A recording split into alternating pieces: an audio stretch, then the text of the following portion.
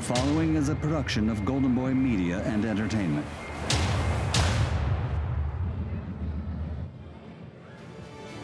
There you see Dodger Stadium. The season is over. That doesn't mean boxing stops. Another edition of the LA Fight Club is coming your way from Glendale. Azan Hovhannissian opens up the show. Tino Nava out of the Westside Boxing Club. He's undefeated, youngster. And then after that, Luis Coria, still in high school, out of Indio, California. That's next on Ring TV Live.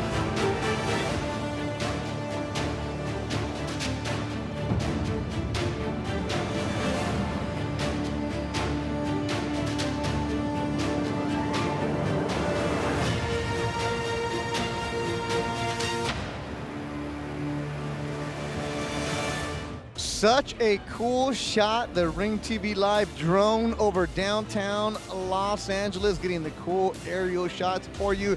Yes, it is November 4th, and yes, it does look that beautiful in downtown Los Angeles. We're a couple blocks away from the Golden Boy headquarters at the historic Belasco Theater. There you see the ring ready to go. It's fresh and clean.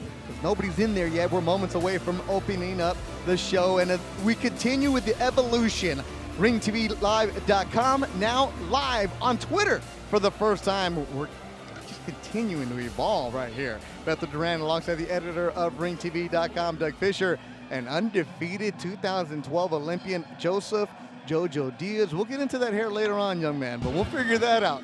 But our main event tonight, it will later on, there's going to be 6 fights on the card, and the main event is featuring Northern California's Manuel Tino Avila. He's 21-0 with 8 KOs.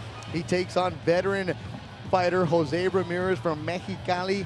Easily the toughest battle of Tino Avila's career, Doug. Yeah, absolutely.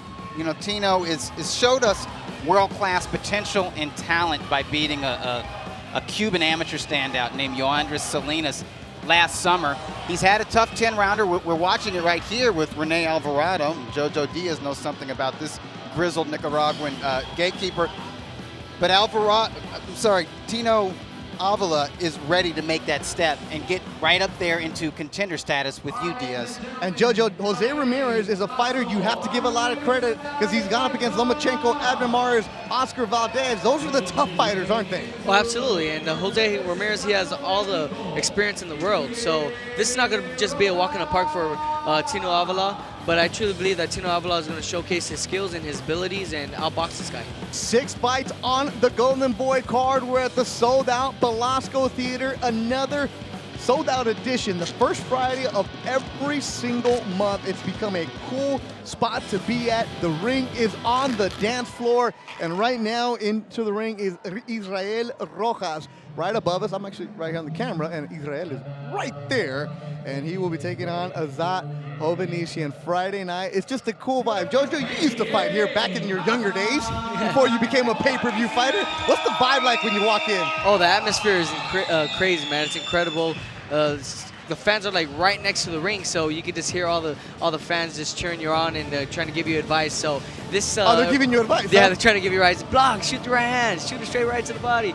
But you know what? This is a great arena, and I truly believe that this is a stepping stone for all the young and up-and-coming fighters to get that exposure and get that ring experience. It's cool. You get to make a name for yourself in front of your friends and family. You fought in Las Vegas before at 3 o'clock in the afternoon. There's nobody. It's nothing like fighting in Vegas. But it's always cool when it's a jam-packed, hot arena. As Meta World Peace comes into the building, Meta World Peace has a fighter that he's co-managing in Pablo Rubio Jr. The Shark will be fighting on at 7 o'clock later on tonight. The Panda's friend, you ready to go, the Shark? Oh, you do have a game tonight. Come say hi, Meta World Peace. That's right, the Lakers are playing the Warriors in an hour and a half. Hey, that is what you call time management right there. That's a good friend. There it is. Hey, when you're you've seen managers who don't even exist to their fighters. They don't even show up. Not at this level. Let alone when you have a fighter who's going to go in there and go play a basketball game later on against Steph Curry and Klay Thompson. Joe Martinez is our ring announcer tonight, and he'll be getting his cue. And there he is. Joe Martinez is ready to go. Ladies and gentlemen, a very good evening and welcome to Velasco Theater here in Los Angeles, California for an exciting night of professional boxing, all presented by Oscar de la Hoya's Golden Boy Promotions. And our sponsors for the evening, Tecate Born Bold and Casa Mexico Tequila. It's in the taste. Our first bout tonight scheduled for 6 rounds, this in the lightweight division. Introducing to you first, fighting out of the blue corner, wearing black and red, he weighed in officially 131 pounds. A 25 veteran, he looks for his 10th victory tonight from Agua Prieta, Mexico. Here is El Filipino, Israel Rojas. And his opponent across the ring, fighting out of the red corner. Wears red, trimmed in gray. He weighed in 127 1/2 pounds. In 11 professional bouts, his record stands at 9 victories, 2 defeats with 8 wins, coming by way of knockout from Glendale, California. He is Crazy A, Azad Hovhannisyan. And your referee in charge of the action is Zach Young. Okay. Everything's okay, todo está bien. No hay nada que decir. Buena suerte, nothing to say, but good luck to both of you, all right? That is referee Zachary Young, the tell of the tape for this 6-round fight, Doug. Hovhannisyan at age 28 is 1 year younger. He is 2 inches taller, and he has a slight reach advantage.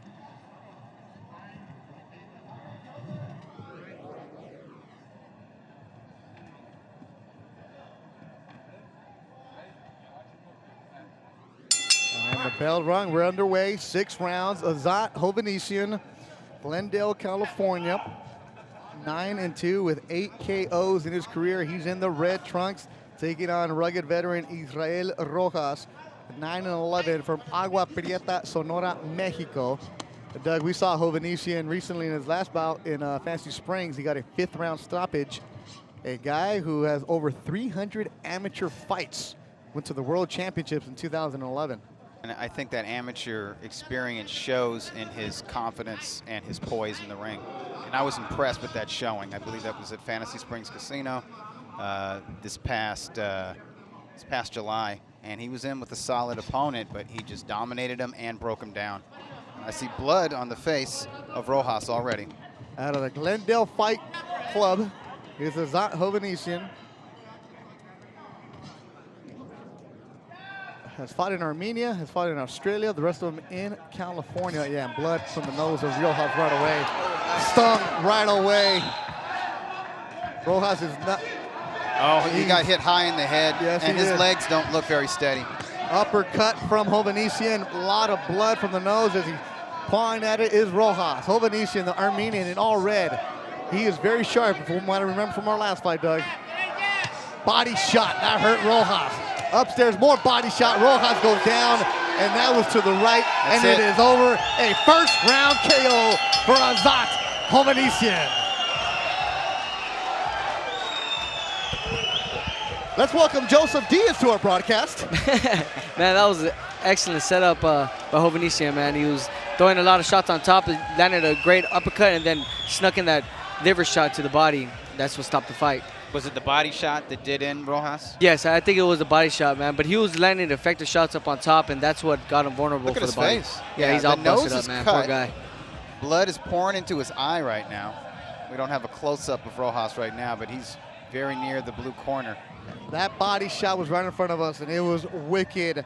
Hovhannisyan was so much on weight yesterday, he had to gain a couple pounds. That was perfect. That was Perfect it. body shot. Oh. You're right, Diaz. It was right to the liver area, that left hook to the body.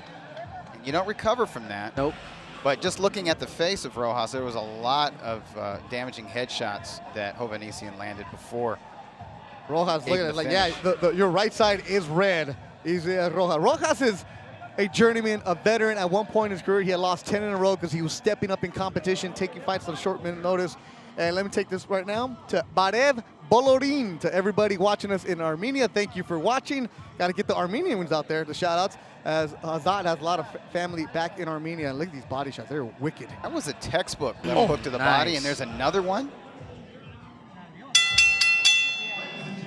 at the official time, 1 minute, 31 seconds. Round number 1, referee Zach Young puts a halt to this bout. Your winner by KO victory, Crazy A, Azad Hovhannisyan. Crazy Azat Hovhannisyan, the Glendale Fight Club. That's where he's out of. He is now 10-2 with 8 KOs. Jojo, you have a lot of amateur experience. You went to the 2012 Olympics in London. Hovhannisyan, over 300 amateur fights. How much does that help you? Obviously, that's a dumb question. Of course it helps you. But how much does that make you different compared to some of the other fighters in the pro game? It benefits you a lot because fighting all those fights and fighting internationally, you gain a lot of experience getting in there with different styles and different techniques. So, I mean, it takes a toll. A lot of people don't think that the amateurs is not a good idea to try to build your record and gain that experience, but it is, man. It is. I would imagine it also helps you get ready for just big events like fighting under pressure, fighting under the spotlight, fighting in front of audiences. Another featherweight. I go, the boy, we make you call. For you. What is this? Abe Lopez in the ring right now. I'm sorry. How does victory do for you in your careers? Իմ համար մեծ նշանակություն ուներ, գիտեմ որ հաղթեի, կարողա ստորագրեմ Golden Boy-ի հետ, լավ պատրաստված տրամադրված է ես մեր համարտին։ He says he's very happy with the victory, and he knows if he performed well, he would get signed with the Golden Boy, and that's his plan, to be a champion and get signed with Golden Boy Promotions. Perfect. Congratulations. Thank you so much. Abe Lopez, welcome to TV, baby. Baptism by fire. As we were mentioning, at Golden Boy, we multitask. Doug is the editor, announcer. JoJo's a fighter, broadcaster. Abe Lopez also working. He's the 4th member of our crew tonight. Me, I just tweet. So Instagram, Snapchat, I'll talk sometimes, but we do have a lot of different things going on. I'm Durant Sports on Twitter, Dougie Fisher. Joseph, what's your Twitter? What is it? Joseph Diaz Jr. Joseph Diaz Jr. That's our Twitter. So send us a tweet. Use the hashtag RingTVLive. We will check them out throughout the night. 5 more fights coming your way. Thank you for joining us on Ring TV. Up next is Tino Nava against Ricky Vasquez from New Mexico. Then Luis Cordia from Indio, California. And Cordia has a watch party going on in Michoacan. After that, Pablo Rubio Jr., Emilio Sanchez in the main event of Manuel Avila. Dougie, your mailbag is always littered with a bunch of different questions. Jojo, I know you got to read it because you fighters act like you don't read stuff, but I know you guys know everything that's going on. Oh, yeah, we're nosy, man. We're real nosy. The 126-pound division right now, Doug, it is loaded, isn't it? There's a lot of potential. Obviously, JoJo here plays a part in it, and I think there's a lot of fans. Of course, tomorrow night, Manny Pacquiao returns to fight Jesse Vargas, but a lot of people are more interested in the undercard fights, and on that undercard is Oscar Valdez, a fellow Olympian. In fact, he was a 2-time Olympian from Mexico. He defeated the man in the blue corner in tonight's main event, Jose Ramirez, before winning the WBO featherweight title. He's somebody who people look at as a future opponent for you, and there's just a lot of anticipation, particularly here in Southern California, but also in Mexico for that eventual showdown. Oh, absolutely. I mean, and I'm looking forward to getting to that fight hopefully later on in my career. And I know Oscar Valdez is willing to fight me as well because we both know that magnitude of a fight is going to be huge, man. Once, we build our way up and we get a name for ourselves, and if I get a title, hopefully, and he still has his title and he's defending it, maybe we could fight to unify our titles, man. So it's definitely a fight to look out for, and I know eventually when we do fight, man, it's going to be a fight, probably the fight of the year. For That sure. is a pay-per-view Refresh, fight. Yes. yeah, That's refresh my pay-per-view. memory. You guys fought in the amateurs. Yes, we did. More than once? Just once. Okay, just once. Yeah, we fought at the World Championships in Baku, Azerbaijan, and that fight was whoever won that fight qualified for the Olympics at that moment, and man, it was a war. I know going into that fight that Oscar Valdez, he was ranked number 3 in the world, I believe. At that time, he had all the international experience. And a little bit older than you, a little yes, more he was, mature. Exactly. So, and I was barely up and coming, man, and I didn't have that much international experience, but I knew I trained very hard for that fight, and going into that fight, man, I knew it was going to be tough because Oscar Valdez, he throws a lot of shots and he's very aggressive, very powerful. So when we went in there, man, we were duking it out. I believe the fight's on YouTube as well. And Yeah, it is. Yeah, we were throwing a lot of combinations, throwing a lot of shots, being very active because it was only 3 rounds, 3 minutes. So we got to make sure that we make the most out of it. And, man, fortunately, You won. I was able to win by 1 or 2 points, man. Yeah, And very close. That's how you got on the 2012 U.S. Olympic squad. exactly, yeah. So I was very blessed and very fortunate. And now, I mean, we're in the pros now, so hopefully we get to fight in the So professional. he has a target on his back as far as you're concerned. Who else out there in the featherweight division are you targeting? Because I know you're high in the rankings in the WBO. That's the belt he holds. You're also high in the WBC rankings. The belt is held by Gary Russell Jr. Yes, Is he somebody you're targeting? He's the one that I'm targeting first, man, because I'm ranked number, I believe, 2 or 3 right now in the WBC. And the WBO, I'm ranked about 8 or 9. So Okay. I want to get the WBC belt around my waist before I get to fight Oscar Valdez. A bigger coming fight, up- title unification. Without saying anything specific, what's coming up for you? For me, my next fight will be at the Forum, December 17th. That's for sure. That's for sure, yes. Okay. I'll be the co-main event on that card on World Championship Boxing HBO. So, man, I'm very excited. It's a dream come true, fighting back in my hometown for all my fans and all my family could be there at the arena. Tune in. December 17th, I'll be fighting co-main event. That's at the Forum. Bernard Hopkins will be taking on Joe Smith Jr. Joseph Diaz is the co-main, and it's going to be an action-packed card loaded with Golden Boy fighters. And it's going to be at the Forum. I saw the Eagles there. Saw the Lakers there. I didn't go to Kanye last night because he only performed for an hour. But Inglewood is the home of Doug Fisher. And December 2nd is going to be another edition of the LA Fight Club. The main event that night, Abraham Chamaco Lopez, who's the 4th member of our crew tonight. And Abe Lopez, does he have his microphone? Is he ready to go? Oh. Ready. He's always ready. Hey, you get to be the main event. How cool is that? Man, it's a blessing. Can't wait to get back into the ring, and I mean, it's been a while, so. The last time you were in the ring against Julian Ramirez, StubHub Center, what did you learn about yourself that night? Wow, we went, a lot. I took a tough fighter, took him the distance, and we learned a lot. Especially fighting a southpaw, and we changed training regimens for this coming fight. So I'm ready to go for December 2nd. That was a fight. Controversial. People said you lost. Others said you won. Judges different ways. But regardless, the W is on your ledger. How do you move forward? Do you feel a little bit different about yourself? Lauren, you know what? One step closer to what I want is that belt. Yeah, beating Julian, my hat's off to him. He's a great fighter. But we beat him. I saw the video.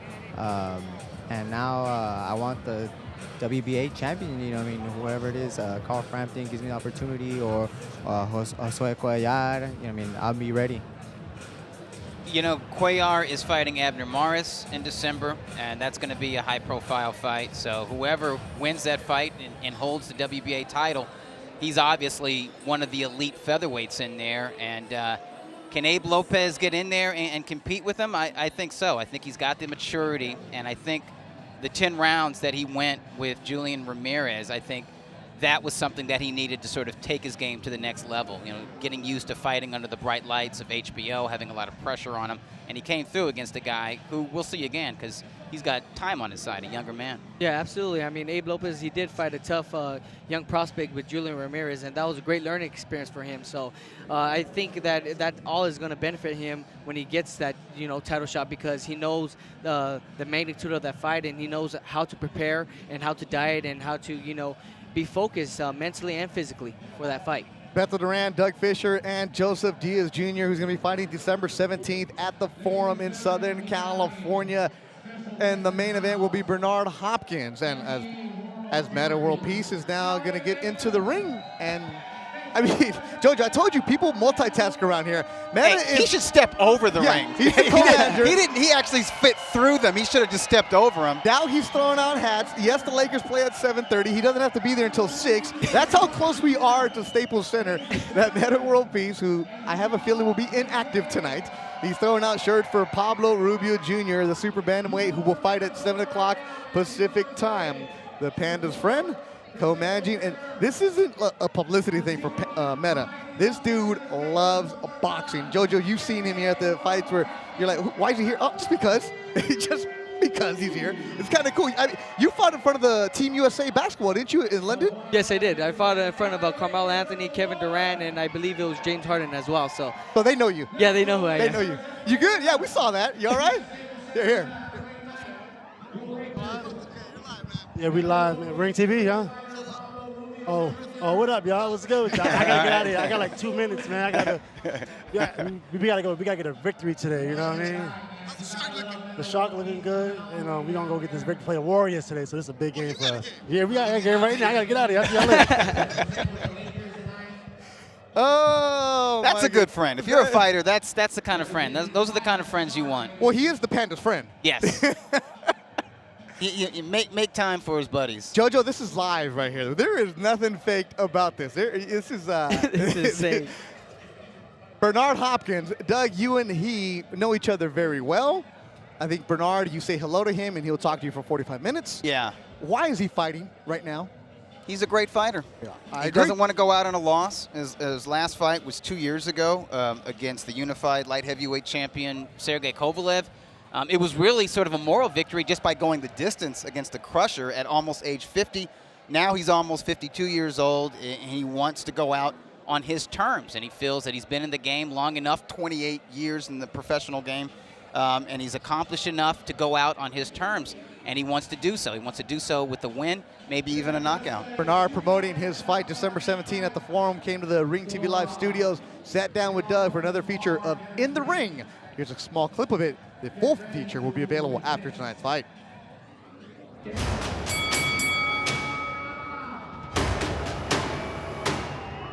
The alien moniker came about because of your age. It's like it's otherworldly. Defining it's not time. human. It's not human, right? Right. But the nickname Executioner was during your prime, during your middleweight title run, and when you were knocking guys out. And the mindset. It's when you would land in the hammer, your right hand. And that's where combination. So that's your mindset going into my mindset is, I haven't had. Got to bring it up, Oscar. I haven't had a knockout in almost 11, 12 years, if my math is near right. So when I fought Oscar. Yeah, that was September 2004. Okay, this is 16, fast approaching 17. 12 years. What a great, great way to close the chapter of a historic, almost 3-decade career. And haven't been on a drought, rather. And TKOing or knockout of my opponent. You know, that's history to me. I done made that out of a history. Here's this man, fight a credible guy, big, strong, construction worker, Long Island guy. I don't know nobody in Long Island. I don't know one person in Long Island came fight. Right. I don't care what nationality, where they at, how far. At the end of the day, if you're a Long Island guy, you can rumble. Yeah. And gonna give you a rumble. So, Doug, that to me is something to get my juices flowing. There's a risk. Yes, I said it. I run to the fire. Right? Absolutely. When it comes to challenges in the ring and out of the ring, I run to the challenge to be able to see where I'm at. Sometimes you come out all right, sometimes you don't. Right. But I'm willing to take that chance to dare to be great.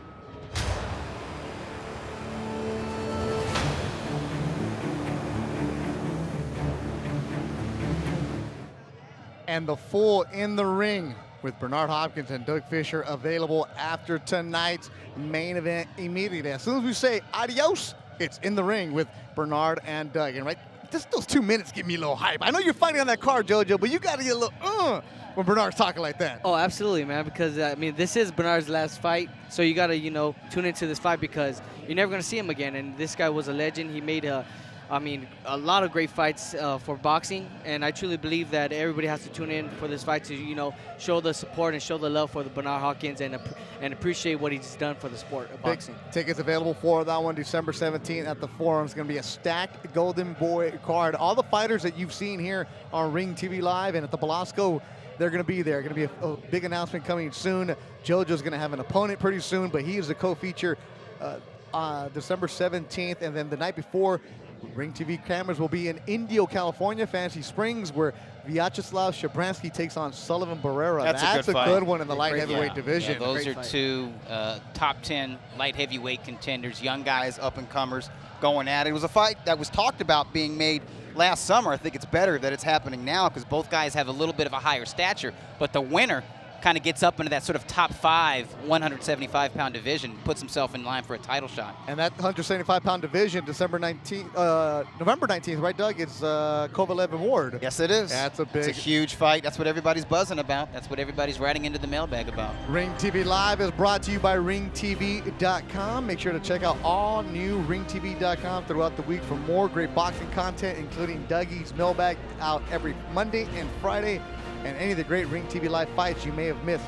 ringtv.com. And Doug, that mailbag email is? It is Dougie@boxingmailbag.com. And I love that you're getting the worldwide perspective, because you post it about 1, 2 in the morning on Sunday night. Yeah, Monday. if I'm on time, yeah. Usually, Well, I'm awake, sometimes 3 o'clock. Yeah, okay, that's good. I'm the fellow first one to say- tweaker. I like that. Oh, Yeah. yeah. But then I see that the British scene right now, of course. they love it. They are on You know what fire. I like about the British fighters? They have their own fighters, and they're super loyal to them. They back them up. They buy tickets. They go to the show. They party all day. They make it a whole. They make the event, really. The crowd is just as much of the event as the actual fight itself, and it's great that they've got these guys that are delivering for them, and guys that are super popular, like the heavyweight title holder, Anthony Joshua. Yep. He's a huge draw over there. Could fight anybody and fills out the O2 Arena. But Joe, did you fight in England at the 2012 Olympics? That must have been a crazy experience. Yeah, and they appreciate guys. They appreciate American fighters, and they appreciate Mexican fighters, and they appreciate up-and-comers. That's what I like about the British fans. Yeah, I truly believe that no matter what fighter or what ethnicity you're from, they're still going to go out there and support you. I mean, out there in England. I was out there, man, and it was sold out. I believe there was like 18,000 people there at the arena. To see the kid from El Monte? Yeah, to see me, man. So it was pretty crazy. But, I mean, every single day during that Olympic event, it was always sold out no matter what. Beto Duran, Doug Fisher, and Joseph Diaz Jr. Abe Lopez is roaming around here at the Belasco. It is sold out. It is steamy. Yes, it is pretty warm right now. I'm sweating. You got a sweater. Like a pig right All right, last question for you. What's up with the hair? You know what? No, I don't know. That's what I'm asking. I'm young, man, so I just want to, try out something different and, experiment a little bit. You paid for that? No, I didn't pay for it. My sister did it for me. It's cool. At 22, I had frosted tips. It's all right, though. It was the 90s. Oh, my goodness. So we're having a lot of fun. Coming up next is Tino Nava. Tino Avila is our main event. Hey. Coming up next, Tenochtitlan Nava takes on Ricky Vasquez in super featherweight. After that, Luis Coria, Juan Bryant, Pablo Rubio Jr., Francisco Dominguez at 7 o'clock, Emilio Sanchez, Buell Holguin, and then it's Manuel Avila and Jose Ramirez. And our next fighter, Tenochtitlan Nava, undefeated, 3-0, 1 KO out of the Westside Boxing Club. A fighter that is doing well for himself, sells a lot of tickets. Yeah, he's got has a good support. style. Yeah, he's got support. I love it. There's 2 guys in this card, young guys just starting out. Luis Correa, who we'll see later, and Tino Nava, and they've got fans in the audience with their names on the T-shirt and everything. Nava, he comes to fight. He delivers, and he's evolved from his first pro fight to his 3rd pro fight. He's getting sharper technically. He's not just throwing punches without reason. He's in there, and he's choosing his shots a little bit better, but he's still a pressure fighter, still a volume puncher, and still a lot of fun to watch. Keep the tweets coming using the hashtag RingTVLive. I'm checking out the phone right now. Jumba, Devin Mijares. Yes, you wanted to see Hovhannissian, your team Hovhannissian. Well, you saw him a minute 30, a first-round KO. Of course, Linus of Philadelphia, appreciate it. Loaded Gloves in New York. Tell Joseph Diaz Jr. he's the most polite fighter in boxing. Well, hair like that, you better be. That's my last hair joke. And coming up, Tino Nava. And a cool story about what he's wearing right there. That is actually from his grandfather, who's from Durango, Mexico. He passed away 5 years ago. His grandmother said, Tino, last time you walked into the ring, you had a serape on. Here's one made the cuero. There you see the Aztec calendar. The gallos on it was mailed to him specifically for this fight. A cool feature, as he has family in Durango, Mexico, watching. Also, our man, Don Jose Vitela, visitando su rancho en Durango. Saludos, as he is watching a fighter from that area in northwest or northeast Mexico, as Tino Nava. Dad from Durango, mom from Sinaloa, Tenochtitlan. Yes, his dad gave him that name. There you see the West Side Boxing crew. The Salcedo brothers doing a good job with them. His opponent from Las Cruces, New Mexico, Ricky Vasquez. Coming to California for the first time. He's looking upstairs. Yes, the historic Velasco Theater. The ceiling is pretty cool up there. You're looking at as we get ready to go. 4 rounds is scheduled in the super featherweight division. Introducing to you first, fighting out of the blue corner. Wearing black, trimmed in silver, he weighed at officially 127 1/4 pounds. His professional record in 9 bouts stands at 6 victories, 2 defeats, 1 draw, 2 wins, coming by way of knockout, hailing from Las Cruces, New Mexico. Here is Ricky Vasquez.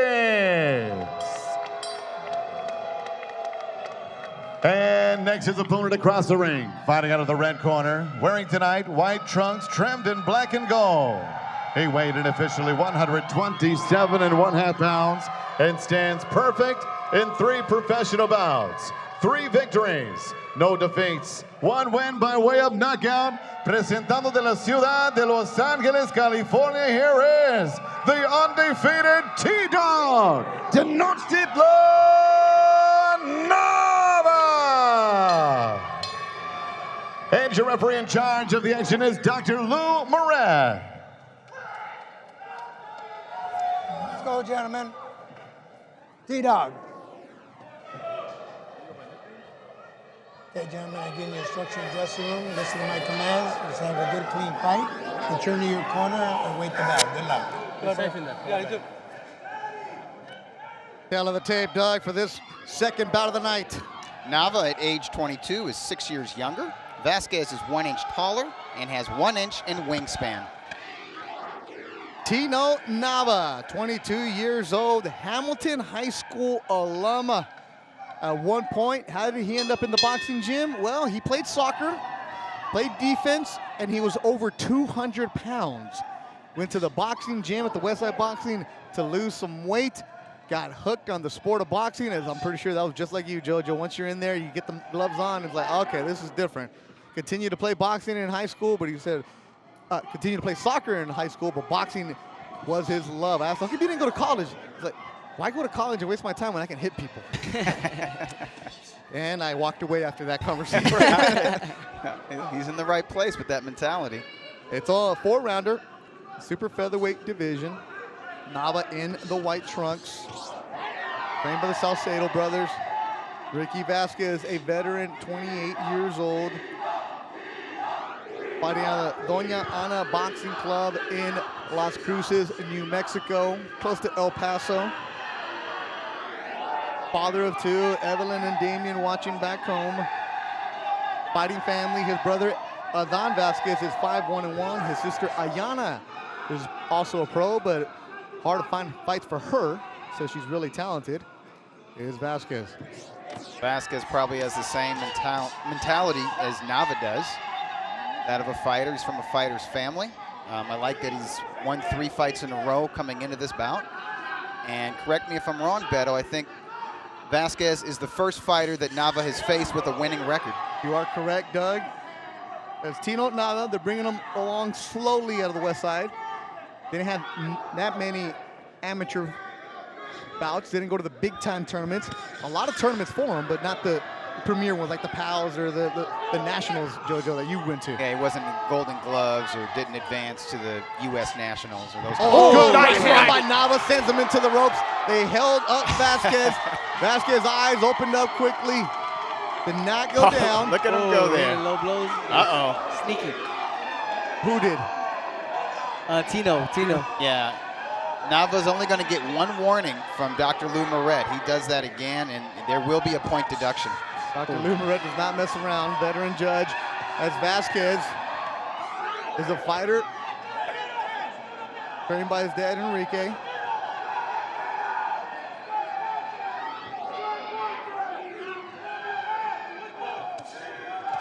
Good action here in the first round. Tino 3-0. was a nice right hand that Nava landed to send Vasquez back in the ropes, but I think he's waiting too much. It's nice to see him thinking a little bit before letting his hands go, but right now it seems like he's languishing a little bit on the outside when he doesn't need to. Good opening round between Nava and Vasquez as Nava sat down with the Ring TV cameras. Very excited to be back at LA Fight Club, near home, near my people. It's very exciting. Well, it's an amazing feeling that I have people that support me, that support me and throughout my career, and they look after me. It sort of does put on a little pressure, but once I step into that ring, the pressure's off and the ring, it's mine. I'm in there to win it. What I learned from my last fight is body shots could play a huge role, not just headshots, but body shots play a good role as well. And what we're gonna do, we're gonna pick our shots and not just go all crazy. We're just gonna pick our shots and be very smart. And it feels amazing. It feels amazing to have 4 fights in 2016, and hopefully 2017 will be bigger and better things. Tino Nava, he's in the white trunks. Keep the tweets coming. Y saludos a Ángel y John Salvatierra, watching us in Los Cabos, Baja California, Mexico. They know Tino Avila. Tino Nava, I'm gonna get that right. Tino Nava, he's in there.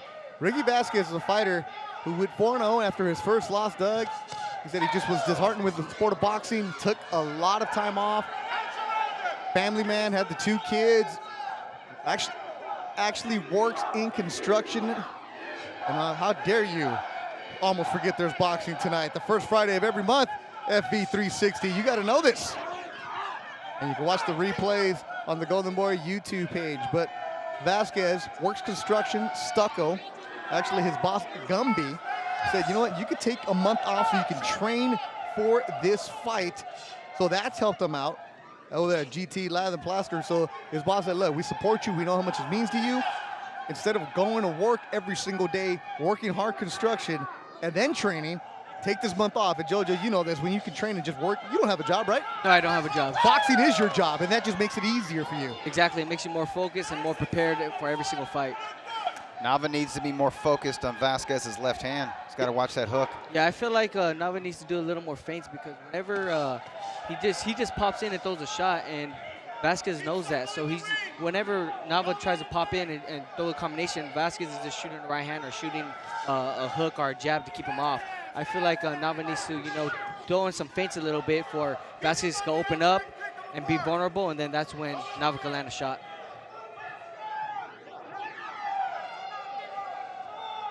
Ricky Vasquez in the black trunks. He's 6-2-1.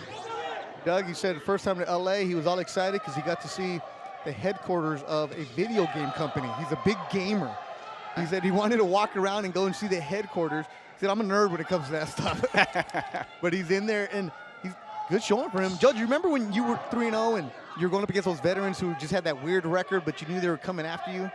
Yes, I you got do. to stay focused mentally, don't you? Yeah, you got to stay focused mentally, because these guys, man, they're awkward. But at the end of the day, man, these are great fights for you and great for the up-and-coming fighters, because it's great experience and you're getting all that exposure and that ring generalship inside the ring. What do you learn from a guy who's not engaging with you? You know what? Playing keep away like Vasquez is right now. Vasquez is cut on that left eyebrow. Yeah, I learned that you got to, cut him off a little more. Cut him off and throw some feints before he could pop in and try to counter shot him, because this guy, he's fighting on the outside. He's pretty long and pretty rangy, and he's pretty awkward. So it's a pretty difficult fight, but I feel like Nava needs to just cut off the ring, dick to the body a little more, and break him down. Final seconds of the second round. A good little scrap breaking out between Tenochtitlan Nava and Ricky Vasquez at the Belasco Theater.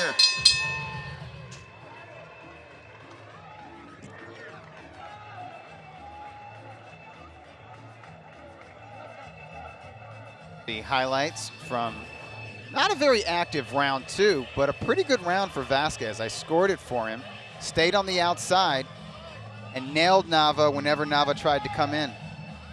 There was a lot of grappling, as you see from those highlights.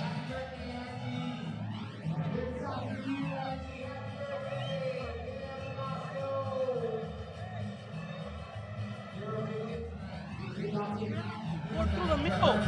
Get those punches through the middle. Él se está abriendo. He's opening up, okay? Ándale, mijo, ándale. Ese güey te está esperando y te estás abriendo mucho, te está esperando para presión, para contragolpearte. Tú esparriaste con el de Nueva York, es mucho más rápido y más fuerte. Este no es nada. Okay? Vamos a meterle presión.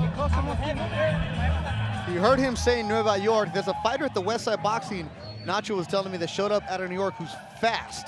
That's who he sparred with. That guy actually weighs 140 pounds. That's who Tino Nava was sparring with for this fight. He said that guy is faster than this guy and his opponent, Enrique Vasquez. And Vasquez in the black trunks, cut over his left eye. And this is a fighter, Jojo, who Vasquez has nothing to lose, right? Whoa. What's going on here? Don't He's lose been control, warned. kid. He has nothing to lose. He's in the opponent's backyard. What does Nava have to do right now to control this fight? Yeah, Vasquez has nothing to lose, man, so he's giving it his all. I mean, he feels like if he loses, then, I mean, it really doesn't matter. But if he wins, then it's going to benefit him a lot. So I feel like Tino needs to cut off the ring a little more, start digging to the body, because see how Vasquez is moving around, creating angles? I feel like he has to cut off the ring and bait him in, throw a lot of more feints in there. How do you cut off a ring against a guy just constantly moving? You gotta bait him in. Like, let's say the guy's moving to the left, you gotta go to the left, but you gotta make sure that you're gonna shoot the opposite hand, because he's eventually gonna move to the other side, because you are cutting him off to the other side. Abe Lopez is watching this fight. What do you see, Abe, through two? Wow, it's an awkward type of fighter, but Nava needs to measure him down, keep jabbing him, and shoot the right. I mean, he has to work that body as well when he's in there. He does land a right now. More blood from the left eye of Vasquez trickling down. And that's that rugged veteran move on, that hold on and you hit from the side. Nava's going to have to learn how to deal with that. Learn how to deal with somebody who's not going to willingly engage with him, but also somebody who's going to tie him up whenever they're in close. And I know this is a frustrating fight so far for Nava. Body shots. Body shots what he needs? Yeah, he needs to throw body shots for it. The guy won't be moving as much. See, he's digging to the body, and the guy's not moving as much anymore, so he's staying there, and that's when Nava can land the more effective shots. Tino Nava on the back of his right calf has a picture of his late pit bull. The dog was with him every single time he would go to the gym. He would just sit outside the Westside Boxing. He said that Tino Nava was a fighter, when he was losing that weight, Jojo, that the Salcedo brothers had to kick him out because he was always in there just throwing punches at the bag. Then he'd spar, then he'd go and hit the bag again. He'd just continue to move over and over. He said, well, that dog was his inspiration. So his dog passed away a couple years ago, got the tattoo of his dog on the back of his calf. Well, he's in a rugged one right now. Dog's name Crater. Crater.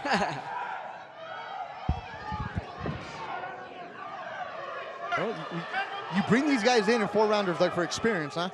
You're getting experience right now. Yeah, this is something different. Vasquez is showing him things that his previous 3 professional opponents haven't, and he doesn't like it. I think he's winning this round. I think he's won this round, but it's been ugly, it's been awkward, and it's been frustrating for Nava. Down with 3 at the Blasco Theater.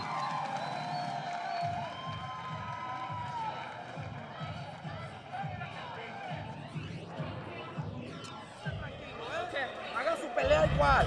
Ya lo tenemos esto con su pinche madre, ¿ok? No lo vamos a dejar ir, ¿ok, mi niño?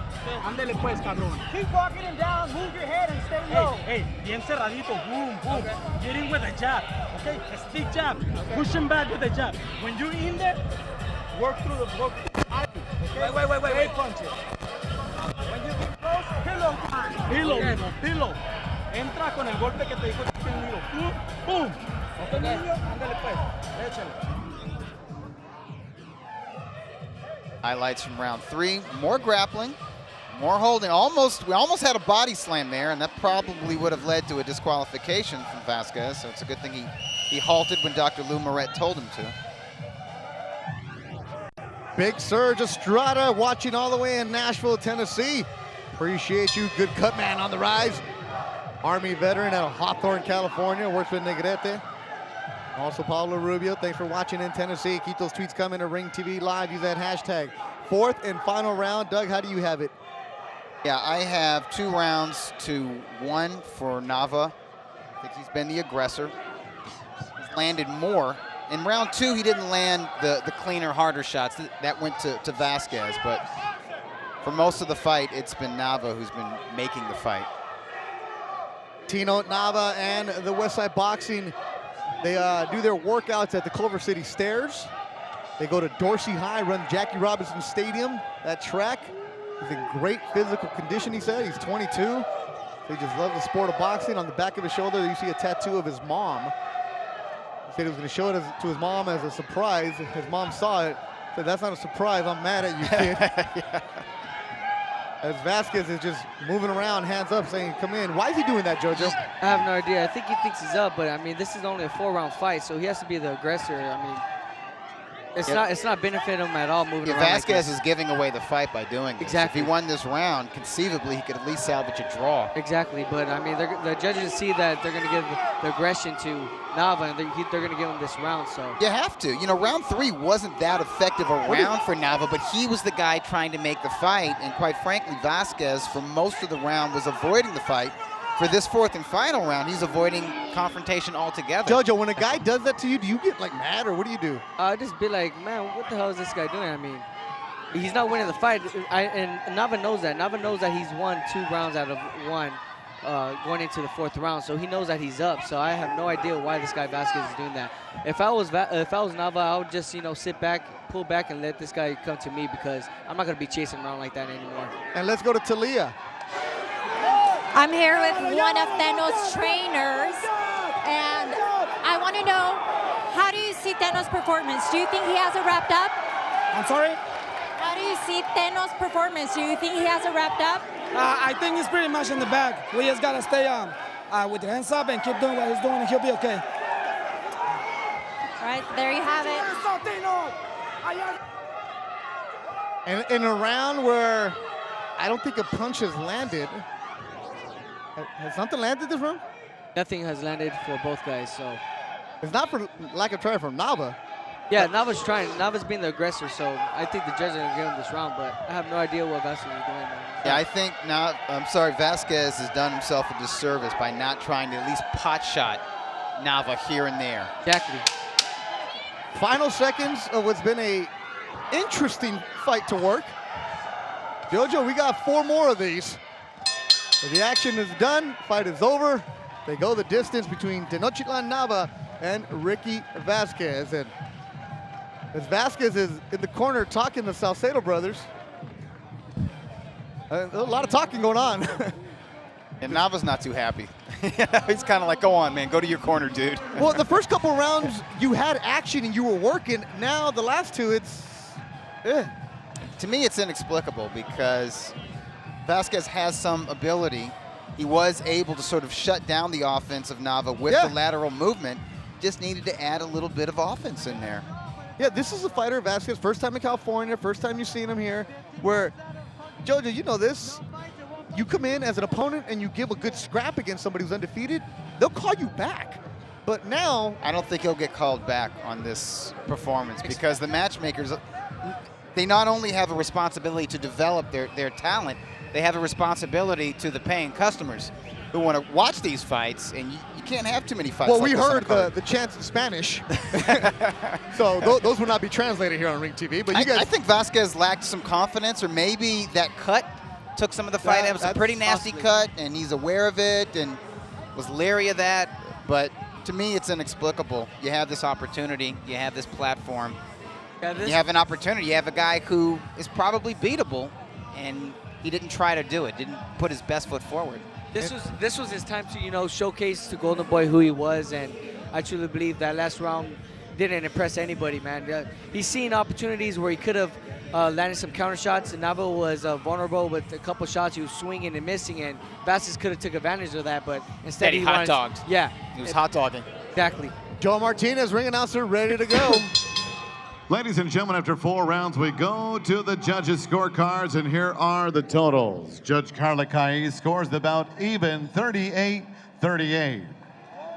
Judges Pat Russell and Fernando Villarreal scored the same, 39-37. Your winner by majority decision and still undefeated, Tenochtitlan Nava! and they're still talking. Now he's got energy. He wants to talk.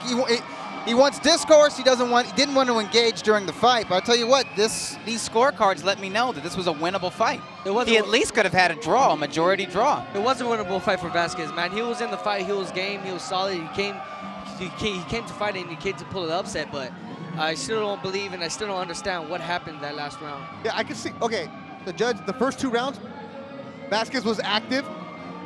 Okay, Thalia's ready to go. All right, I'm here with the winner of this bout. Theno, congratulations. You won your 4th fight. Was your opponent what you had expected? It seemed like you were chasing him around the ring. Yeah, I was definitely chasing him around. I thought he was gonna stay in the pocket with me, but he didn't choose to. But I'll come forward and I'll look for the fight. And I see the judges going in it for my way, because I was looking for the fight. He wasn't trying to fight, so. What was your corner telling you in between the rounds? In one round, I heard him telling you to put pressure on him. Yeah, to put pressure, tons of pressure, double the jab and pressure, move your waist, move your head, and go in forward. He didn't want to fight. What did he say to you at the end of the fight? Seems like you guys were having a little talk there. Yeah, he told me, good fight, congratulations, you did a hell of a job, and yeah. And I told him next time try to stay in there and fight. This is a man sport. All right. Thank you so much. Congratulations once again. Back to you guys. Tenochtitlan Nava improves to 4-0, and our crack staff found some highlights. These are lowlights right here. A nice right hand from Vasquez. Started out okay. It was the big right hand in the opening round. That won the opening round for Nava. Vasquez still had his moments in the first 3 minutes of this fight. I thought he had a good second round. You see the cut and the blood over the left eye of Vasquez, and maybe that had something to do with his tentative nature. Lots of grappling. I think the right man got the decision, and I think T-Dog said it best. He said, hey, this is a man sport. I was the guy trying to make the fight. I deserve to win, and I agree with him 100%. Likewise, man. I truly believe that Nava did win that fight, man. And he was being aggressive, and he was putting the pressure. Are we using him? I don't. Oh, live TV, right? Just live TV. That's why I'm checking my phone right now. The tweets that are coming through. Doug, right now, the tweets. Let's just say Vasquez did not make himself a lot of fans right now. No, he didn't. What's that, you doing interviews in the middle of our interview? You're always in demand. It's okay. We understand. It's cool. It's cool. But yeah, the tweets coming in right now at Ring TV Live. Good for Nava. It is a man's sport. Yeah, I thought he was pretty good in the post-fight interview. And, listen, these are things that you have to learn how to deal with. Hopefully the next time he's in there with somebody with sort of a stinky or awkward or non-confrontational style, he's learned from this experience, learns how to cut the ring off a little bit more. Yeah, uses feints to set up opportunities, but also takes more initiative to create those opportunities offensively. Yeah, use a faster footwork to get in on the inside and, break him off. Yeah, you could cut him off. He was cutting off the ring pretty good, but he wasn't being as quick with his legs in order to, make that guy feel pressured and make that guy feel, clueless on what the guy was, or what Nava was gonna do. But overall, it was a great experience for him. I truly believe that next fight, if he fights a fighter like that, like Vasquez, he's gonna be ready for him. Yeah, he's learning. He's learning. You could tell. I think part of Nava's problem tonight, he was thinking about so much. He was thinking about feints. He was thinking about moving his head. He was thinking about defense. And he wasn't being himself in there. And what he is a pressure fighter and a volume puncher. Keep the tweets coming at the Golden Boy Twitter account. Use the hashtag #RingTVLive. Josh O'Lantern. Josh was something. Shabransky win their fights during the Kovalev Ward winner sweepstakes. Now that's an interesting question. He puts himself into position. I mean, we saw Gonzalez against Andre Ward, and he lost that fight. But he was respectable in that fight. It was an HBO experience. So his stature actually was raised after a loss. But with Shabransky, if he can look good against Gonzalez, I think he really solidifies himself as one of the higher rated 175-pound fighters out there. And it's not like the deepest division. The winner of Kovalev Ward, who else is out there for him? There's not a lot of guys out there. I mean, there's the WBC title holder, Adonis Stevenson, but he doesn't want to really fight. Because of politics and There's everything else. politics involved, but I also think it sort of falls on Really? the shoulders of the fighter. I don't think Stevenson wants to challenge himself anymore. So who else is out there for these guys? So, yeah, absolutely. Shabransky is a viable opponent for the winner of November 19th. Slava Shabransky, he will take on Sullivan Barrera December 16th at the Fantasy Springs Resort and Casino in Indio, California. That'll be an HBO Latino broadcast, I believe. But we'll be checking it out for you. Coming up next, Luis Coria from Indio, California takes on Juan Bryant.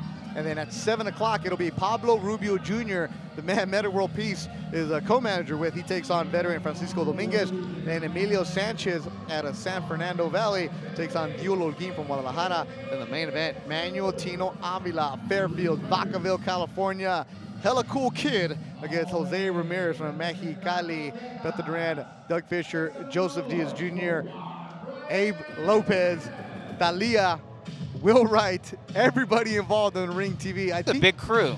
This is the squad right here. This is the squad. I don't know what you want me to do right now, Will. Are we filming? What are we doing here? Oh, okay. Well, the next fight is coming in. I mean, Jojo, you talk about being live TV. This is live as you can get right now. Juan Bryant is, Doug, remember him? He took on Tino Nava in his last fight here. Nava stopped him, but he had to work hard to get it. Kind of wore him down to a third-round stoppage. The body attack was key in that. That doesn't bode well for Bryant against Luis Correa, who had more of an extensive amateur career than Nava, is a taller, rangier guy, and has a lot more punching power than Nava. I would not be shocked if this is a quick fight. Bryant is up against it. Bryant's trainer did not get on the plane. Bryant showed up yesterday at the weigh-ins by himself, he and his wife only, from Laredo, Texas. God bless these guys. And there you see 17-year-old Luis Coria, actually also 18-year-old high school senior Luis Coria out of Indio, California, managed by Joel Diaz, trained by Toño Diaz. His kid in his pro debut, a KO right away. This one, he has over 200 friends and family in attendance. Originally born in Riverside, his dad moved to Coachella Valley 4 years ago to train with Toño Diaz. And a busy night for the Diaz family as Joel has a fighter, Sal Sanchez, at the fights in Ontario. The fighter is Emilio Sanchez's younger brother. So it is a busy night for the Diaz clan. And then tomorrow morning, you're going to have Toño working amateur fights in Compton at the Century Station. And Joel will also be there. And there you see the man in the ball. That's Cesar Diaz's trainer, the kid out of Palmdale that Golden Boy really likes. So it's busy night. Advance our next bout tonight, 4 rounds. This in the featherweight division. Introducing to you first, fighting out of the blue corner, wearing blue trunks, trimmed in the flag of the USA and Mexico. He weighed in officially 125 1/4 pounds and enters the ring tonight for the 8th time as a professional. Hailing from Laredo, Texas, here is Juan Bryant. And across the ring stands his opponent, fighting out of the red corner. Wearing blue trunks, trimmed in yellow, he weighed in 123 3/4 pounds. In his second professional bout, he looks for victory number 2 from Indio, California. Here is Luis Coria. And your referee in charge of the action is Zach Young. All right. You already had the instruction, so you know what's expected. There's nothing left to say, but good luck to both of you. Zachary Young, the referee tonight. This was scheduled for 4 rounds in the featherweight division. And let's look at the tail of the tape for these two, Doug. Yeah, Correa, 13 years younger at age 18. He is 2 inches taller, and he has the longer reach. Luis Coria, a huge family in Michoacan, the Coachella Valley High senior. There is a watch party right now at El Rancho Las Anonas. Manny Coria is running the show right now. And Zitácuaro, Michoacan is where they're watching it. His grandfather, Zacarias Coria, flew in for this fight. He has friends from Washington. He has family from New Mexico, flying in from Texas to see him make his LA debut. That's amazing. I mean, and this was something that was unheard of maybe 15 years ago in boxing for somebody with one pro fight. He wasn't an Olympian, okay? He wasn't like a world amateur champion. Gets pushed down and there was a clash of heads. But to already have a fan following, to already have sort of like a logo made from his names, from his initials, and T-shirts and dedicated fans and people watching, not only in the United States but abroad. It's Jojo, it's a different sport. His last fight, his cousin Manny was telling me that they had that watch party at the ranch in Mexico. A big ranch spread out. All these little kids kept coming, so his cousin said, you know what, these little kids, they don't know any better. They charged them 10 pesos. They made a bootleg pay-per-view down there, and they're like, give me 10 pesos. I'm like, what if you guys are still living with the little kids? They're like, well, the adults, no, we can't charge them. So there you go, the hustle, baby, the hustle. Yeah. Did I just throw him under the bus over there?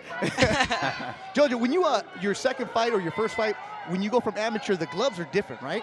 Oh, absolutely, yeah. The gloves are a lot smaller and less padding, man. With the amateur gloves, they're a lot more padded and a lot more puffier and bigger. So it's whenever you land a shot, it's not going to be that effective. But with the professional gloves, and he's using the Cloto Reyes, man. Those gloves right there, they have horse, so his opponent's going to be feeling everything. Yeah, Reyes known as the puncher's glove. It's not just the padding, but it's the design of the glove that enables the fighter to make a really, really tight fist. And something tells me Korea likes it that way because he is a puncher. He's a very good former amateur boxer, but if anything, his pro debut told me that he has a puncher's mentality because he was hell-bent on getting that knockout with his left hook, in particular, with his pro debut. As you mentioned to Doug, that left hook, he said he went back and watched the replay. He's like, I need to stop throwing so many left hooks. But he has power with it. That he wanted to be balanced for this fight. Luis Coria. Good body shot. Body work. He's got the neon trimmed trunks. Michoacan on the back of his trunks. Coria goes to Coachella Valley High. He doesn't tell anybody that he's a boxer. On Monday after his fight, his economics teacher, Mr. Richards, just decided, hey, today's movie day. He put on the Ring TV Live YouTube page. Oh, that's great. And he showed everybody, every single one of his 6 classes about Left Hook Louie. So he's like, awesome. Now his school knows that he's a pro fighter. I like that nickname. And he is showing us more than just the left hook. But as I recall, the first round of his pro debut, he was loading up with that left hook. It was his arm. I think his elbow. He blocked it with his elbow. Yeah, and he's saying my arm, and he's staying down. He's like, no, he's shaking his head. Stay down, then you forfeit. It's over. It's a technical stoppage is what this is. He's saying it is over. He has hurt his elbow. As Brian, as soon as he threw it, he grabbed. Sometimes, bones can be broken or dislocated. He is in so much pain. He is literally crying. Yeah, he's in a lot of pain right there. Yeah, he's in a lot of pain. It's good he didn't continue because it could be. The doctor's coming over. Oh yeah. It was a left to the arm, and he's done. Yeah, I mean he knew it. Something popped in there. Let's watch if you could see it. Does that punch land right on the elbow? Yeah, there was like 2 short, like sort of left hook uppercuts on the inside. Yeah, Brian mentioned it. No trainer. He's here by himself, along with his wife. Looked over, shook his head at the referee Zach Young. Looked at his wife. His wife was right there.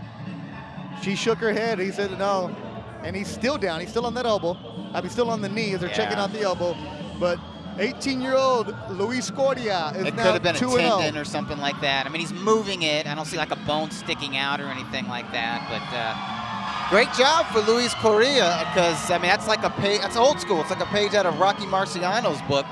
And he used to bang the heck out of his opponent's arms until they couldn't lift their arms to defend themselves, much less punch back with any kind of authority. And then you see Virgil Ortiz with that Texas Rangers hat. So the family who flew in from Washington, they drove in from Texas first round. Good thing, hopefully they got here on time. And there you see the hats. They wear the neon. The reason that shirt done with neon, because they turn off the lights at Fantasy Springs really dark. They wanted them to show off, and there you see it. It's a great idea. That's a great idea. Luis Coria. So there you go, Jojo. So for him, it gets really dark, baby. I'm not saying I got a guy, but I got a guy. And there you see Luis Coria. So he goes back to economics class on Monday. as our ring announcer Joe Martinez is ready to go. Ladies and gentlemen, the end comes at the official time, 2 minutes, 59 seconds. Round number 1, referee Zach Young reaches the count of 10. Your winner by KO victory. He is still undefeated. Indio's own Luis Coria.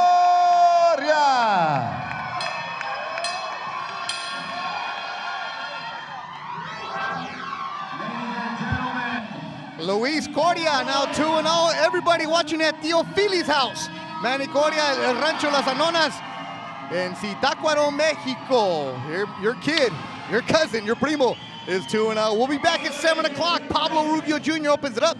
Then Emilio Sanchez. And then our main event, Tino Avila, Jose Ramirez. For everybody involved on Ring TV Live, I'm Beto Duran. Saying we'll see you at 7 in Los Angeles.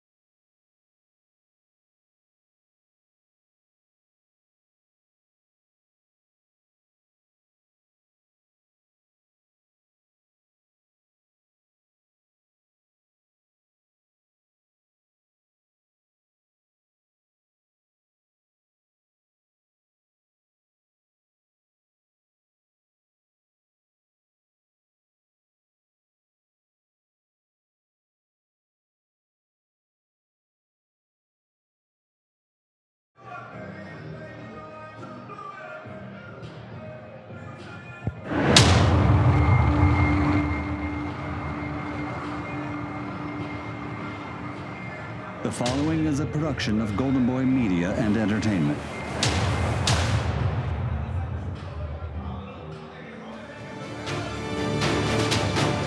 A beautiful evening in downtown Los Angeles opens up with Pablo Rubio Jr., undefeated from Whittier, California. From the Valley, Emilio Sanchez, 13-0 with some knockout power. And our main event from Northern California, Manuel Tino Avila.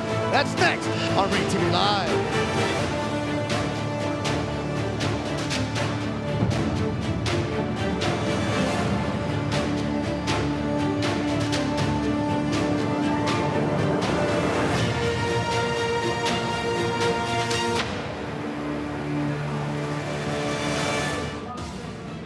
Staples Center right there on your screen, a booming downtown Los Angeles. It's the first Friday of the month.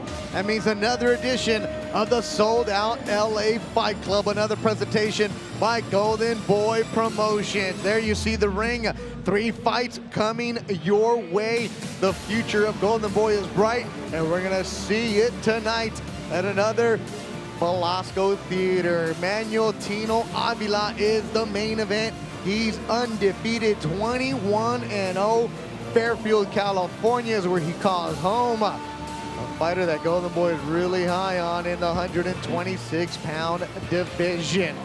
His opponent, his toughest test to date, Jose Ramirez. Mexicali, Mexico is where he's from, now called Southern California home. He's gone up against some of the best in the 126-pound division.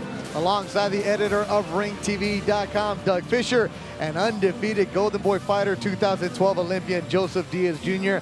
I'm Bethel Duran. Thank you for spending another Friday night with us here on Ring TV Live. Our main event tonight, Doug, is a fighter that we've seen gone from no hair, no tattoos. Now he's got hair, tattoos, a wife, a child on the way, and some power behind those hands in Manuel Tino Avila. What kind of fighter is he? He's somebody who's right on the cusp of world-class contender status. Avila is a beautiful technical boxer. He is what I would call a classic 1-2 fighter. Everything is off of his jab as we watch him go 10 rounds with tough gatekeeper Rene Alvarado. He sets up his big right hand. He uses lateral movement. It's all about controlling distance, and he showed us that he has world-class potential by beating guys like Alvarado and the Cuban amateur standout Yoandris Salinas last summer. This is sort of his last test before he takes on true top 10 featherweight contenders. And judges, you've headlined the Velasco, now you're a pay-per-view fighter. You have to go through these veterans to get to the next level. Ramirez is gonna bring everything tonight. Oh, absolutely, and Tino fought another great experienced fight within Rene Alvarado, within Rene Alvarado, and Jose Ramirez is going to be another tough fight for Tino Avila. But I truly believe that Manuel, he has everything to become a superstar in this sport of boxing, and I can't wait to see what he has in store for tonight. That was Ramirez against Oscar Valdez. He was dropped by him. Here he is against Lomachenko, and Lomachenko made his pro debut. Ramirez goes toe-to-toe with you. He's also been stopped by Abner Mares, the who's who in the 126-pound division. And as always, Golden Boy Promotions, go to their Twitter account, and you can vote via Twitter who will win, Avila, Ramirez. Right now, Tino Avila with the 65% of the vote, and you can go and vote up until the first punch is thrown. Our co-feature tonight, Emilio Sanchez from Pacoima, California, undefeated fighter, doesn't speak much, doesn't use social media to brag about something, but Doug, we've seen him. This kid has a punch behind him. Yeah, the last time we saw him against Hugo Partido was right here at the Velasco Theater. I thought he showed a lot. He was very impressive, and I thought he fought beyond his years. He's just 22 years old, and beyond his professional fight experience. He only had 12 pro bouts going into that fight, but he did everything to the veteran but knock him out, and I think he's well on his way. And Judge, who's a fighter that you're familiar with from the amateur scene also, right? You know him a little bit? Yes, Emilio Sanchez, I'm familiar with him. He's fought in national tournaments, and I sparred him a couple times. And man, this guy hits very hard, very long, he's very active. So he's one to look out for, that's for sure. He'll be taking on Diul Oguin. Oguin come from Guadalajara, Mexico. The first time he fights in the United States. That's the co-feature, and it all opens up with a kid from Whittier, California, 19 years old, Pablo Rubio Jr. The Shark, they call him, co-managed by Meta World Peace, was actually in the building earlier on his way to the Laker game. Of course, the manager's going to stop by and check on his fighter, and Pablo Rubio Jr., the undefeated fighter, sat down with our Ring TV Live cameras.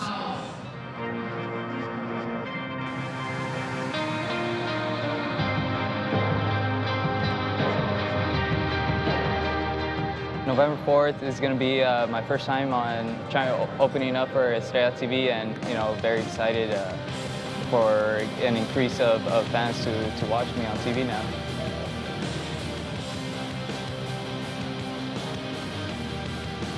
My last fight with Michael Gaxola, it was an exciting fight. I experienced my first cut in the first round. My cut man, Rudy Hernandez, was able to clean it up, and we fought through the whole thing, and we came out with the win. Right now, we're fighting Francisco Dominguez, and also seems like a tough fighter, likes to go forward, but we're gonna do what we have to do. We've been training hard. For my training camp, we went a little bit different route. This time we brought in our cut man. His name's Rudy Hernandez, and he's gonna help us out, trying to do it different. And, we've been feeling great, and we're already feeling ready.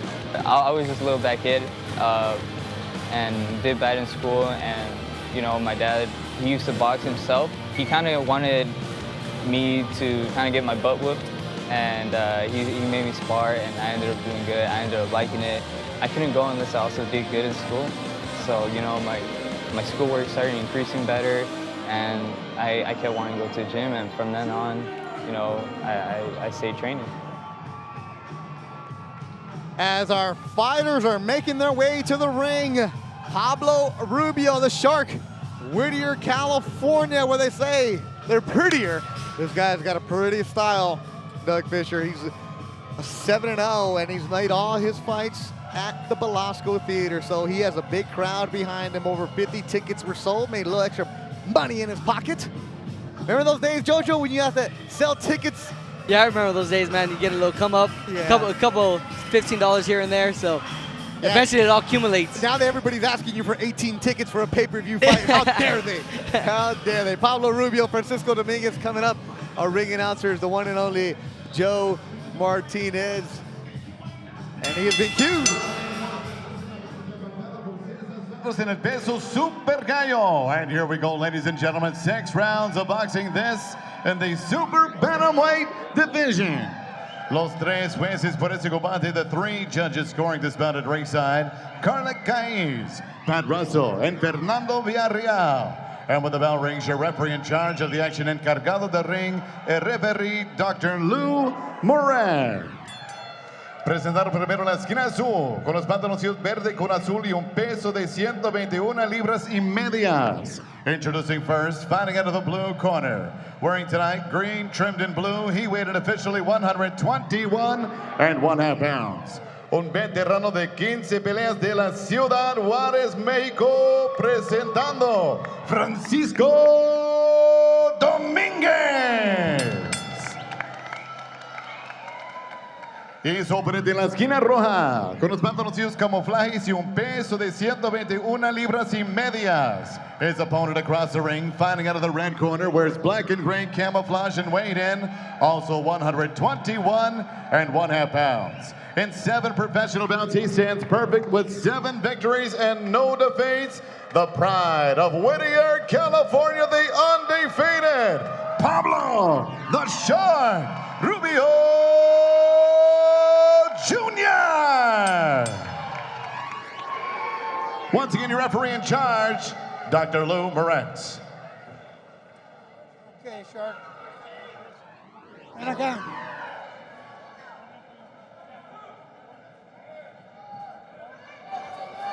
Okay, ya les di reglas. I give you instructions. Have a good, clean fight. Bueno, pelea muy limpia. Espera el campana. Wait for the gun. Dr. Lou Moret, bilingual, tail of the tape. Rubio, at age 19, 11 years younger, he is 3 inches taller, and his reach is considerably longer. That's why Doug Fisher does his homework. Write down your notes. As we are ready to go, 6 rounds in the super bantamweight division. Both of these fighters weighing 121.6 at yesterday's weigh-in. Rubio, 19 years old, went to Whittier High School, home of the Cardinals. He's in the camouflage trunks. His opponent, Francisco Dominguez, 7-8, 30 years old, from Ciudad Juarez, Mexico. Last time he was in the ring, he went against Nick Arce. They went the distance, a good scrap. And Doug's keys to victory for this fight.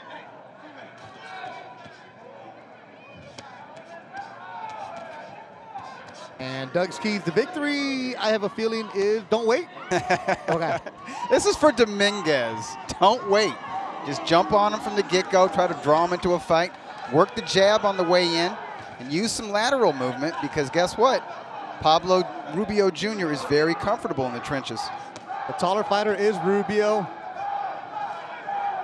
7-0, 3 KOs, trained by his dad, Pablo Sr. And the keys, more keys from Dougie. These are Pablo Rubio Jr.'s keys to victory. Don't neglect that jab. He often does what he's doing right now. Gives up his height and reach. You want to use that at 5'9". He's very tall for a junior featherweight. And keep his composure. Don't get pulled into a needless slugfest. Rubio 7-0. All of his fights have been here at the Belasco. Has over 100 people in attendance. Rubio, great sparring recently with Carl Frampton. They flew him to New York, spent a month with the Jacko as Jacko was getting ready for Leo Santa Cruz. Invaluable experience. Jojo, that just helps you, right? When you're the youngster and you go up against some of the bigger names? Oh, yeah. Eventually, it all takes its toll, man. All that experience in sparring with road champions. The person that I was sparring with was Abner Martinez and Leo Santa Cruz, and that gave me the experience to, get ready for all my tough opponents that I was fighting. So this is definitely going to showcase, what he was doing in sparring with Carl Frampton. When you go and do that sparring against these big-time guys, it's like might as well be a main event fight for you, right? Oh, yes, absolutely. I mean, I bet you Rubio had the butterflies and everything going into the ring and sparring Carl Frampton, because he is a road class fighter and he's a road champion and he has great skill. So, man, it's a great experience. But when you come back and you're fighting a dude who's a journeyman, how do you stay mentally sharp like that too? Well, you got to stay mentally sharp, because you got to know that these guys are here to pull upsets, because, I mean, they don't have anything to lose. So they're just going to go out there and give it your all. So you can't just, take this guy for granted and take this guy lightly, because this guy's game, and he's going to want to, pull the upset before he could get signed by Golden Boy Promotions. Dominguez has taken some hard left hooks, but he's delivered some nice body shots in return. Good opening round. It's scheduled for 6 between Rubio and Dominguez. Our opening bout at the Belasco Theater in downtown LA.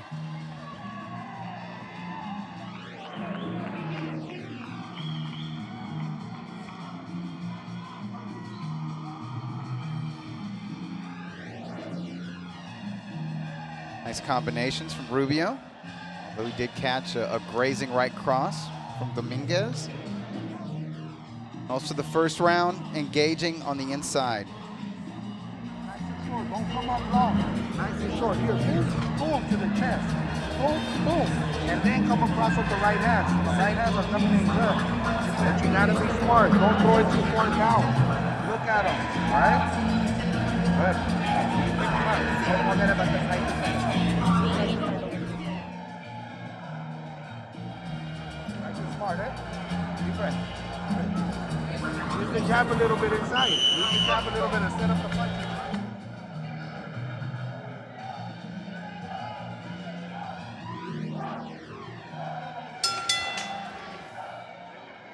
Second round of action. Pablo Rubio, trained by his dad, Pablo Sr., a good fighter in his own day.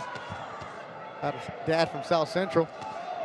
Rubio in Whittier, California. Panchito Dominguez, Francisco. Panchito's the nickname for Francisco.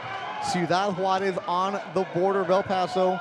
He's a police officer there in Juarez, and a fighter, police officer for 7 years. He actually took a 5-year break from boxing to focus on becoming a police officer there on the border town. Okay, he's back in it, got some seniority in the police department, which allows him a chance to make his own schedule. So he works 8 to 4, which means he's up at 5, running, getting his work in, goes to work, and then he does his conditioning and the sparring from 6 to 8 o'clock. That tells you how much he loves boxing. Yeah, I asked him, like, you know, your record isn't indicating. He's like, yeah. He goes, I just love it. He goes, I know they're giving me guys who I'm supposed to test. He goes, I know my role now as a veteran. But if I come in and I can beat some of these guys, they could easily flip. And he makes no bones about it. He's like, the money is good. Yeah, you know what? He's going to the body really well against Rubio. Rubio, however, is outworking him on the inside and flashing some nice inside combinations. I like the left uppercut followed by the left hook that Rubio was landing earlier in the round. Yeah, the similarities that Rubio has for me is he kind of fights like Leo Santa Cruz. He keeps a lot of pressure, throws a lot of shots, and has a high guard and digs to the body. And, man, he makes you not breathe. Whenever the guy tries to move around and create angles, Rubio's right back on him and being aggressive on the inside. Rubio likes to set the pace on his opponents. Yeah, and I think that's one of the key factors to his game inside the ring is putting the pressure and making sure that he's the one that's dictating the pace.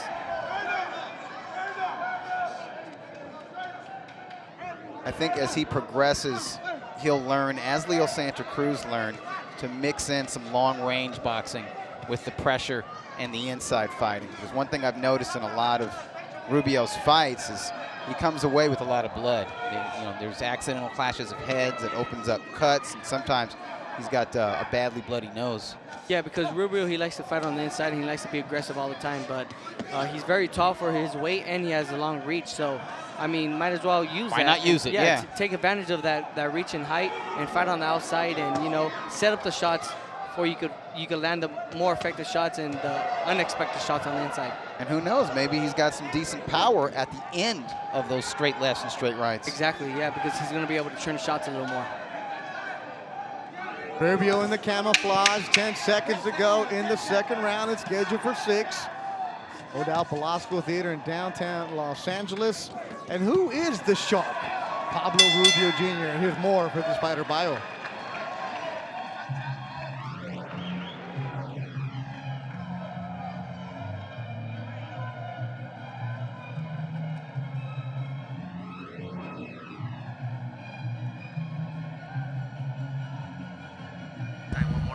At age 19, he's still a teenager.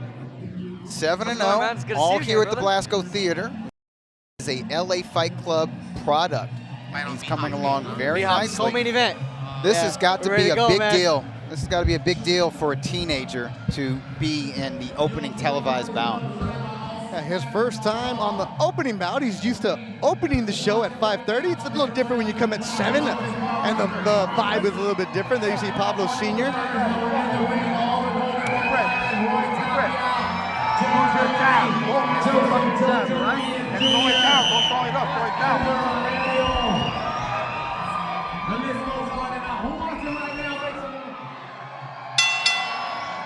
Here we go, third round, ready to go.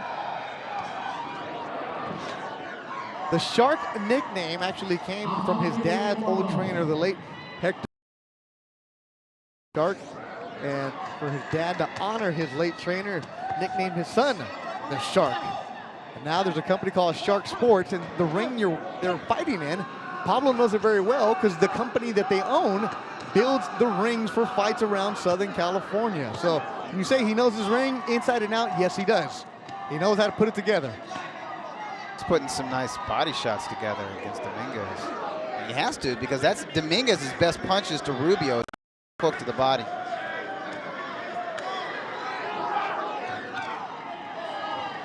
Another clash of heads. Dominguez doesn't have that chiseled physique, but he's rugged and he's tough and he's going to be there. As our colleague Steve Kim would say, tougher than that $2 steak. And offering professional resistance. That's another one. That's the K9 glossary right there. And another good article by K9. Make sure you check out his work, Steve Kim at UCN Live. He tweets every now and then. Just a little bit. Third round, body work from Rubio. Going upstairs. Starting to see the evolution of Pablo Rubio. Like 19 years old, still green, Doug. Remember the first time we saw him just 1,000 miles an hour, throwing it as many punches as he could? Yeah, he wasn't thinking at all. It was just pure work, just sheer conditioning. and nerves, a lot of nerves in that pro debut. This And I'm round sure we- he was feeling it at the end of the, at the end of the fight, round 4. But he's pacing himself. I mean, for him, he's pacing himself a little bit better. I've noticed the leverage at the end of his punches is better, and his punching technique is sharper. Yeah, this round we've seen body work, seen uppercuts, going upstairs with the hooks. How long does it take, JoJo, for you to figure out, like, you know what? Things are starting to slow down in the ring a little bit.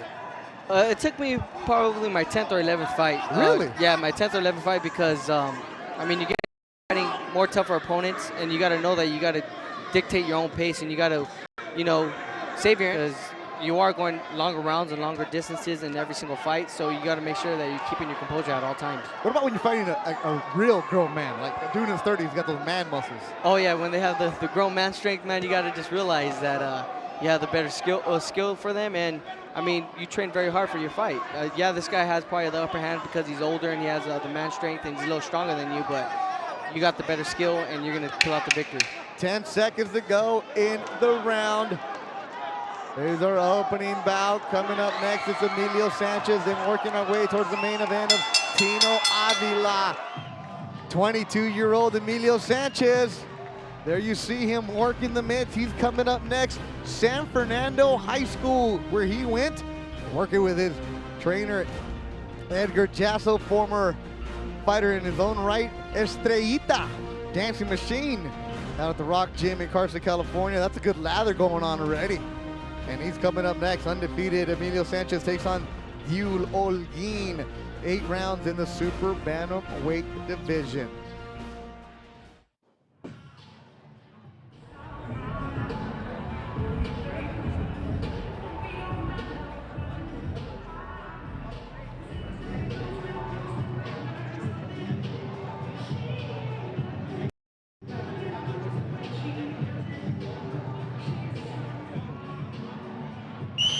That was a nice left to the body, left to the rib cage, landed by Dominguez. Rubio comes right back with his punches. Doesn't land them all, but constantly outworking the older man. Beto Duran, Doug Fisher, undefeated Joseph Diaz Jr. Also with the microphone tonight, Abe Lopez, the Chamaco, and Talia. So we got a full staff for tonight, so there's nothing that's going to be left unturned, led by the one and only Will Wright, man of many hats. Executive Vice President David Tatro, Golden Boy Media and Entertainment. Make sure you keep those tweets coming. Go check out the Golden Boy Instagram, where we took our selfie in the ring before that. Also, check out the Golden Boy Snapchat. Everything possible. And you want to check out the replays, the Golden Boy YouTube page. Doug's interviews from fighter workouts, they're all up there. And I think that body shot. Yeah, hurt Dominguez is feeling something. Yeah. He's either feeling the pace of this fight or some of these body shots that Rubio has landed are beginning to take effect. And it's got to be discouraging because he's landed some choice lefts to the body of Rubio, and Rubio's as strong as ever and still coming at him. Overhand right landed by Rubio. Abe Lopez, you know, Rubio actually want to get with you, Abe, a little bit. Wow. As Rubio starting to jump on a bit. Yeah, Rubio is using that body perfectly, but he needs to keep his distance because, I mean, he has longer arms, so wearing him down and then work the body as he's doing it as an inside, but keep the fight from the outside. You know him, don't you? Yes, I do. Yes, I do. Known him for quite a while already. Have you sparred him before? No, I have never had the chance to spar him, but I mean, maybe one day, I mean, he can help me out, or I can help him out too. Abe Lopez checking with us throughout the rest of the night. Body work by Rubio here. And here you're starting to see the youngster with the conditioning, keeping in a guy who is dedicated to boxing 100%, JoJo, unlike Dominguez, who, family man, has to take care of the kids, has to go to work, has to find a way to get to work, and you're starting to see him wear down here in the 4th round. And I bet it's difficult for Dominguez as well because he does have a family and he does have a day job. And especially getting time to go inside the gym and put in those hours and running, it all takes a toll, man. It gets you tired, and you need your proper rest too, because boxing is a brutal sport. So you need to get as much recovery as possible. And it's showing here today with Rubio, dictating the pace, putting a lot of pressure, and getting him tired. And I truly believe that Dominguez has never been in this state of mind before. Rubio is constantly putting pressure on him, making him tired and vulnerable. Heavy breathing from Dominguez in the blue and green. Pablo Rubio controlling this fight, looking good as a 19-year-old from Whittier. 10 seconds to go in the 4th round. It's scheduled for 6 in the super bantamweight division, and it's sold out in steamy Velasco Theater in downtown Los Angeles. Pablo Rubio has interest outside of the ring. He's into restoring antique cars.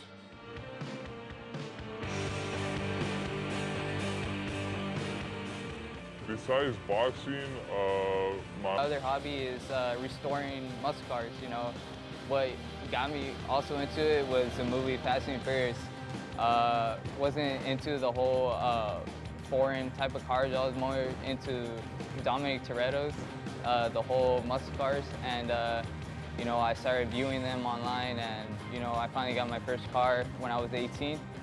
And from there, I've been buying and selling, and you know, making profits. You know, other ways to make money, but also enjoying what I'm doing. Right now, I have a 1967 Pontiac Firebird, and I'm loving it. How about that? Restoring a classic car. 19 years old. What did you have, Doug? Gosh, when I was 19, I had a 1980 Dodge Omni. The 1972 Volkswagen Bug. Jojo, you got the Bentley or you got the Rolls? Nah, I got the Mercedes right now, but... right now. Jeez. Oh, that's right. You're pay-per-view. You can afford that. What was your first car, Jojo? My first car was a 92 Honda Civic. Okay, there you go. I missed that baby, too, man. There you go. Your insurance does, too, doesn't it? Exactly. 5th round of action. Joseph Diaz Jr. against Panchito Dominguez, the officer out of Ciudad Juarez, who actually brought his family with him for the first time to the United States. He's taking his 2 kids to Disneyland tomorrow. It's like, I already have my check spent. I got to take advantage of this because most of his fights have been in Mexico. He doesn't know come back to the United States, so make it a vacation. But he's earning every single bit right now. Yeah, he might get invited back. He's hanging tough. He's remaining game, even though visibly in round 4, it looked like he was wearing down and maybe even starting to look for a soft spot on the canvas, as they used to say. Yep. But no, he's hanging in there. Yeah, Dominguez is still a live dog. He's still throwing and retaliating and bouncing back after every shot. Rubio is being the aggressor. Right now, you can see that Rubio is trying to outbox him a little more and use his range. But Dominguez is picking his spots. Yeah. If Rubio relaxes for just a second or admires his work, he can get caught. Exactly. And he is throwing some sneaky body shots in there as well, Dominguez, man. He's a good fighter. Yeah, he's got ability. He's got a decent foundation. Yeah, sneaky's a good way to describe the shots he's throwing in. Like, you don't really expect him all of a sudden, oh. Yeah, he knows how to set him up good. He throws the little pitter-patters up on top, and then he digs hard to the body to try to get him unexpectedly. And it makes sense that Rubio restores classic cars, because I'm looking at his haircut. That's like late 70s, maybe early 80s. I wanted to ask you, JoJo, is it too much hair? If your hair gets that long, does it impair your vision? Does it get in the way? And does it also create an effect for the judges? Like if you get grazed by the punch and your head moves back, you know, the hair pops up and flies, and maybe the judges think that you got hit harder than you really did? You know what? I truly believe so. And I had my hair long, but not as long as Rubio. And it was affecting my fight because whenever I was sparring, I could see the hairs going into my eyes, and I could see actually the hairs through my vision. And it's kind of distracting because that's all you want to see is your opponent, but then you have that little distraction with the hairs going into your vision. So I think it is the distraction, and as far as the judges, it is because whenever Dominguez is throwing shots, you see the hair moving all the time, and they don't know if it's a block or if it's landing effectively. Right, if you just kind of, even sometimes if you land a hard punch, the sweat flies off your hair and your hair goes flying, and they think that you got clipped in an exchange when you really didn't. That's right. It's kind of like the David Lemieux with Gennady Golovkin, that fight. When Gennady Golovkin was even throwing shots that David Lemieux was blocking, he had long hair, and they were just bouncing around everywhere, and everybody thought he was getting hit still. That's the price of fashion. Exactly, yep.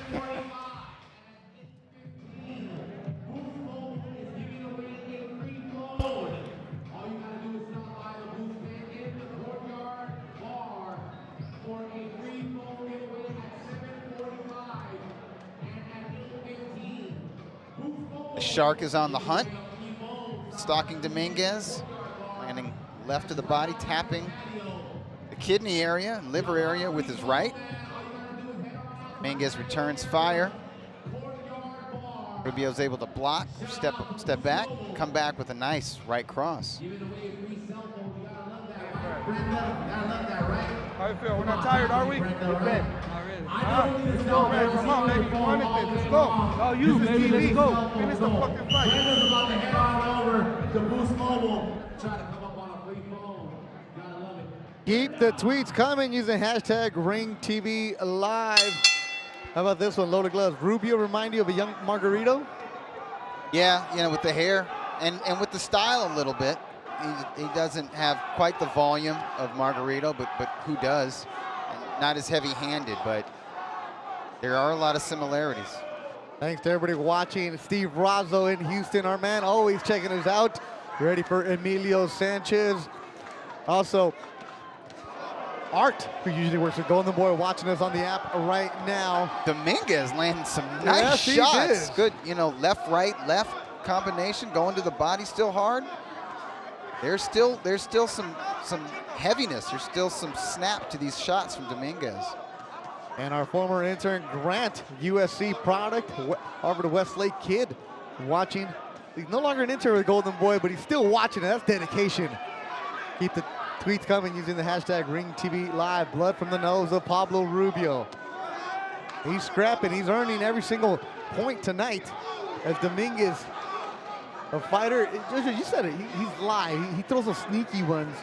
Not going to put combos together. He's not going to hurt you, but there's something about a guy who just doesn't go away, isn't it? Frustrating. Yeah, it is frustrating. That's why with Rubio, he is throwing a lot of shots and being aggressive, but I feel like he has to set up the shots a little more to catch Dominguez unexpectedly, and that's what stops and knocks out opponents. Right by Rubio. Yeah, right cross, right to the ear. It looked like it momentarily stunned Dominguez, but he's recovered. It did. But or he's conning Rubio. Maybe he's dazed, but he's standing there, and he's like, come on, bring it.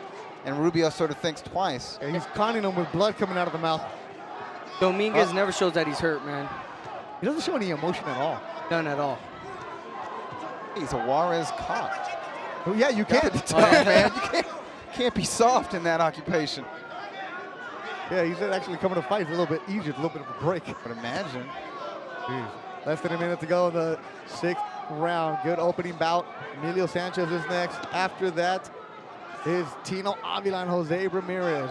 We'll be back here at the Belasco Theater December 2nd when Abe Lopez will be the main event. November 18th, we go to Indio, California. Mauricio Herrera, Pablo Cesar Cano. Good fight. Main event, a good one. Eliminator for that one. Rubio's learning that you can throw some power shots, but these men are not going to go anywhere, are they, JoJo? No, they're not, man. This guy has a great chin, good condition as well. He's still a live dog, throwing back and accelerating and making sure that he's still in this fight. That's one of those, like, you walk away, you're like, damn, I did everything right. What? Like, what? But you learn, you're 19. It's all learning experience. It's experience that will help you as you continue to improve in your career and move up the ladder. That'll do it. 6 good rounds between Pablo Rubio and Francisco Dominguez. Respect between the two fighters, as Dominguez does, as you taught me, he's one of those backbones of boxing. Got to have these guys. You can't have young up-and-comers without sturdy stepping stones, guys who are going to make them use their ability and sort of rise to the occasion in the ring. This is how young fighters take it to the next level. And there's different levels of journeymen, and you get to these journeymen that they're good enough that they're spoilers, and then you get these spoilers that win enough that they're gatekeepers, and every now and then the gatekeepers break into sort of contender status. But the gatekeepers and the journeymen and the spoilers, the stepping stones, you can't have prospects and contenders and eventual world champions without them.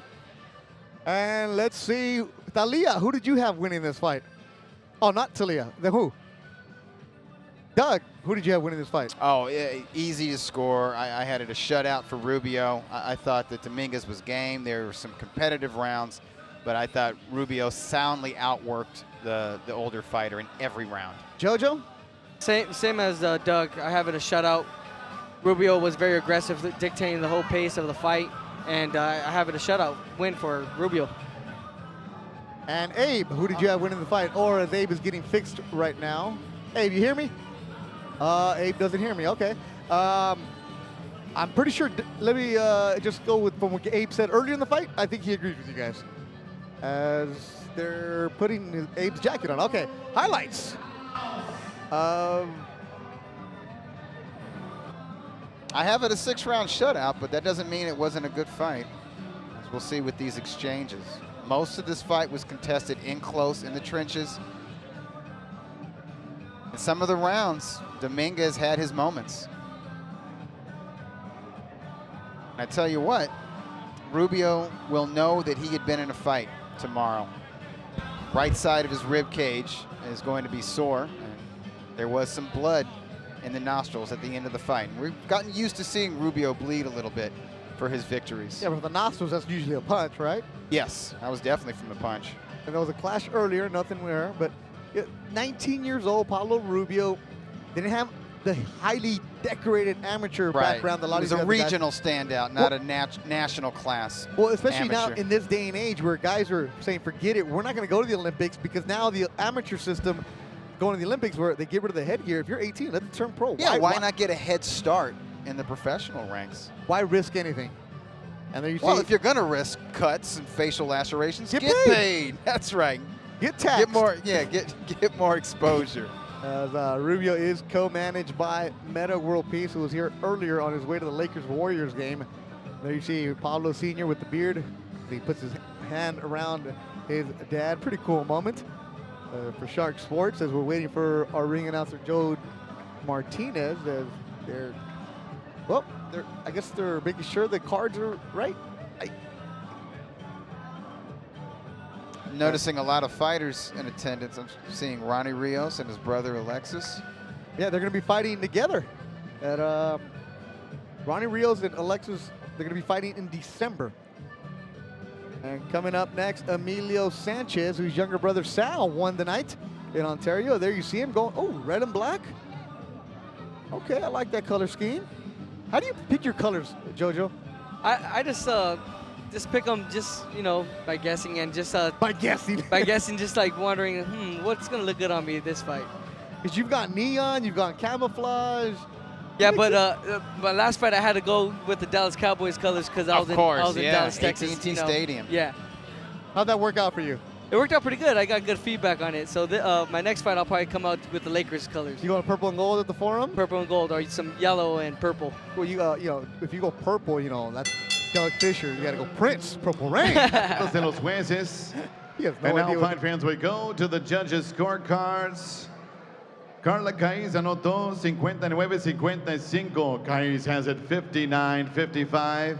Y los jueces Pat Russell y Fernando Villarreal anotaron el mismos 60-54, 60-54 for Russell and Villarreal. For your winner by unanimous decision, se mantiene invicto de Whittier, California, Pablo the Shark Rubio Jr.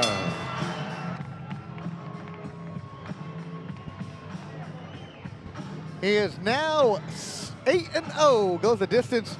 Hard-earned victory over Panchito Dominguez. The officer from Ciudad Juarez falls to 7-9, but he did his job. He came and gave him 6 good rounds. And Rubio relatively unscathed after these 6 rounds. He's definitely learning. His conditioning is getting better. His technique is getting better. But like you said, JoJo, I do think he needs to learn to operate from middle distance and from long range a little bit. Just mix that in there.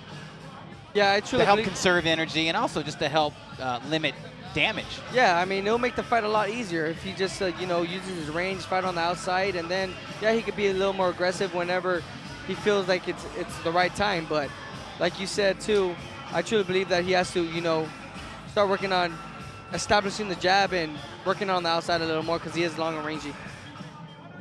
But in the meantime, he's a fun fighter to watch because he is the proverbial grinder. Likes to put on pressure, likes to set the pace, likes to punch in volume. And we're seeing him go to work and lump up the face of the 30-year-old man. I don't know where it goes.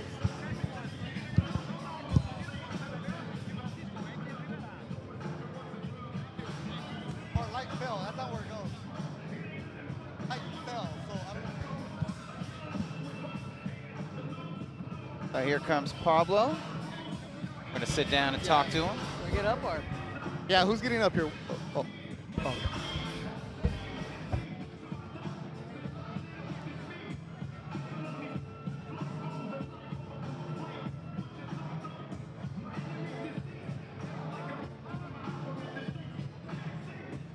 As we're waiting for Pablo Rubio Jr. to join us here ringside, Beto Duran, Doug Fisher, and still undefeated Pablo Rubio Jr. How you doing? How you doing? Congratulations. How do you feel right now? I feel great. You know, we were working with Rudy Hernandez, and he pushed me to the limit. And you know, we did what we had to do. He showed me better movement, better way to throw my punches, and that's what we came here to do. And you know, the opponent was a tough fighter, and he made it through all the 6 rounds. We were trying to stop him, but he was good enough to go through. You've got that old school haircut, and Rudy Hernandez is an old school trainer. He was a former fighter, obviously. Yep. His brother, he trained him to 2 world titles. The late, great Gennaro Hernandez also trained Carlos Cuadras for the Chocolatito Showdown. Yes, and he did amazing. So he's a taskmaster in there. He was pushing you, and tell us what you're doing here, and how the work you did to the gym translates to the ring. Well, Rudy, you know, he said every time you throw, you have to keep the other hand up, and he told me to plant my feet better, and every time we move to the side, keep the other hand up and go straight to the body. And I felt it a lot where, you know, every time I hit him to the body, I feel like he was like, ugh, like he felt it, and I tried to keep going, but you know, he was a strong fighter, and he kept doing what he had to do. He got body shots in there occasionally. Did he ever hurt you to the body with those lefts? I felt it, but he didn't hurt me because every time we were doing it, every time we were practicing, Rudy said they might catch you as well, but your body's already going to be in a tight position where it wouldn't really hurt. And it didn't, huh? And it didn't. We kept going. We tried to keep going. Your last one here, Meta World Peace was here for you. Before, on his way to the Laker game, he shows up. Yes. How was that? It was cool, man. You know, he cares about his fighters as a manager, and he came out here right before his game, wished me luck, and you know, I wish the best for him too tonight, and hopefully we're probably gonna go out and go see him. You know, we'll see how he does. He's now 8-0, 19-year-old Pablo Rubio Jr. from Whittier, California. We'll be back with more. Emilio Sanchez is next on Ring TV Live. Thank you.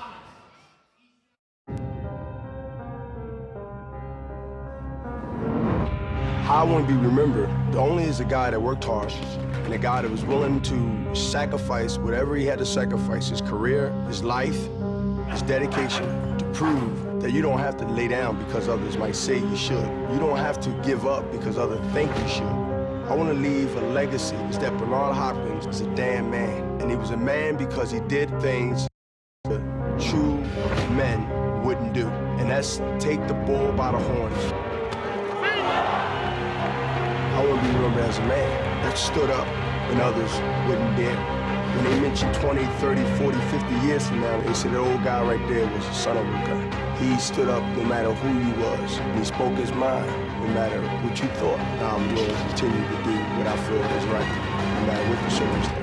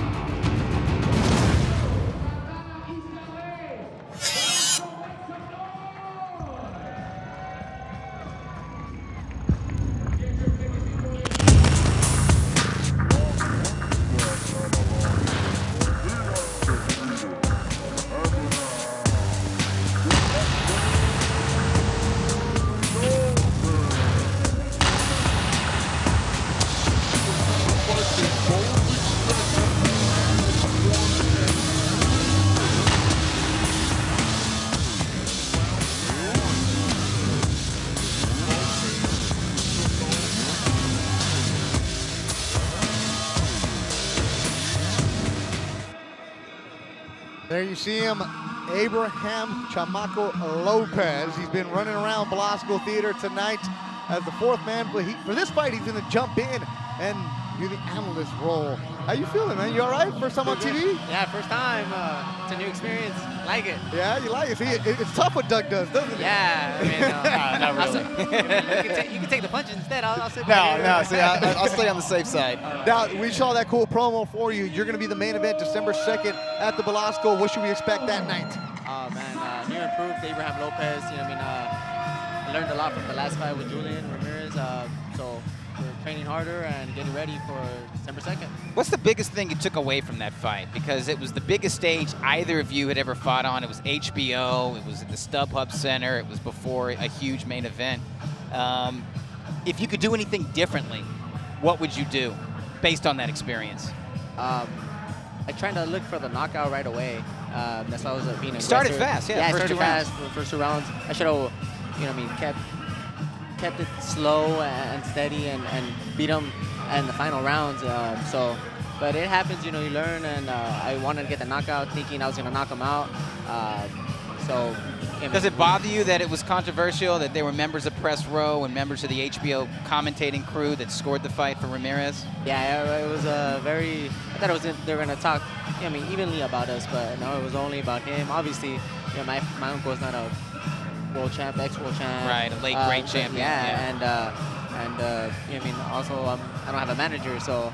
But watching the replay, were you like scoring it and thinking like, no, I did win that round, guys? Oh, yeah. Okay. I saw the fight with commentating and without commentating, and I scored it the same way that the judges. And I even was generous giving him a round or two. So I beat him 6 rounds to 4, and I was generous giving him a round or 2. So that's how I had it. December 2nd is the main event for Abraham Lopez here at the Velasco Theater. Get your tickets now. It always sells out just like it did tonight.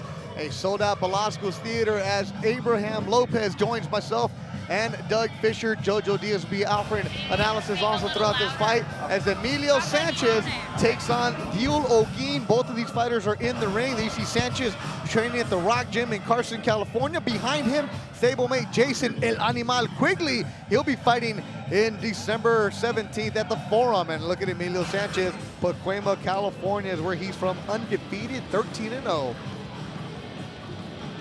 I think this fight against Hugo Partida, for me, it made Sanchez go from a promising fighter still on the club show level to a legitimate prospect. And he's still young, and that's a lot to say about a young man who only had 12 fights going into that fight. But I think at 13-0 right now, I consider him one of the hotter prospects in the junior featherweight division. And it's basically based on that fight, based on what I saw.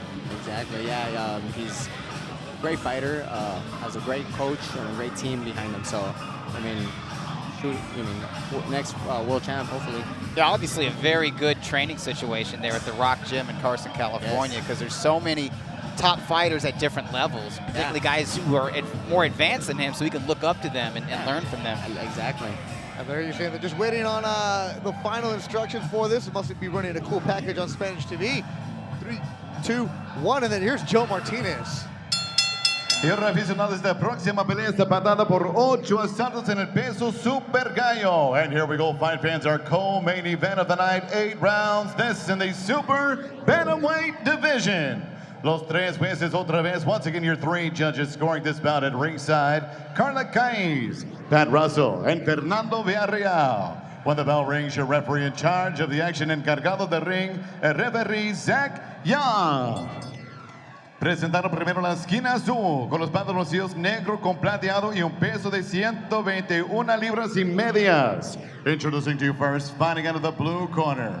Wearing black and silver tonight, he weighed in officially 121 1/2 pounds. Un veterano de 17 peleas con 10 victorias, 5 derrotas, 2 empates y 9 ganadas por nocaut. His professional record in 17 bouts, 10 victories, 5 defeats, 2 draws, and 9 wins coming by way of knockout. Presentando de Guadalajara, Jalisco, México, el elegante Diul Ogin.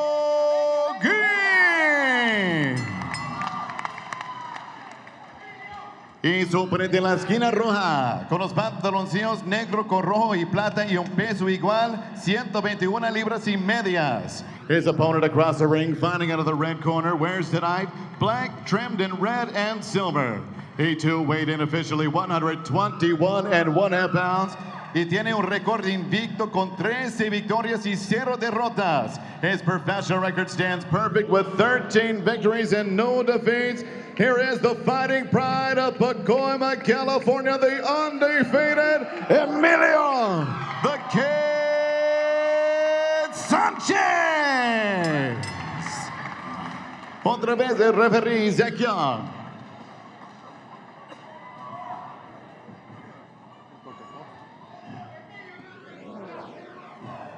Ok, Emilio, Holguín, ya hablamos sobre las reglas, no hay nada que decir más que buena suerte a los dos. Good luck. Zach Young, the third man in the ring, the tail of the tape, Doug. Sanchez at age 22, he is 7 years younger. However, Holguín is 1 inch taller. Sanchez, his wingspan is 2 inches longer. 8 rounds in the super bantamweight division. Both of them came in weighing 121 and a few ounces. 122 is the limit. Underway, Emilio Sanchez in the black and red, 22 years old. San Fernando Valley is where he's from, Pacoima to be specific. Aggressive fighter. Went to the Olympic trials as a youngster. One of the youngest fighters there. Very confident in himself. Trains at the Rock Gym in Carson, California. His trainer is Manny Robles Sr., but Robles in Las Vegas for Oscar Valdez and Jesse Magdaleno. So tonight, Edgar Jasso is leading the charge in that corner. No big drop-off as they work hand-in-hand at that gym, work closely together. And Emilio said tonight, you know, he's all alone. He's used to it because his parents aren't even here. They usually attend every single fight, but his younger brother, Sal, fought in Ontario tonight, and the 19-year-old Sal Sanchez came away with a second pro victory. His parents are watching on Ring TV live right now. So Emilio trying to make it 2-0 for the Sanchez household. You've seen him a few times, Doug. Starting to grow into his body, isn't he?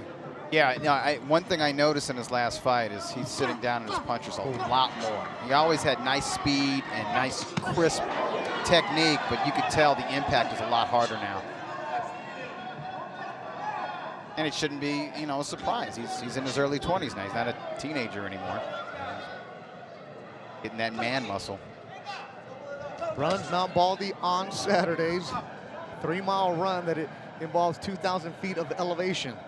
Respect to those guys. The entire crew goes there. 7 in the morning. He, Slava Shabransky, Quigley. Take that drive.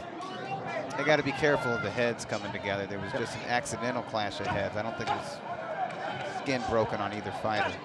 Holguín from Guadalajara, Jalisco, Mexico. He's 27 years old, had 120 amateur fights, started boxing at the age of 12 because he was a boxing fan. He'd always watched the fights at home, told his dad, I want to go. On his way to soccer practice one day, walked into the gym, never went back to soccer practice.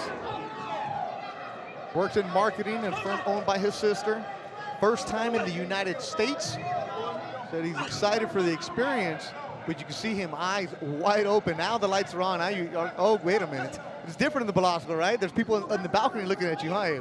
Exactly. I mean, you got the whole crowd. You can feel the eyes, you know, just looking at this fight and like the heat of this lights all around. So. Does it get hot in the ring? Yes, it does. Well, StubHub, you're outside, but in the Belasco, so it does. I thought it was just me with the suit on. No, it's hot in here? It's hot All in right. here. Now, those lights are hot. The Yes. lights that are trained, those television lights that are trained on the ring make it like 10 degrees hotter than it is outside of the ring. Yeah. More about Emilio Sanchez. The Kid is his nickname. From Pacoima.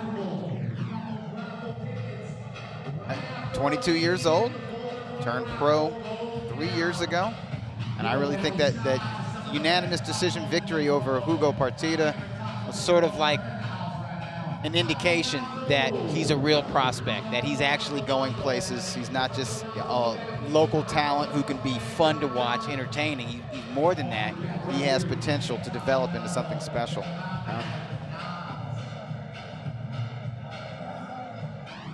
Check out the squad right there. Slava Shabransky. That guy, Beto Duran, the other animal. Yeah, and El Animal. El Animal. I mean, what I do is I go down there, put some water on the face, and considering I'm the size of a heavyweight, I like making these guys feel skinny. And that's it right there. You're a good pal. Yeah, I'm here for them. I'm here for them. You know that. When somebody comes in at 210 pounds, you feel real good at 122.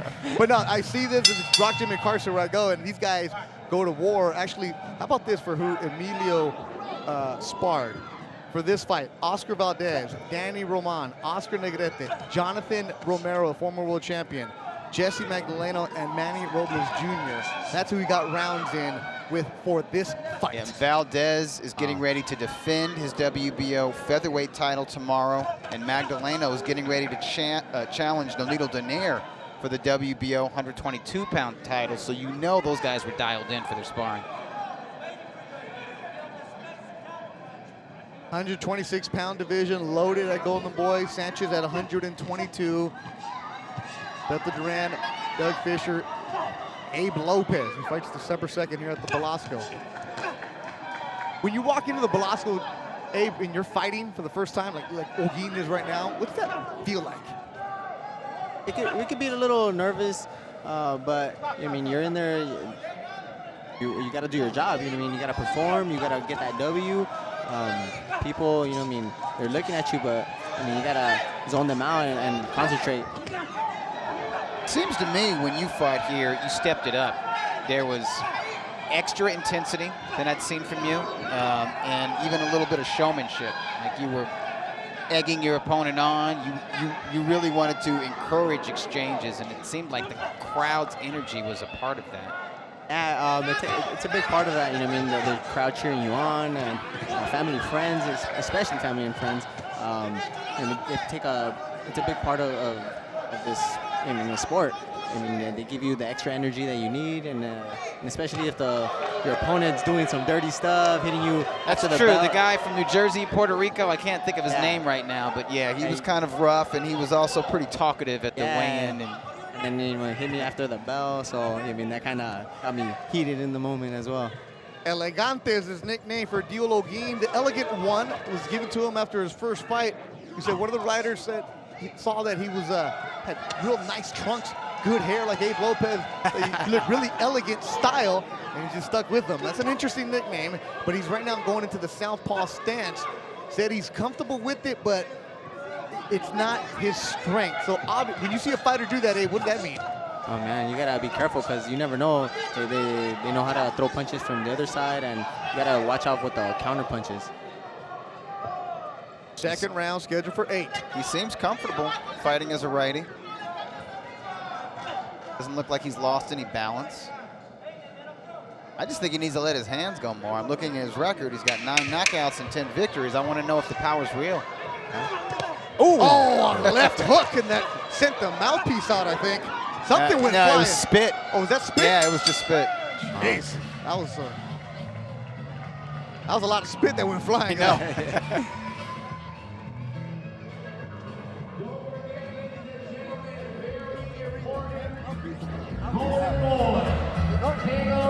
Look, he's only looking, you see him coming, right? He turns left-handed, you gotta go to your left and jump on him because he's not left-handed, you understand? Look, jab, jab, right uppercut, jab, jab, body, upper, and then hook, you understand? You're giving up too much chance to think. Don't let him think, you gotta jump on him, okay? Everything off the jab, keep that left hand nice and high. He's only going for looping punches. I want you going under that, you understand? Well, give me a deep breath. I'm gonna try to watch. Right hooks fired from the southpaw stance from Olguin. They don't land. Sanchez is walking him down from a high guard, taps the body. So he did get sort of a cuffing right in there while engaging on the inside. Duel Olguin, who's now in the southpaw stance. Edgar Jasso telling his fighter Emilio Sanchez that he's not comfortable and they got to jump on him. You agree with that, Abe? Yes. You got to jump on him, but maybe the switching of southpaw to right-handed is causing him to hesitate. I mean, you got to always be careful your opponents. I mean, Well, now all of a sudden, his right foot is forward and it's meeting your front foot. yeah, That sort of gets in the way. yeah, bumpy knees. I mean, headbutts as well. So he needs to keep jabbing and shoot that right since he's a southpaw. Buell O'Gean, the fighter, now he goes orthodox. He's moving up 2 weight classes. He hasn't fought in a year and a half. Said fight for him in Mexico. He had him, would fall through. Had him, fall through. With a record of 10-5-2.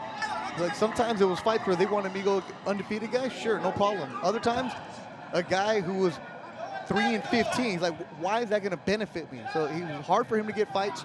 This one came to fruition a month ago. They said if you move up in weight, it's like I'm fine. I want to actually try moving up as he's getting older, at the age of 27.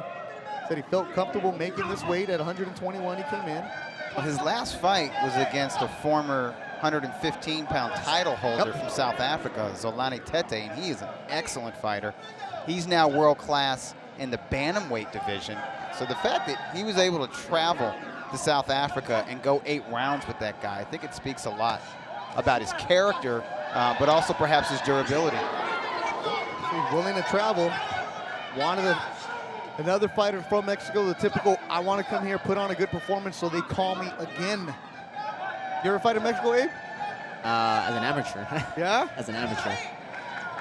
Doug's worked in Aguascalientes. I've worked in Cancun. Wow. They don't believe in locker rooms down there. No, they No, you don't. don't. It's just wherever they can fit the fighters. Yeah, I fought at a wrestling arena, which the roof was made out of sheets of metal. So, and it was in Mexicali, so it's very hot in there during the summer. Talking about Must have been like an oven. Yes, they opened the doors and it felt like the heat. You felt the heat come out of the room. So I was like, wow. I was stretching outside. I had to warm up from outside. The fight card that I covered in Aguascalientes was in a bull ring. It was in a bullfighting coliseum, and the fighters were back there with the bulls. There you go. Uppercuts landed by Emilio Sanchez. You know what Aguascalientes means, right, Doug? Hot water? Yes, it is. Hot water right now. Emilio Sanchez trying to put in O'Gean into the hot water as the 22-year-old undefeated fighter from Porquema looking good through 3 rounds.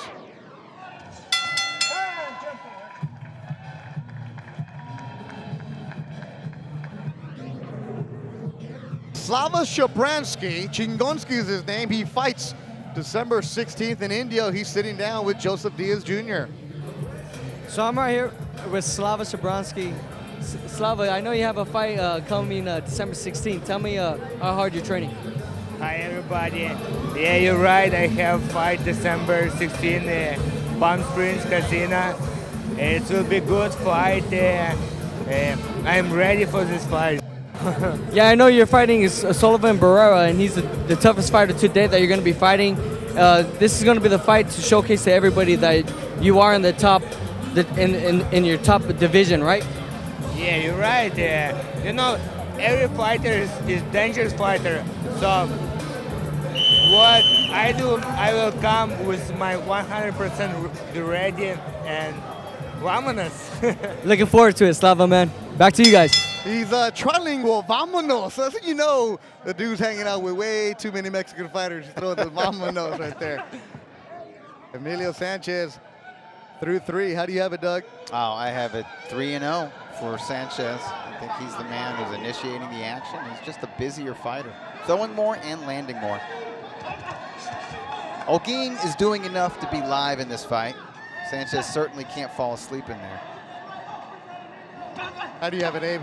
Yeah, 3 rounds to no for Emilio. He's, I mean, trying to dissect them. Hopefully work that body a little bit more and should be going down. You see that stoppage coming? If Sanchez invests into the body. To the body. Uppercuts landed by Sanchez. O'Gean at the age of 27, showing he can take a punch right now. More body work. Upstairs goes Sanchez. Body work, uppercut.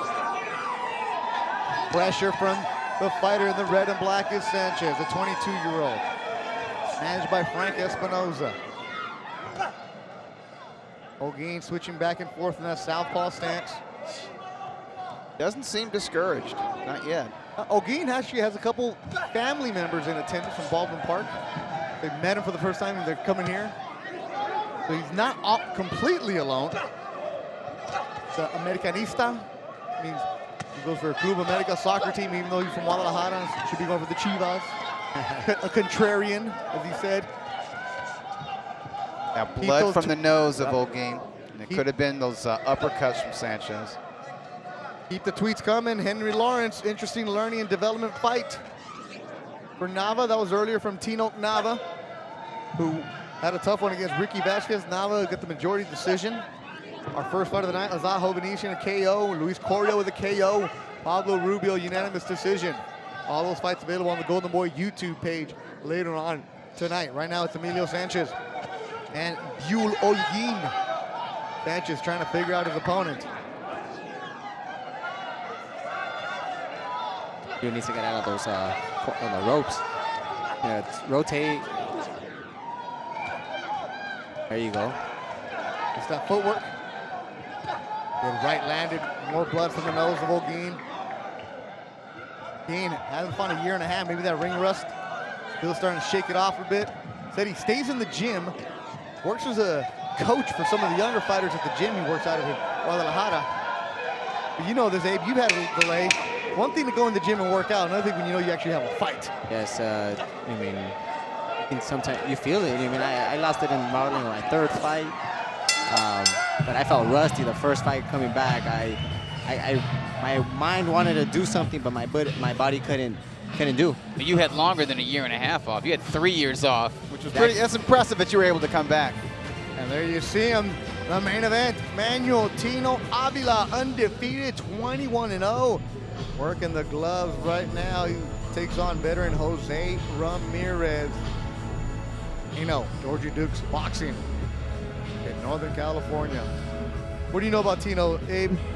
I've only seen him as a professional, never saw him as an amateur fighter, but very quick hands, good footwork. I mean, very agile. And so, I mean, he's a good contender. He reminds me of you in that he's got a very good stick and move game, and he likes to operate from the distance. You might be a little bit more aggressive, actually, at least in spots. You found a nice middle ground between being a stick and move guy and somebody who goes on the hunt, on the attack.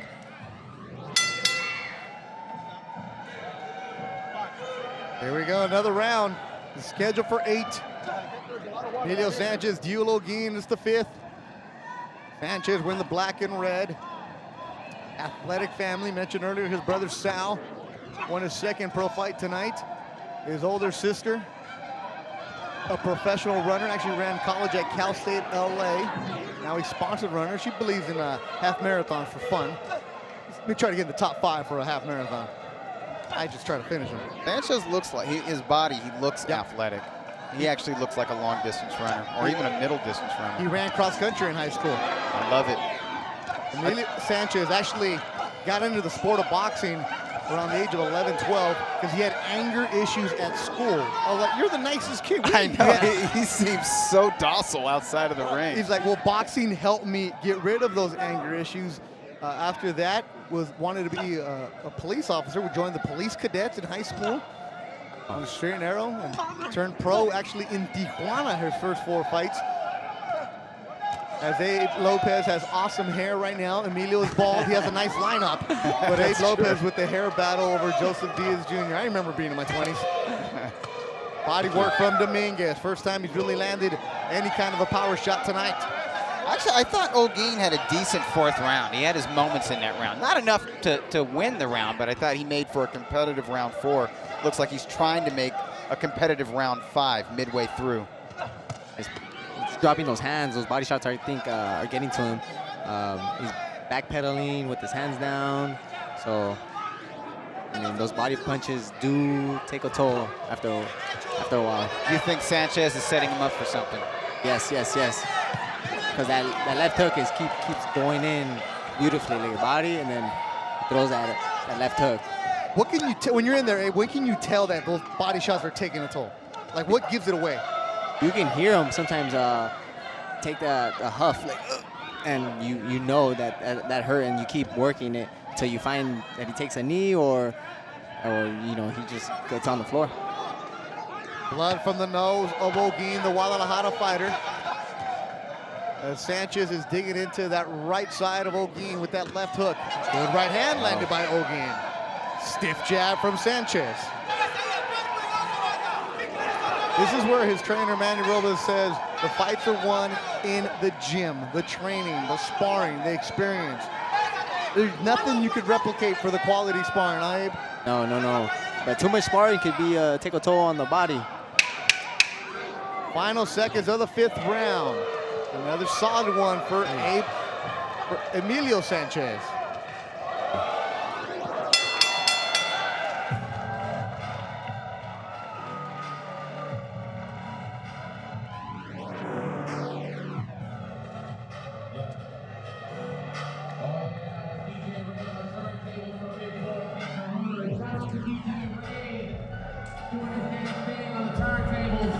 Emilio, when you're sitting in the pocket is the only time that he's catching you. Don't sit on the pocket. Want to see you moving. Everything off the jab. Once you're inside, give me movement and catch him up the middle. Don't keep your head in the fucking middle. He keeps catching you. You understand? Go under because that's all he's doing. Loopy punch. You understand?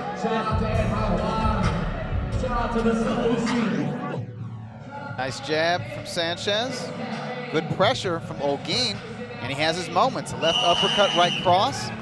There was a left jab followed by a right to the body, delivered in the southpaw stance. Left uppercut. So Olguin had his moments. Again, I scored round 5 for Sanchez, but I note that it was competitive. I wouldn't be shocked maybe if one out of the 3 official judges scored 1 or 2 of these rounds for Olguin, either round 4 or round 5. I think Olguin makes things happen when he comes forward. Yeah. Seems like Olguin starts off slow in the round and then he closes out the round.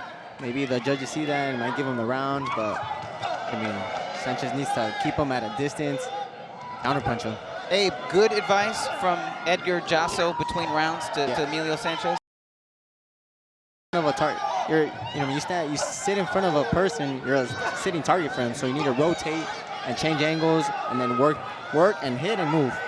When you mean rotate, you mean like when he lands a shot and he's in front of him, like pivot. On that front foot and then rotate, get off at a different angle. Exactly, move an angle. That's something that Sanchez can definitely do, but maybe it's also something that he needs to work on. A hard worker, dedicated, and eager to perfect his craft. That's how Frank Espinoza, his manager, describes Emilio Sanchez. Sanchez lives in the San Fernando Valley. He drives an hour and a half every single day in traffic to get to Carson to start working out at 9 o'clock. He used to travel with his brother Sal, but his brother Sal decided to go to Coachella, train with Toño Diaz. So now that carpool is gone, so he's really sucking it up. And that dedication is starting to show off here as he's making his way up the Golden Boy ranks. And Diego Olguin is a game fighter from Guadalajara. Not going anywhere.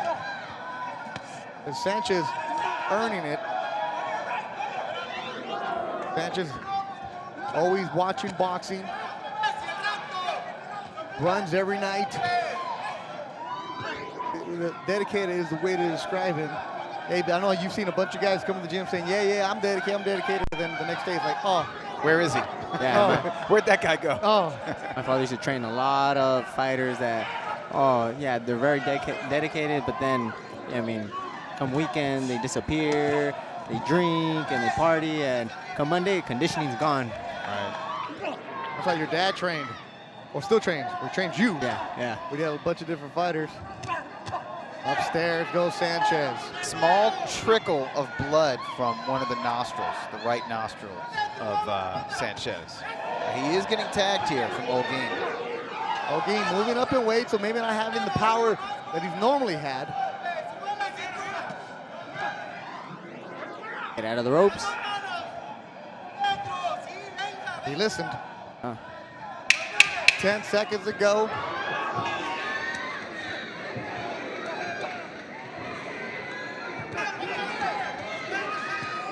Oh. 6 rounds in the books. The 5th member of our crew Jason Quigley is with Thalia. I'm here with Jason Quigley, who will be fighting on December 17th on the Bernard Hopkins card. So tell me, Jason, you were initially scheduled for the Canelo card in September. For reasons, you got injured, you couldn't follow through with that. But how are you with your preparation for this fight? I'm like a lion that's been locked in a cage. I wasn't able to get out for my last fight, but I'm buzzing. You know, I'm ready to rock for this fight. Really excited and ready to put on a good show in the Forum on December 17th. I know you took some time off from the gym. You went back home to visit your family. How was that time with them? Yeah, it's lovely. You know, it's always nice to get back home to Ireland to see everybody and to get some good homemade meals into me and everything as well. All right, back to you, Beto. El Animal, Jason Quigley, as he will be fighting December 17th. Went back to Donegal, Valley Buffet, Ireland. He injured his hand. He was originally scheduled to fight on the Canelo undercard at Cowboy Stadium. Injury forced him out. He's now going to be fighting December 17th. Check him out. That's the Bernard Hopkins last fight. And Dougie's interview with Bernard in the ring will air immediately after tonight's show. If you've never heard Bernard Hopkins hold court, you are missing out. Do not miss that one. It airs immediately. In the 7th round, Emilio Sanchez in the black and red. And Duel O'Geen, his opponent from Guadalajara, has been game. I think he needs to press O'Geen, I'm talking about. Needs to, ooh, nice. Nice shot landed by O'Geen. He's landing. If you look at the cheekbone, the left cheekbone and around the eye of Sanchez, it's starting to bruise up, starting to swell just a little bit. But I think it would behoove the opponent, the blue corner underdog, to really press hard, since he's got that experience and he's fought hard 8 rounds before, to press really hard in this round 7 and round 8 and see if he can test the mettle of this young man.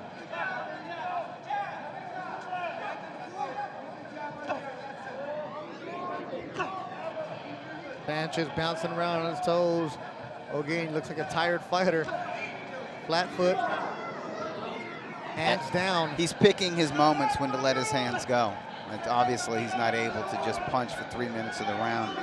And, you know, of course, to do that against Sanchez, he would get hit back, and Sanchez isn't just standing and exchanging with him, so he can't do that. But I still think the older fighter has his best moments when he's coming forward, particularly if he can get Sanchez in a corner or his back to the ropes.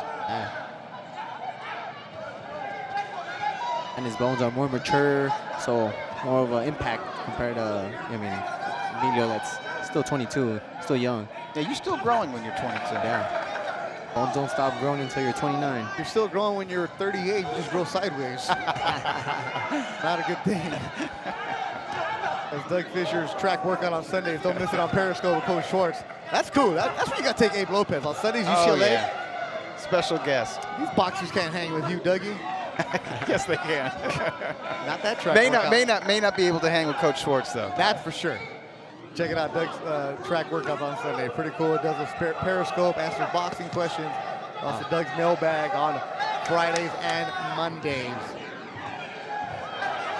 Workman-like evening for Emilio Sanchez. 10 seconds to go in the 7th. Might be a little bit tougher than they expected. Against a very game Duel O'Geen, a fighter with it. We're only able to find one piece of video on him. Yeah. Was that like a 2nd round knockout? Yeah, very real grainy. Yeah.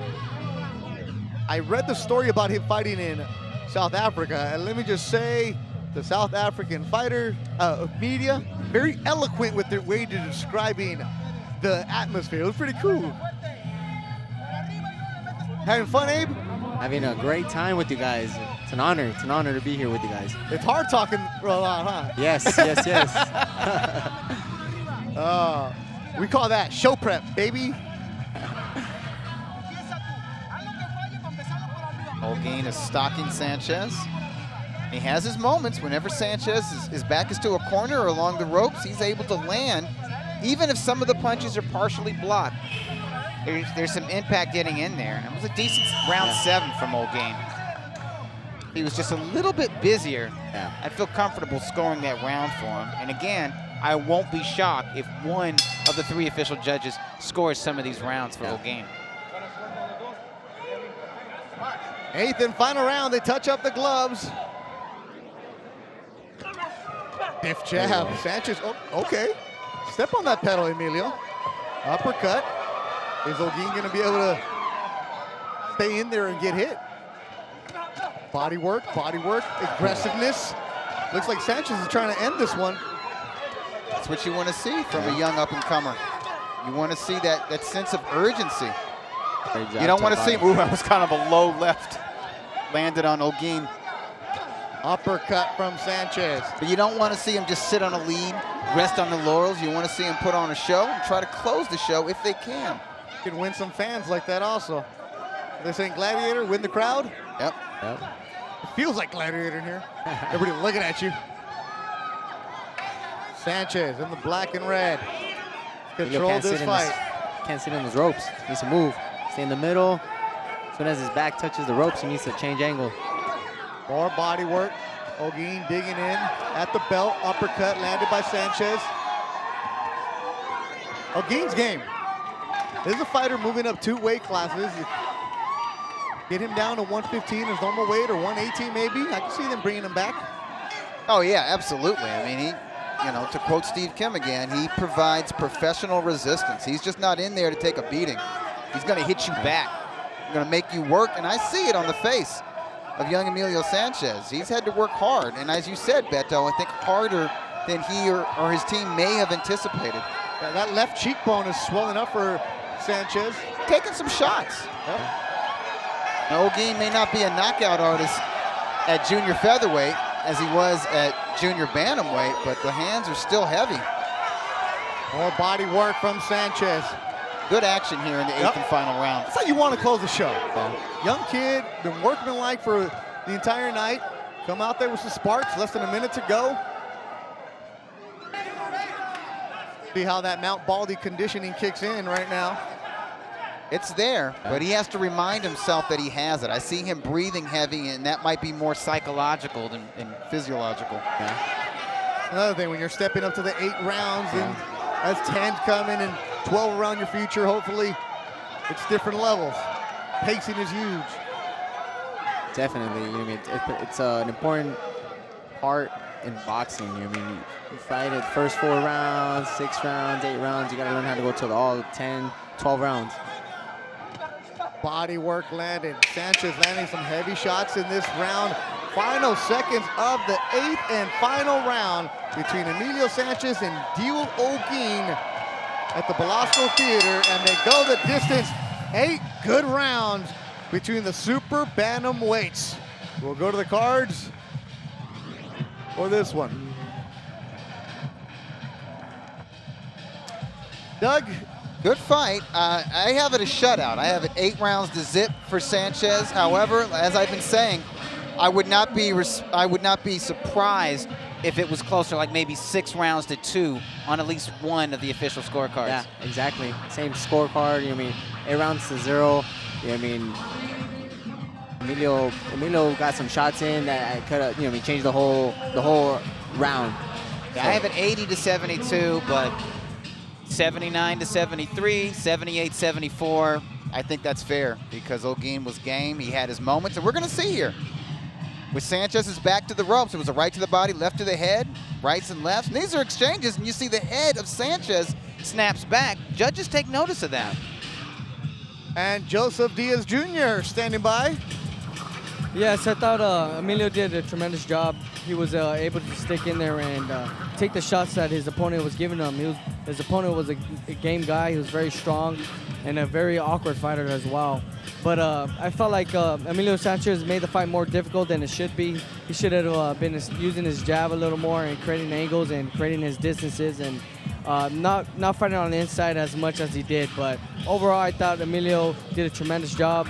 Like we said before, these fights are great learning experiences for these up-and-coming fighters, and he did a great job tonight. And we're waiting for the judges to get their scorecards together, see some highlights from this fight.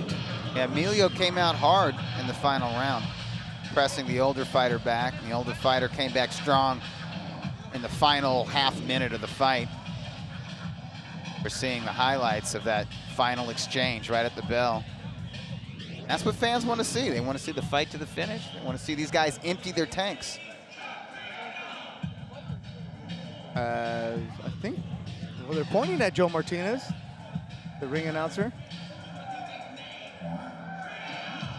They're counting them down. There it is. They're counting them down. I'm right there with you. 2, 1, Joe. Y ahora, damas y caballeros, nos vamos las tarjetas de los jueces. Now, fight fans, we go to the judges' scorecards. El señor Pat Russell anotó 80-72. Russell has it 80-72. Fernando Villarreal 79-73, 79-73. Y Carla Caiz anotó 77-75, 77-75 for your winner by unanimous decision, the kid, Emilio Sanchez.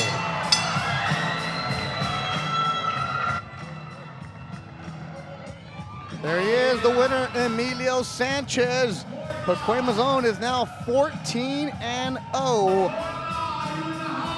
And like I said, you see a disparity with the scorecards. One judge had it 80-72, that's the shutout, and I think, Abe, that's what we had. Yeah.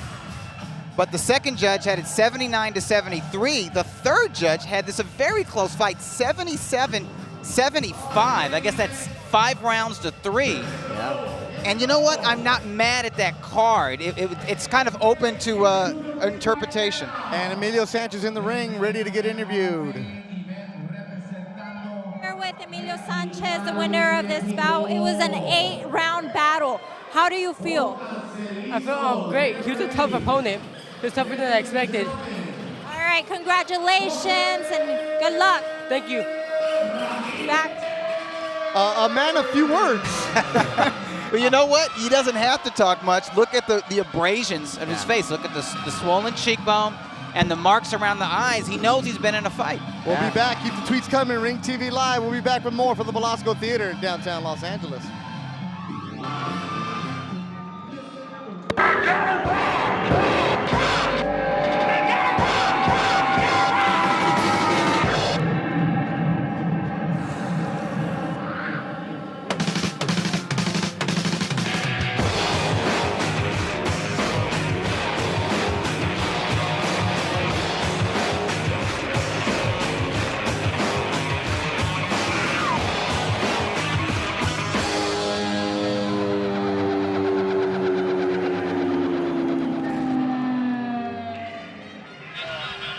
Golden Boy Boxing on Ring TV Live is brought to you by the Ring TV app. Download the all-new Ring TV app today for exclusive videos and articles from the Bible of Boxing. Download from the App Store today. Bethel Duran, Doug Fisher, Abe Lopez, Joseph Diaz, and there you see Tino Avila coming into the ring. And let's see what he had to say to the Ring TV cameras.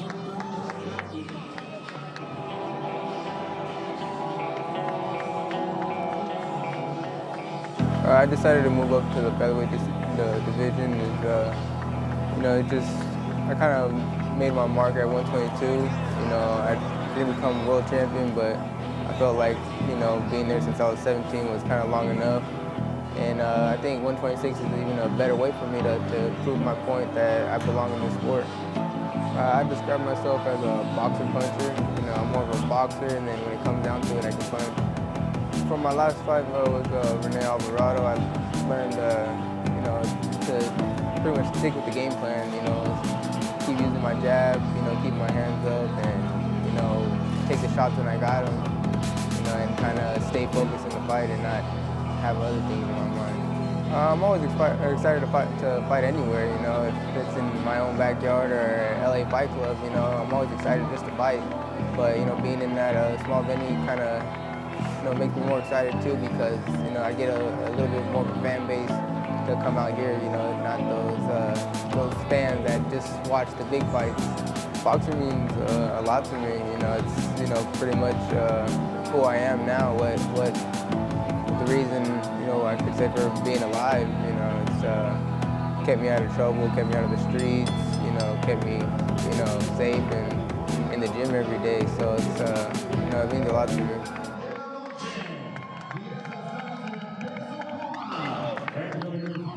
Main event of the evening. 10 rounds of boxing this scheduled in the featherweight division. Presentada por Oscar de la Hoya's Golden Boy Promotions y patrocinado por Tecate Born Bowl y Casa Mexico Tequila. It's in the taste. Los tres jueces por este combate, the three judges this bout at ringside, Carla Caes, California Boxing Hall of Fame. Presentando primero en la esquina azul, con los pantalones azul con negro y un peso de 125 libras y 3/4. Introducing first, fighting in the blue corner, wearing blue with black, he weighed officially 125 3/4 pounds. Un veterano con 27 victorias, 5 derrotas, 2 empates y 16 ganadas por nocaut. His professional record stands at 27 victories, 5 defeats, 2 draws, and 16 wins coming by way of knockout. Presentando de Mexicali, Baja California, México, José El Negro Ramirez. Y sobre de la esquina roja, con los pantalones negro con plata y un peso de 125 libras y medias. His opponent across the ring wears black, trimmed in the flags of Mexico and the USA. He weighed in officially 125 1/2 pounds. De Fairfield, California, presentando el invicto. Here is the undefeated Manuel Tino Avila. Once again, your referee, Dr. Lou Moret, with the final instruction. Ven.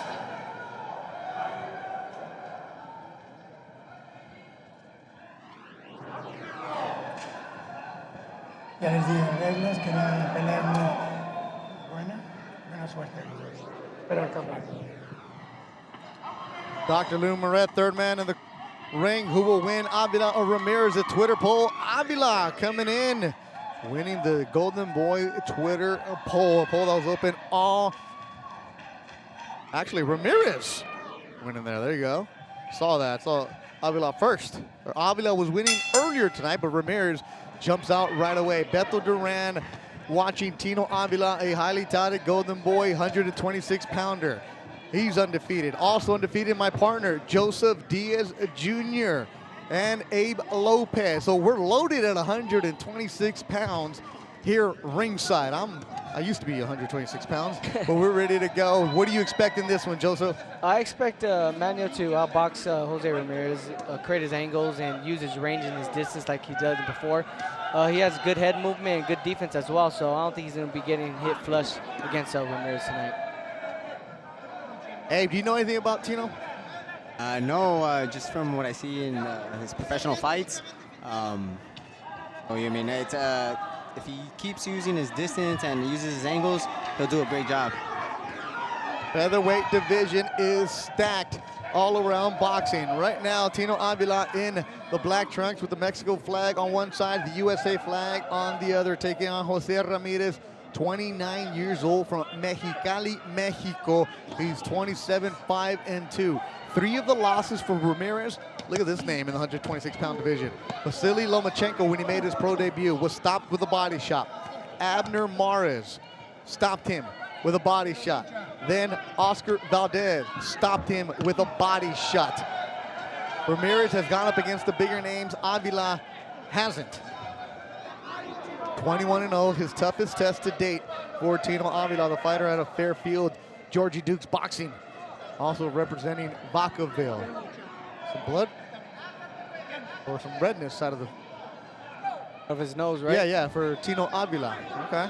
Yeah, Jose Ramirez, he's coming with a different game plan than his other fights. He's being very aggressive with Manuel Avila, and I think that's his game plan, is to try to confuse Manuel and make sure that he's not using his range like he's done before in previous fights. Abe, you know Ramirez very well, don't you? Yes, I was sparring with him. He helped me get ready for my next fight. So, he was very aggressive in the sparring sessions, and I guess that's what they were telling him, and that's what his corner's telling him right now. Yeah, trained by Yuka.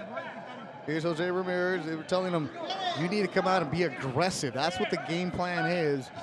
So in the first 3 rounds, or where they're going to go after Tino and just smother him, which is not what he's doing right now. It's one thing to have a game plan.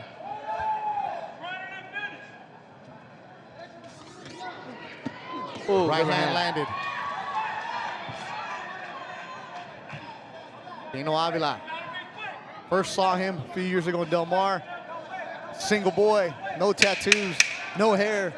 Now he's got the hair, got tattoos, wife, and a baby on the way. Final seconds of the opening round between Avila and Ramirez. 10 rounds in the featherweight division. And let's look at the fighter bios for our main event tonight. Age 24, hometown Fairfield, California. His record's 21-0 with 8 KOs. He's an IBA featherweight champion right now. He's ranked 5th in the American featherweight. His past opponents were Rene Alvarado, Eric Reese, and Salinas. He has a very good good background. I mean, Rene Alvarado and Eric Reese are very tough fighters, so he has that experience.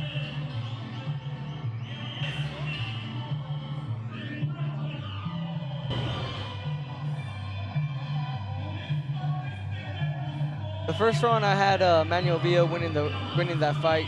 I felt like he was using his range like he's done in previous fights, landing the more effective shots. But I mean, Jose Ramirez, he's still swinging for the fences. He's trying to land a shot to hurt Manuel Villa and to try to get him out of there.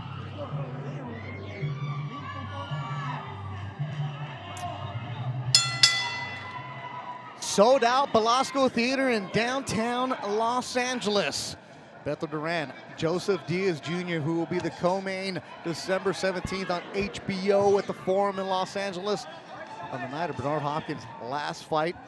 Before that, though, December 2nd here at the Belasco, Abe Lopez comes back to the ring, and he's the main event. Get your tickets early. Belasco always sells out, always a cool spot. It's a place where it can spring you to the next level. It's, as Joseph has proven, he used to headline here, now he's pay-per-view. Head on HBO. Abe, that's your goal, right? Yes. That's everybody's goal. Everybody's goal. Like, you want to come back to the Belasco and be like, yeah, I'm going to sit in the crowd. And Yeah. That's what Tino Avila's trying to do also. His 3rd fight at the Belasco Theater. 1,000 people squished in here. Good vibe, just a great club show. See the stars of it tomorrow today. Golden Boy Media and Entertainment bringing it to you on Ring TV Live. Keep the tweets coming. I'm Durant Sports. What's your Twitter, Joseph? At Joseph Diaz Jr. on Twitter. Abe, what's yours? Team Abe Lopez. Team Abe Lopez. You got a team? Woo! There you go. Also, Thalia is the 4th member of our crew tonight. Doing a good job getting the interviews. And Will Wright leading this ship for us tonight.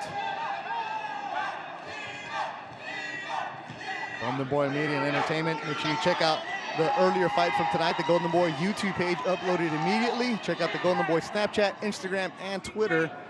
Led by Executive Vice President David Tatro.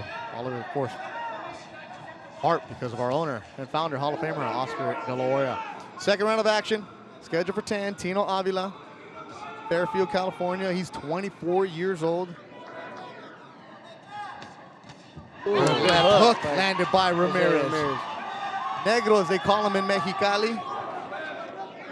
Trains to the Azteca gym. Nice one. So the thing that he learned from those losses to those monsters in that division was that you have to prepare a different way. As you move up in your competition, you guys know this better, right? The competition gets harder. You have to focus and get in there. Absolutely. I mean, every single fight, your opponent's going to get tougher and tougher, and those guys are wanting to beat you, and they're training their butts off. They want to pull that upset, and they want to win to make the names for themselves. So they're training every single day just like you, and that's when you got to make sure that you're dieting right, eating the right foods, having the good nutrition, and training very hard, doing strength conditioning and putting in those hours inside the gym. Push down, push down. Talking right on top of it. You could tell Jose Ramirez, he's been training very hard for this fight because he has great conditioning. Yeah. He has a six-pack, a little shredded. So, I mean, he's a live dog tonight. And he's landed some vicious shots on Manuel Villa today. So, it's going to be a great fight. What do you see here, Abe? You know Ramirez. Yeah, he got that left hook, but those clean shots were from Avila. He's using the speed, what you need to do, hit and move. Don't get phased here, Abe. Don't get phased, baby. Keep talking. There's people in your ears. We know it. Stay compact.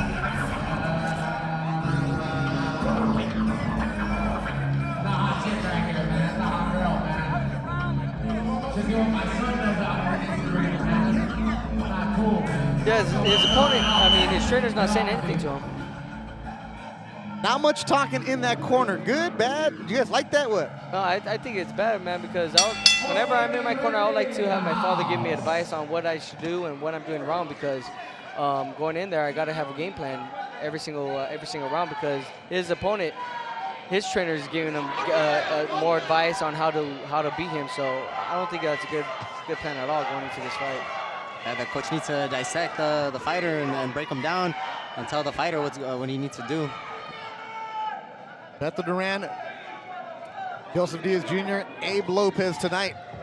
Third round is where Jose Ramirez said that he was really going to come out and attack and smother him. Said he saw a lot of video on Avila and noticed that he doesn't like when you're on top of him.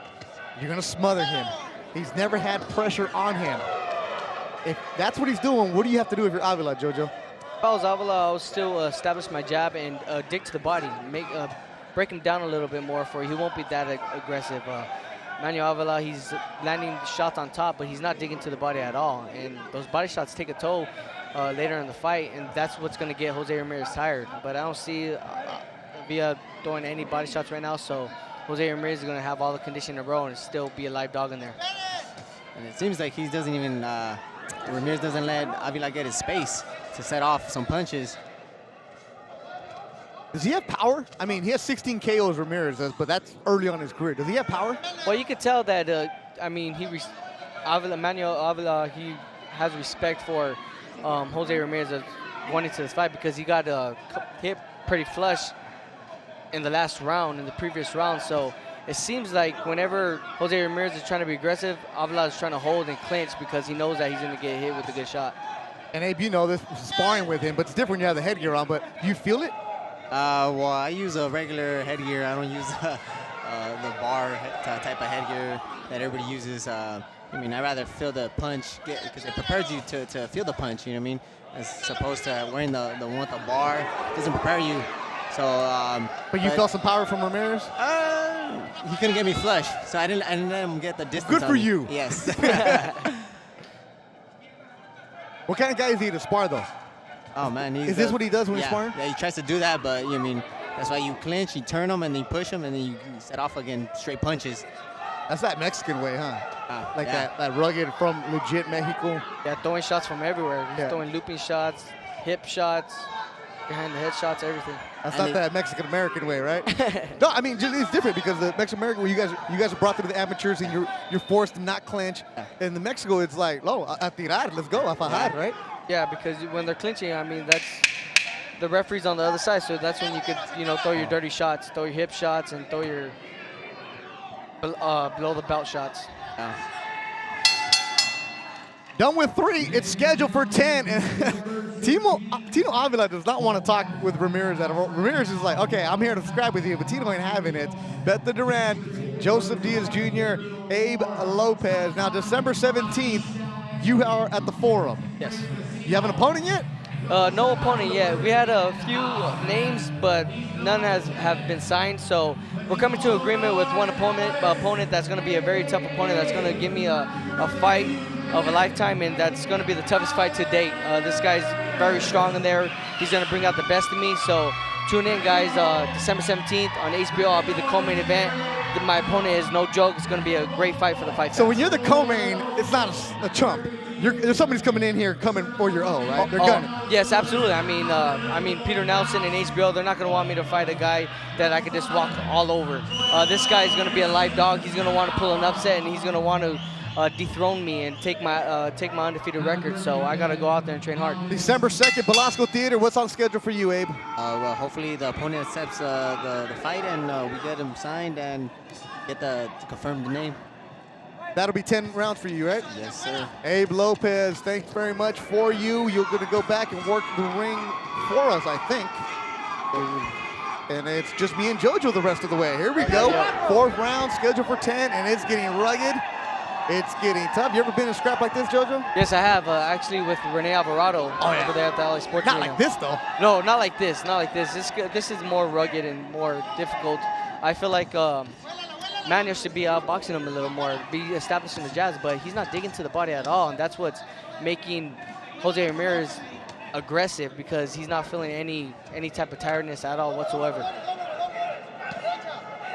Yeah, you mentioned your fight with Rene Alvarado. That was one at the Fancy Springs. You ended up stopping him. You had to go work and work and work as the fights continue to progress here in the fourth round, and it's just exactly what Ramirez said he was going to do: smother Tino Avila. But it's one thing to smother, it's another thing just to get on top and mug this guy. Yeah, I think he's trying to smother him and mug him like how he is to get him tired.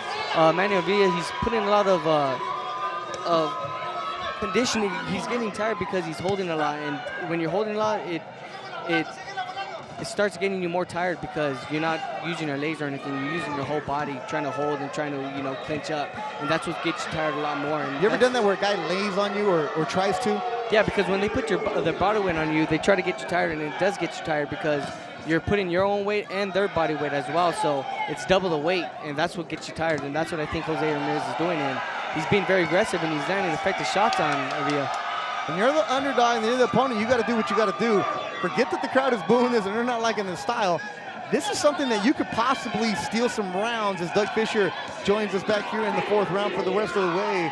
Now, you're watching it from a distance right now. What do you see so far? I see a mauling fight, and that suits Ramirez. He's trying to wear out Avila. And when you're in there with a crafty boxer, a stick and move fighter, you don't want to give them time to think. You don't want to give them space to operate. You want to smother them. Now, he would get more leverage on his shots if he gave himself a little bit of punching room. But so far, it's not a very sharp performance from Avila. He looks like he's lacking something, some kind of focus. Exactly. He's getting hit with some shots, and he looks a little tired, too. Yes, he does. Frustrated? Frustrated and tired. I think I think Jose Ramirez is taking Manuel out of his game plan and getting him frustrated a little bit. See, because he's landing low blows. He's throwing a lot of shots, landing shots behind the head and everything. So that takes a lot out of you. I think this is Ramirez's round. No, absolutely. Yeah, Ramirez won this round, no doubt. How did you see the first 3 rounds? How did you score the first 3 rounds? I have it 2-2 right now. I have Manuel boxing him the first 2 rounds, but after the 3rd and 4th round, I have Jose tying it up because he was being more aggressive, landing the cleaner shots, and he actually hurt. It seemed like he actually hurt Manuel in the 3rd round with some pushing him to the ropes, and he landed a cuffing right to the ear, another cuffing right to the ear. Avila tries to fire back. Not a lot of leverage on those shots. And there's a lot of grappling, which is sapping the physical strength, or at least the stamina from Avila.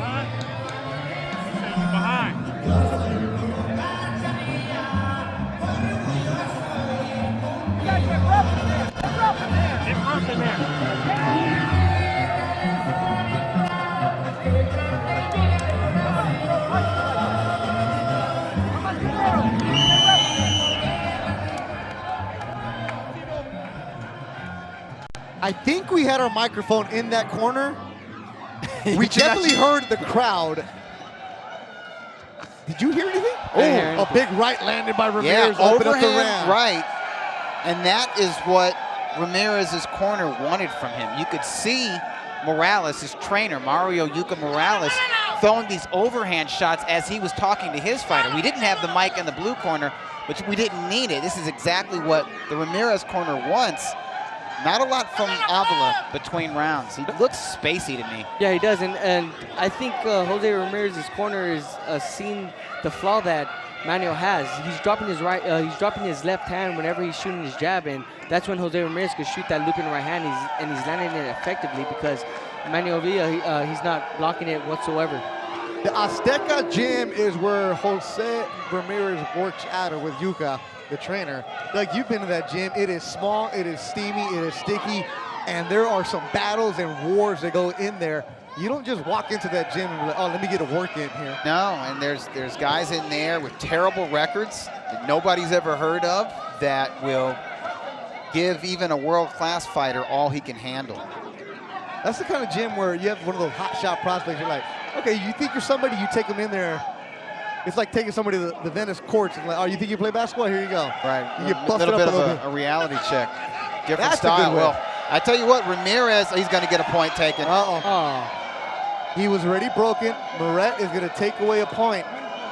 And that could be very huge in a fight that, for all intents and purposes, very hard to score. Very critical.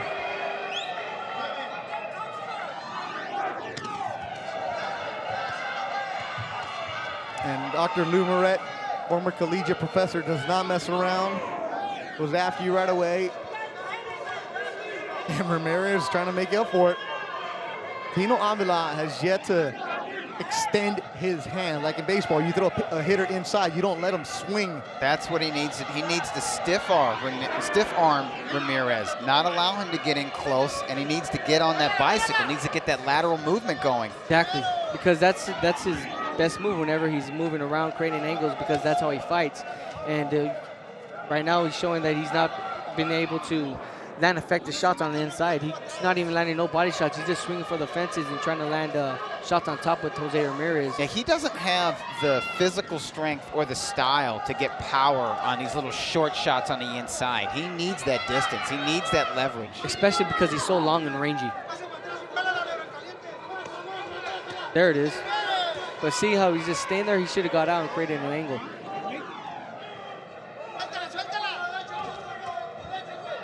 Final seconds of the round. Another tough one to score, another tough one to watch.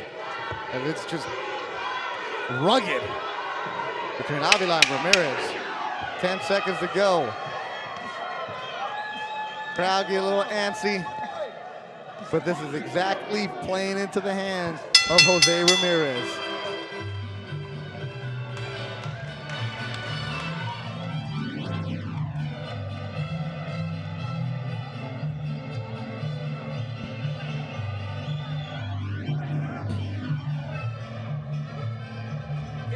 Darle esa oportunidad, tienes que presionarlo para adentro, haciendo laterales, cuando lo presiones para adentro, cuando lo tengas bien a su paso para atrás y vuelve, el ángulo derecha, upper derecha, vuela los volados, pégale abajo, súbele para arriba, negro, trabaja el cuerpo, y si está trabajando, pues, ese ya está muerto, si le comienzas a pegar abajo, listen to me, si le comienzas a pegar abajo, lo vas a noquear, pégale abajo. It is loud inside the Velasco Theater, very loud. The boom mic is called the boom for a reason. That was loud, right, guys? Very loud. Good thing that Yuka is very animated, and you saw him throw an uppercut, but the last little bit I did understand, you said if you hit him to the body, you'll be able to get to him. It looks like Ramirez is trying to. Look at these highlights from round 5, which, by the way, I scored it 9-9 even because I had Ramirez winning that round, but because of the point deduction, it is an even round. So it's an even fight right now still, right? Now it's up for grabs. 2 rounds apiece and 1 round even. And you know this, JoJo, right now, this is where the judges, 3 people, they're at 3 different locations, so they see different angles of this ruggedness. Tino Avila's never been in with a guy like this, huh, Doug? No, and it lets you know that styles and mentalities makes fights, because Avila looked his best against a Cuban amateur standout, a guy who was a former world title challenger, Yoandris Salinas, just last summer. Stopped him. He stopped this guy, and he had the look of a future top 10 contender. And against this guy, who has lost his 3 biggest fights, and albeit against top-level opposition, Lomachenko, Mares, and Oscar Valdez, but a guy who has the record of an opponent, more of an opponent than that of a contender or even a French contender, and he's giving Avila hell because he has a rugged style, he has a rough style. He's not even trying to box in there, and sometimes boxers have trouble with fighters. And it continues to go. Talking to Ramirez yesterday at the weigh-in, he was on weight, he felt good. He's like, He asked him, like, you're very confident. He's like, he's never faced anybody like me. I looked at his record. It's a soft, undefeated record. This is the words of Jose Ramirez. Well, from his perspective, I mean, he's been in there with Lomachenko, who's a top 10 rated pound-for-pound fighter, a 2-division champion. He's been in there with a 3-division title holder in Abner Mares and Oscar Valdez, who went on to win a world title. Abe, you sparred Ramirez. You know him very well. This has to be frustrating for Tino Avila, isn't it? And we will check in with Abe in a bit. It's frustrating for the fans right now. Abe, what do you got? Oh man, it's very frustrating to see. I mean, to see this, you know what I mean? But Ramirez, I guess that was his game plan because he was doing that with me when I was sparring. Oh, he was? This is what he was doing? Yeah, he was doing that, but you know what I mean? I would change angles, and as soon as the bell would ring, I would set up and hit him from the outside and keep moving. And don't let him get inside. See, like that. Tino let him go inside. So is there, what does Tino have to do? He looks frustrated. Tino needs to set, like right now he should be getting ready to set up. As soon as he starts running in, hit him, like he lets him go into his yeah, Ramirez is first. Yeah, I mean, he needs to set up from outside right there and then move. Good observations by Abe Lopez, who fights here December 2nd. They still don't even let go after the bell. As Gerardo Ortiz's Damaso is jamming here at the Belasco Theater. Sí, señor. Yo soy Damaso. No vamos ganando, tienes que presionar más. Tienes que hacer por ganar la pelea. Escucha, si sigues siendo con tu cabeza como un toro, te voy a descalificar. If you keep moving in like a bull, I'm going to finish this fight.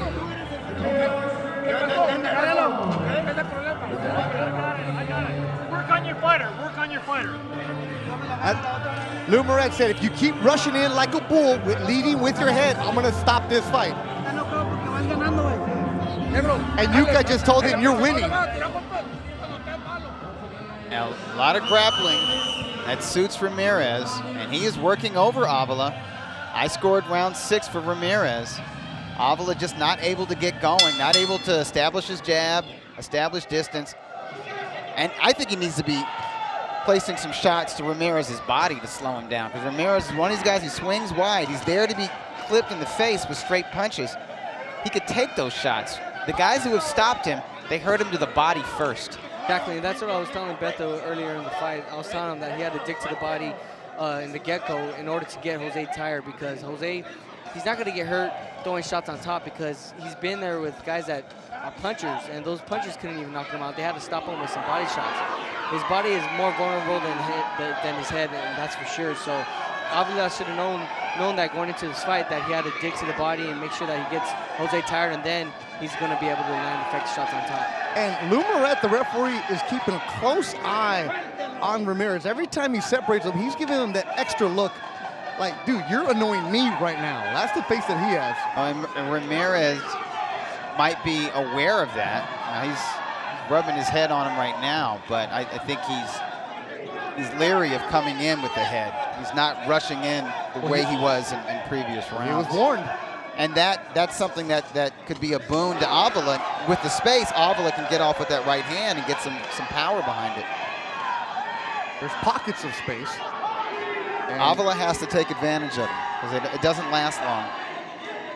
Tino Avila, family man now, married, has a baby on the way.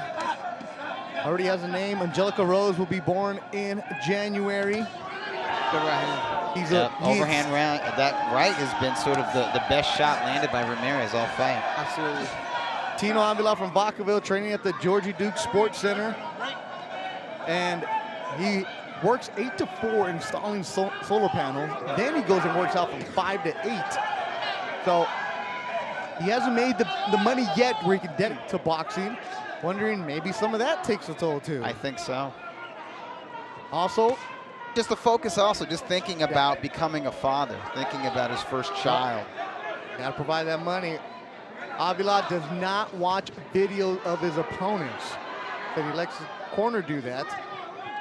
He might want to start doing that. Yeah, absolutely.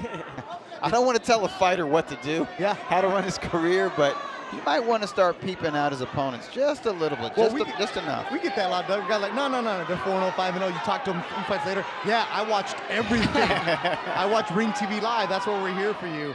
But another thing, the Bay Area, it's hard to find. Cut over the left eye of Ramirez, and it's pouring. That Bay Area, it's hard to find quality sparring for somebody. You have to pay for somebody to come here, and he's not in the Bay Area. He's up north in Vacaville and by Sacramento. Final seconds of the round, that'll do it. Ramirez is cut, shakes his head, he paws at it, comes back. He's rugged, he's been through the wars. Nothing new to him.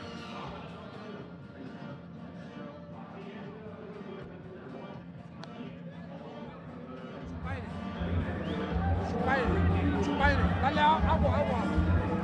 Lo que sienta, mijo. Mijo, métale para allá. Él anda más cansado que tú, güey.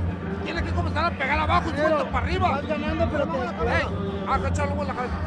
Comienza a pegarle volados y rectos al estómago, jab y recto al estómago y vuélale volado, güey. Si quieres. Wipe the floor also, please. Thank you. ¿Oíste? No te descuides, vas ganando. Pedro, digo, Rafa. The instruction from Yuka, hit the body, work the sides, then go upstairs, telling his fighter, Jose Ramirez, you are winning. Avila having a moment here, landing a left hook and a right hand and a soft body shot. But it seems to me like the harder shots in that round were landed by Ramirez. A lot of Vaseline on the left eye and the cheek of Jose Ramirez, the fighter in the blue and white. Tino Avila, his name across. Full name, Manuel Tino Avila. Doug, your very unofficial scorecard, because I know it's hard to judge this kind of fight. It is very, I have I have 4 rounds for Ramirez, 2 rounds for Avila, and 1 round even. Yeah, it's hard to judge when you're focusing 100%, let alone when you're trying to do color analyst and write and take notes at the same time. I do not envy you right now. And they're just hard rounds. Some of these rounds are hard to score because, that was a nice uppercut. From Avila. But Ramirez likes it. But Jojo, why go back? Yeah, exactly. He's seen that he landed that shot. He should have dug to the body. I mean, dug to the body and then set up another uppercut and then follow up with the hook.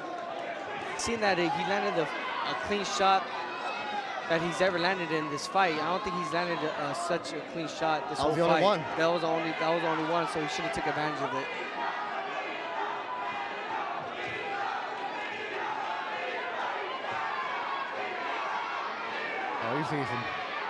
I've never seen Tino Avila this frustrated in a fight. We've done, I think, 5 of his pro fights.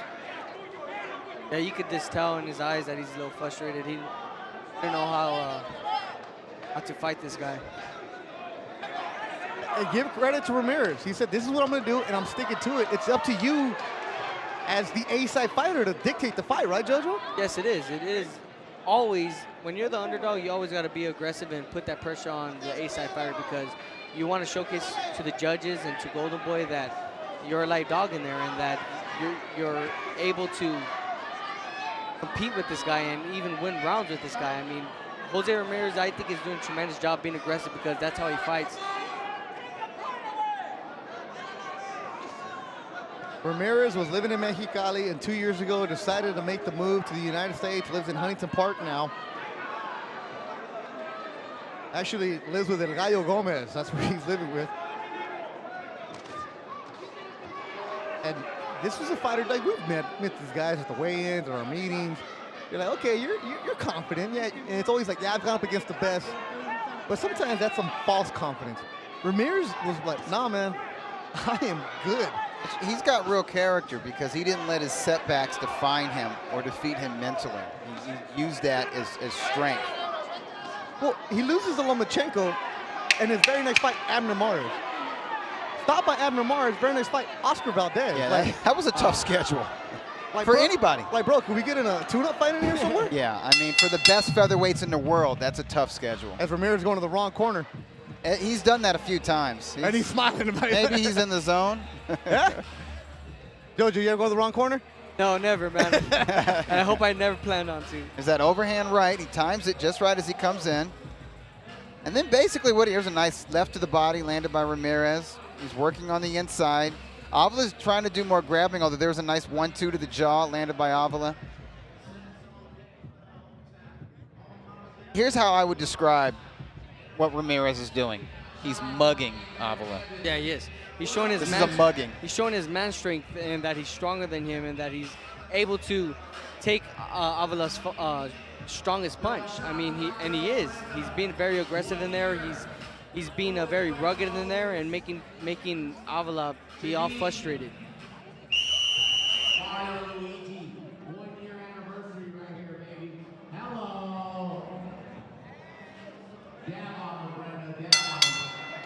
Ninth round. There's a lot on the line for Tino Avila. He says he wants to be one of the best in the 126-pound division. As we mentioned, it is loaded with Daenerys and Oscar Valdez. You have Carl Frampton. You have Leo Santa Cruz there. Gary Russell has a belt.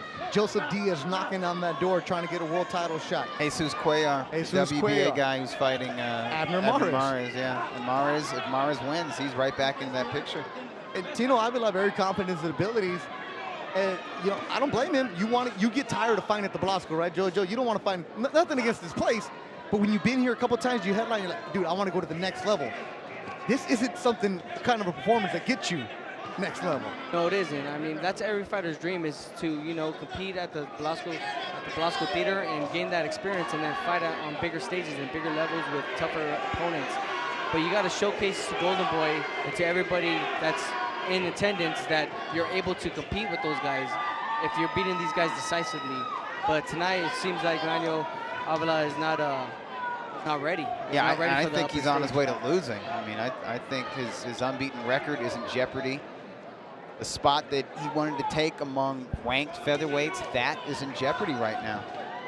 It's one thing when you get ranked, right? You get ranked in the top 15. That means you can qualify for. Yeah, you're eligible to fight for a world title. Did you put that pressure on yourself, JoJo, when you're the main event at a smaller venue? Like, okay, I know I have to put on a show. Yes, I did. I always put that pressure on because I know that every single fight going into the ring, I know that it's going to be my toughest fight, and I got to impress every single time out. Every single fight, I got to impress more and more because fans are expecting it, and Golden Boy Promotions and my manager and my dad are expecting it as well. So I got to take this very seriously. And it's one of those things, Doug, where you as a media member, you come in and you're like, okay, that guy, he can get moved up to the next level. At the same time, like, that guy isn't ready for an HBO after dark. The longer these prospects who are supposed to turn into contenders, the longer that they're in the game and the longer they extend their unbeaten streak, the more eyeballs are on them, the larger audience they fight in front of, and the more critics are also watching. And so there's higher expectations as they move up that ladder. Yeah, it's one thing when you fight at 5:30. It's another thing when you're at 8 o'clock, right? That's true. Exactly. Unlike the broadcasters, we know at 5:30, we always bring it. Right, Will, right, we're good to go. Ring TV Live, always bringing you the best production. Make sure you check out Bernard Hopkins in the ring with Doug Fisher immediately after this fight.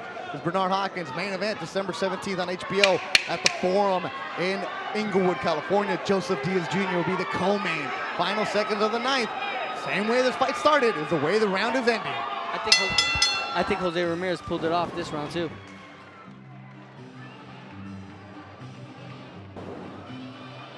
Something to me in Avila's body language, and I don't want to take anything away from Ramirez, the game plan and the effort that he's put forth, because obviously that's the major factor in Tino's performance, but he seems to be lacking some kind of zip, like almost like a fighter who's either hurt his hands or a fighter who's strained to make weight and his weight depleted.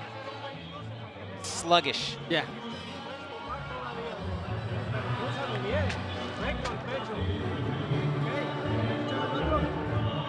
They've been telling him that he's been winning the entire fight. No real instruction here in the ninth.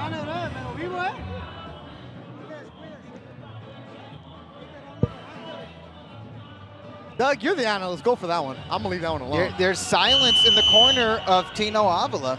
they just don't have it tonight, and his corner doesn't have answers for him, which tells me maybe it's time for a switch up in corners. Yeah, I think he needs another trainer, because if his trainer's not giving him advice during the rounds, that's very wrong, because every fighter should at least get some kind of say or what he should be doing the next round going into the fight, especially with such a tough fight like this tonight. To me, it seems like another point is being deducted. What for?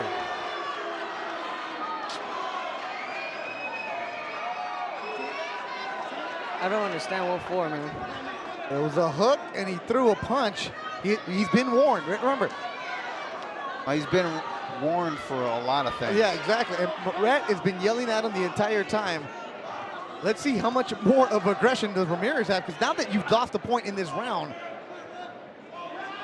it's very critical for the fight. Yeah, it didn't look like it was anything different from what's been going on since the opening round.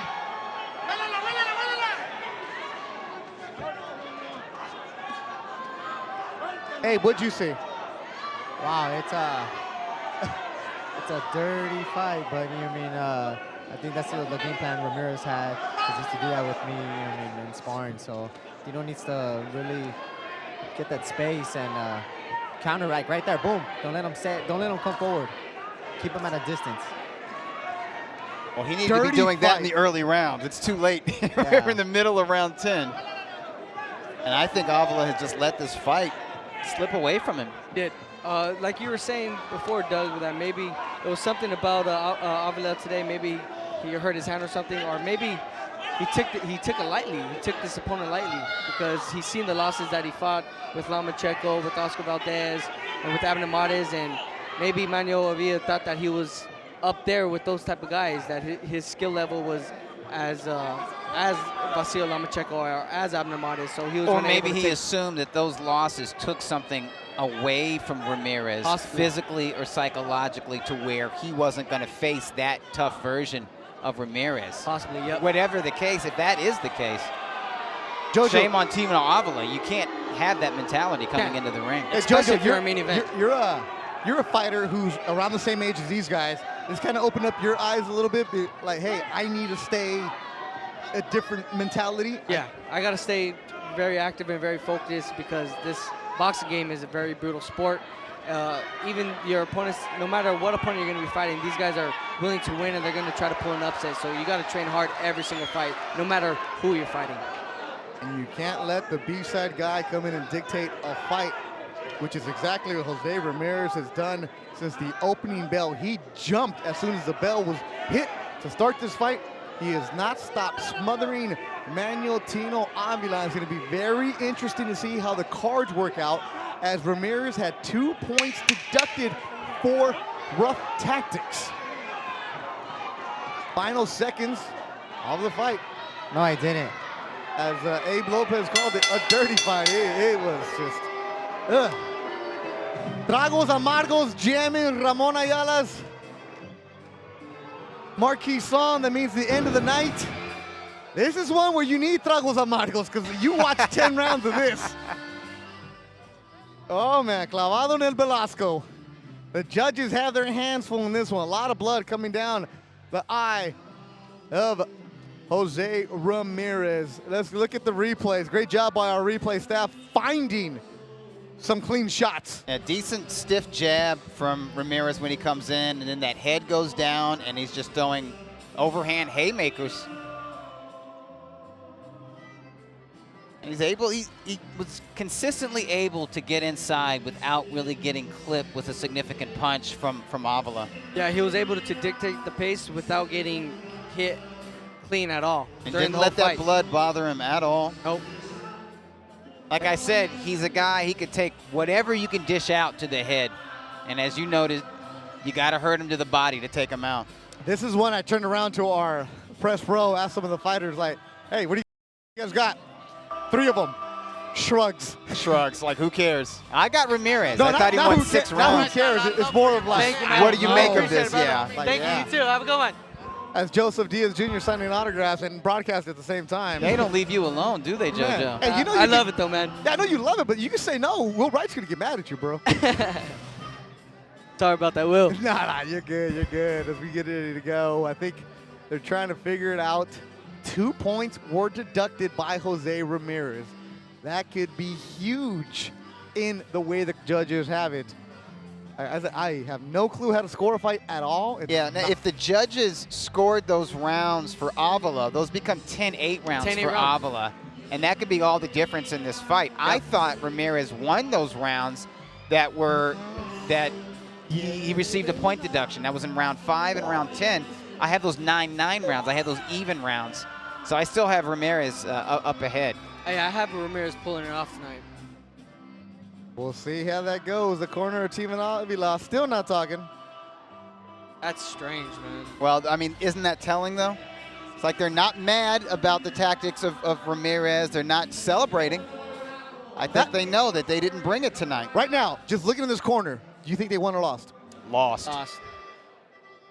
And Joe Martinez is standing in the ring, getting cued. What do you got, Joe? You don't know yet? 2, 1, uno. Joe Martinez. Dale. Señores aficionados, nos vamos a las derrotas de los jueces.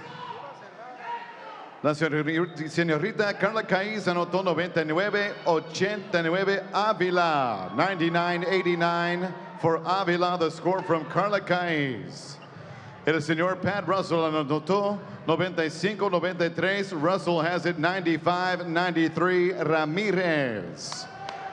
Y el juez Fernando Villarreal anotó 99-89. Villarreal has it 99-89 for your winner by split decision. And still undefeated, Manuel Tino Avila. That is a bizarre disparity. It's like the judges that scored the fight for Avila were penalizing Ramirez for the manner in which he was fighting. But here's what I say. Was Avila landing punches? You got to land punches to win these rounds. And look at Avila's face. He's not celebrating. He's not happy. He's still undefeated. I think he realizes he got a gift. 22-0 he is now as Manuel Avila. It was tough. It was rugged. And split decision for him. 6 fights were on the schedule tonight from a sold-out Velasco Theater. Pablo Rubio Jr. got it going on TV.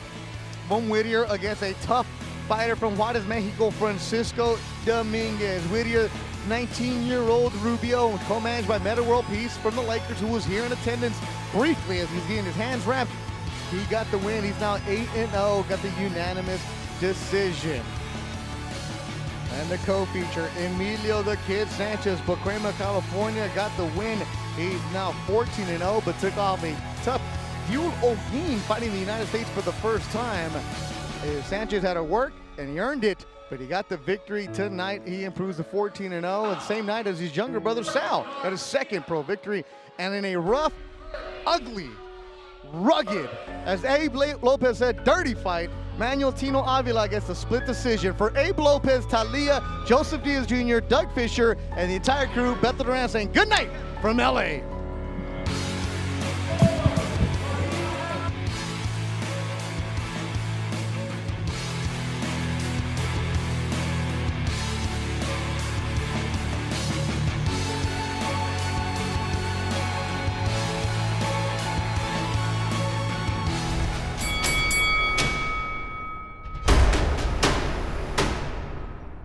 Hi, I'm Doug Fisher, and welcome for a very special edition of In the Ring.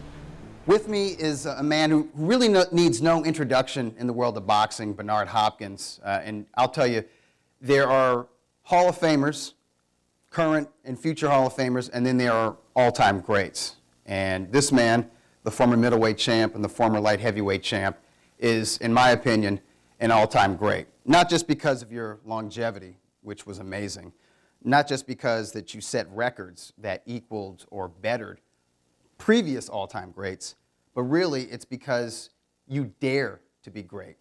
And I think that's what sets you apart from, sadly, a lot of top-notch so-called elite fighters of this era. And in that vein, let's talk about December 17.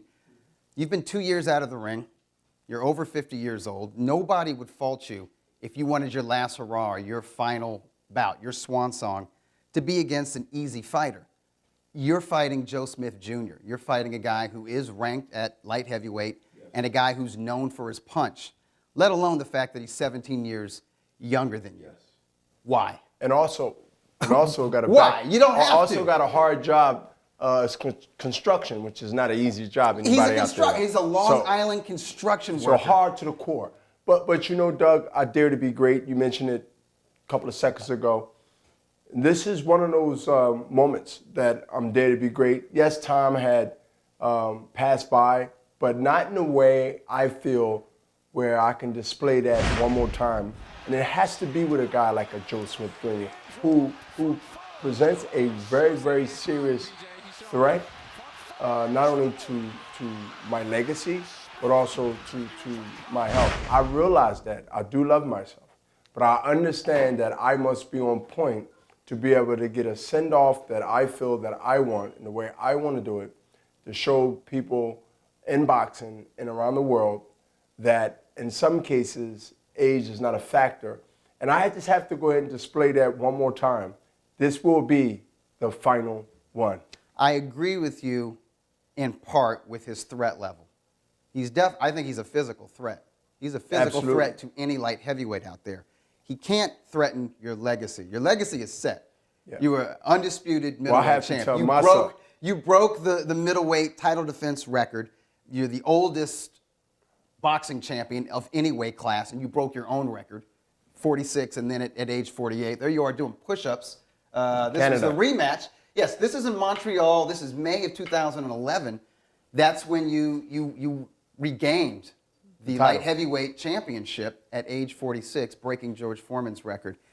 So your place, honestly, I think it was your trainer, Nazim Richardson. He said that Bernard's goal, even in his late 40s, is to unify all of the light heavyweight titles. Yes. And I remember him saying this at a press conference. He said, if Bernard actually does this, the International Boxing Hall of Fame needs to waive their rule of a fighter being retired for 5 years before getting on the ballot and just put him in there. And I totally agree with that. I mean, you're already, what you've already accomplished exceeds a lot of the great men who were in the International Boxing Hall of Fame. I consider you to be an all-time great. But having said that, do you still need to at least have a guy who's perceived as a threat to be motivated at this stage of your career? Absolutely. And that's why Joe Smith Jr. is the prime candidate and a threat.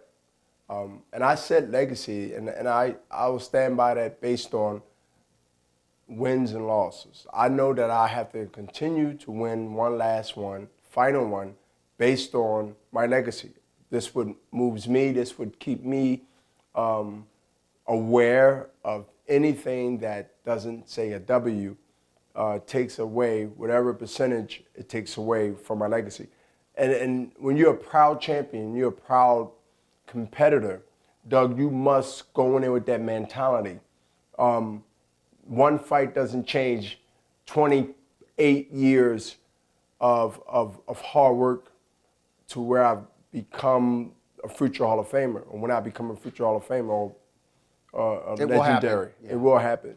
But you don't want the last memory of Bernard Hopkins getting knocked out. Exactly. Or being embarrassed. Exactly. Right. So this fight is in a different, separate category because you got to get to this point to be in that conversation or title of what I just said. Has to be on point with me. And the fans have to know this is not a salesmanship. I think I done sold a lot, and I think I delivered more than I've sold. But I must make this fight separate from everything that I've done, which is so great. Not saying it's bigger, but to the point of the last memory. The last memory of Bernard Hopkins in the ring. Yes, we can talk about the past fights. We can talk about the past legacy, the past belts, the unification of the attempt to unify the light heavyweight division. But they remember the last chapter of the book. Sure. The book was great starting off. It got even better in the middle, Doug. Right. But at the end, stays in your mind when you go to sleep and you wake up and you tell somebody about this book named Bernard, The Executioner Hopkins. Did he say executioner, not the alien? No, the executioner. Full circle. They said life normally goes for most people. This is full circle for me. And this is a real profound statement to the world, not only just boxing, to the world, that I am and will be recognized as always will be different when no more punches being thrown in the square ring of boxing. The alien moniker came about because of your age. It's like, yes, it's otherworldly. Defining it's not time. human. Defining it's not human, time. right? Right. But the nickname Executioner was during your prime, during your middleweight title run, and when you were knocking guys out. And the mindset. It's when you would land in the hammer, your right hand, and that's where, combination. So that's your mindset going into my mindset is, I haven't had, got to bring it up, Oscar. I haven't had a knockout in almost 11, 12 years, if my math is near right.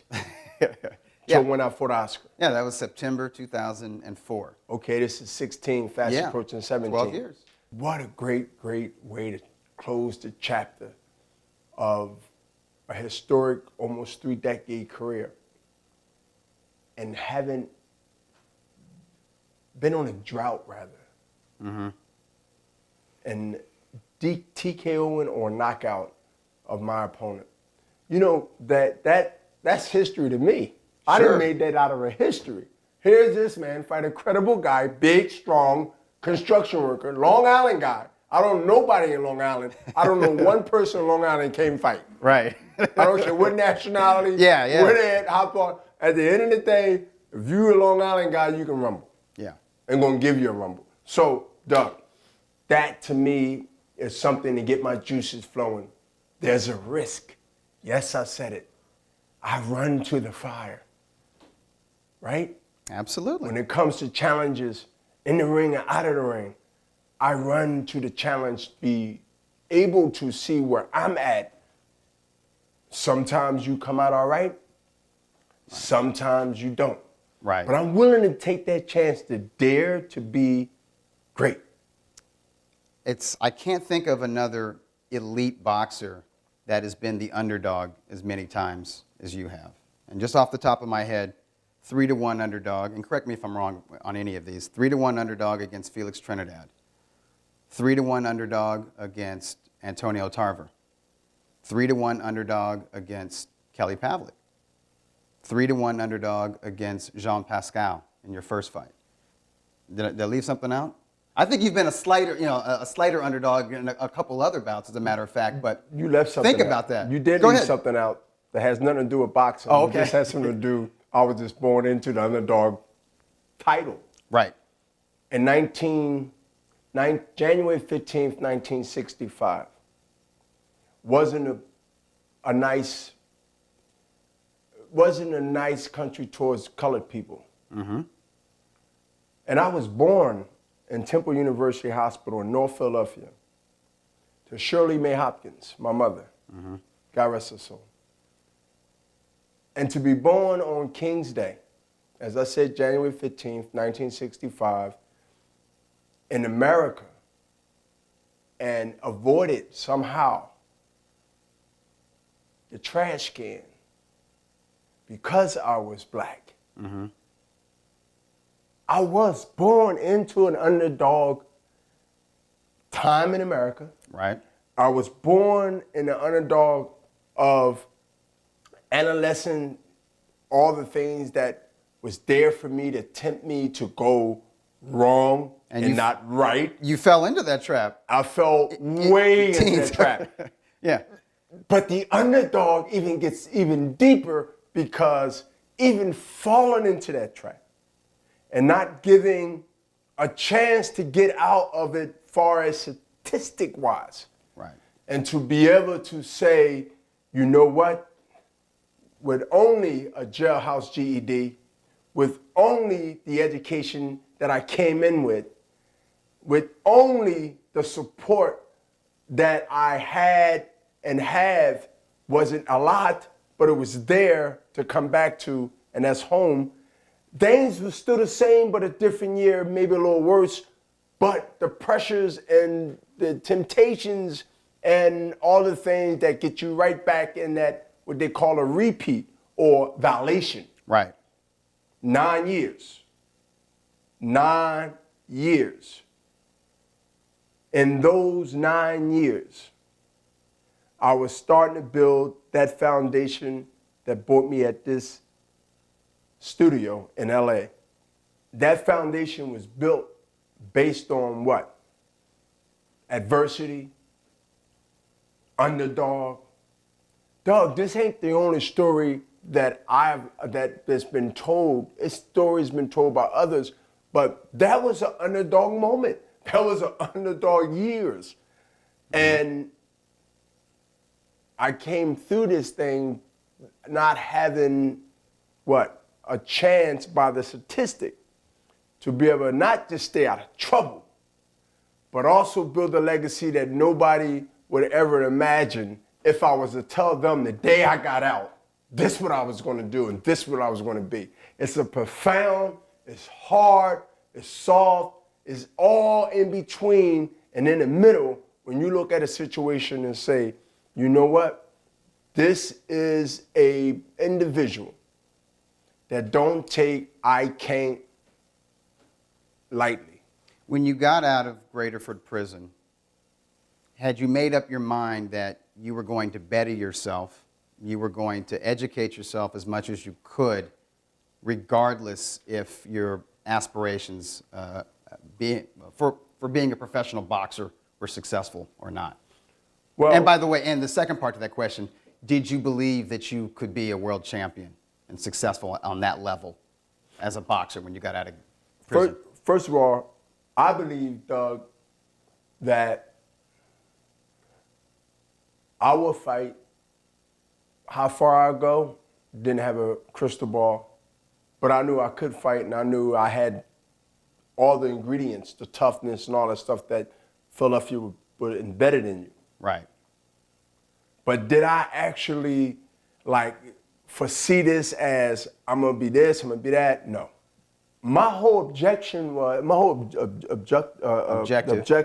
was not to look that far in the distance. Okay. But to stay out of trouble. Right. See, knowing that I had to see the parole man twice a month. Right. And actually urinating for tests, right? Okay, yeah. You got to understand, the biggest test for me was from a person, a young man that couldn't stay out of trouble for a week, let alone years. My thing is, how do I walk this parole office without violating, where the 80s and the 90s era was all fast money around, whether you're in the West Coast, whether you're in the East Coast, right, whether you're in the South, in between, doesn't matter. Right. It was crucial time. It was the Reagan era. Right. You got to understand from how I was looking at things as I came right out, wanted to fight and not get distracted, and fought Clinton Mitchell in 1988 and you in lost. Atlantic City. And you I lost. A four-round. You lost a four-rounder. But my point is, other than the loss, thanks for reminding me, Doug, is that I wanted to get in the mix fast so I wouldn't get distracted. After that loss to Mitchell, you took a whole year off. I guess you found Bowie Fischer, the late Bowie Fischer. Yeah, Bowie Fischer, and I found 2 odd jobs that I didn't like doing, but I had to do them. What were those jobs? Penn Tower Hotel, working in the kitchen. Okay. Roofing job, working for Rizzo Roofing. Okay. Right? Not the foreman, the worker. Right. Yeah. Right? With the hot, the muck. Yeah. Everything, tar, all that stuff. Everything I wore had tar on it the next day. And I won that work. So didn't have to change. I had clothes, but I didn't have that many to change. I tried to go and camouflage some of it. But it was still that smoke, right? That you put that stuff and it melts it down. I can only imagine a muggy Philadelphia summer. And I've been in Philadelphia over summers. And you have to get out on that job by 4:35 in the morning before the sun bake you out. Right. But that year and some months, if you look at my record. Right, so that's 1989. You're out. Very crucial. You're working, but you're also learning your craft, the foundation with Bowie Fischer. But Doug, it's some clinches in there. From 88 to 89 and 90, all the guys I grew up with, when I say all the guys I grew up, the ones that didn't get college, doctors or whatever, the ones who was in the neighborhood, who was running this and running that, all of them had at least 20, 30, 40, $50,000 in either back in their trunk or in their car. Just hustling. It was fast. It was fast money. There was it was called drugs. crack There was the cocaine. drug. Yeah. It was there called the drug trade. Right. Listen, Yeah. that era was so vicious. Yeah. When it comes to what do a young man do? I tried boxing. Didn't make out. That was the most crucial time, because I had so much respect, and I have so much respect even now, of course, when I've done, but I had so much respect even on that other side of life that I used to live in. They respected it much, and anything I wanted, I could have got it. And I definitely could have took it. Right. So either way, Doug, I would have been involved or could have been involved, and there would have been no problem. Either I was on the way, it was like, here he come, or I'm with the group, or the group is with me. I made a decision to go to the gym around that time, meeting Bowie Fisher, through a guy named Rob Murray, who's deceased now. You probably heard that name before. Yeah. And they formed a company called Horizon Boxing. And from that, and meeting Bowie, and having some amateur experience, a boxing gel, that was my biggest commercial. My resume.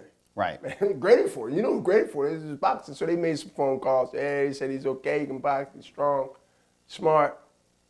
And when Bowie Fischer seen me, he said, oh, this guy can fight, but he's a little heavy. Yeah. I wasn't heavy. I was just 6 foot, weighing 185 pounds. Yeah, you carry 175 pounds or 170 pounds. And 90% of that was just starts just from well.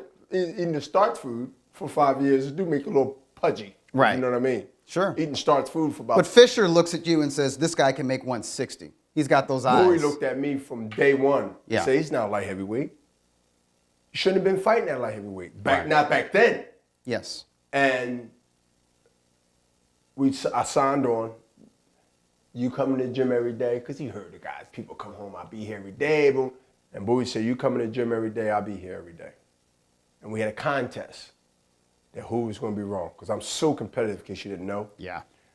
And I wanted to be in that gym every damn day, right? So I can say that you missed a day. Not a day where he ain't come. You know, some days you had to get a dentist or a hospital, whatever. But I'm talking about he didn't come and I got him there. I got you. So we had that going on for decades, years. Bowie Fisher was done with boxing.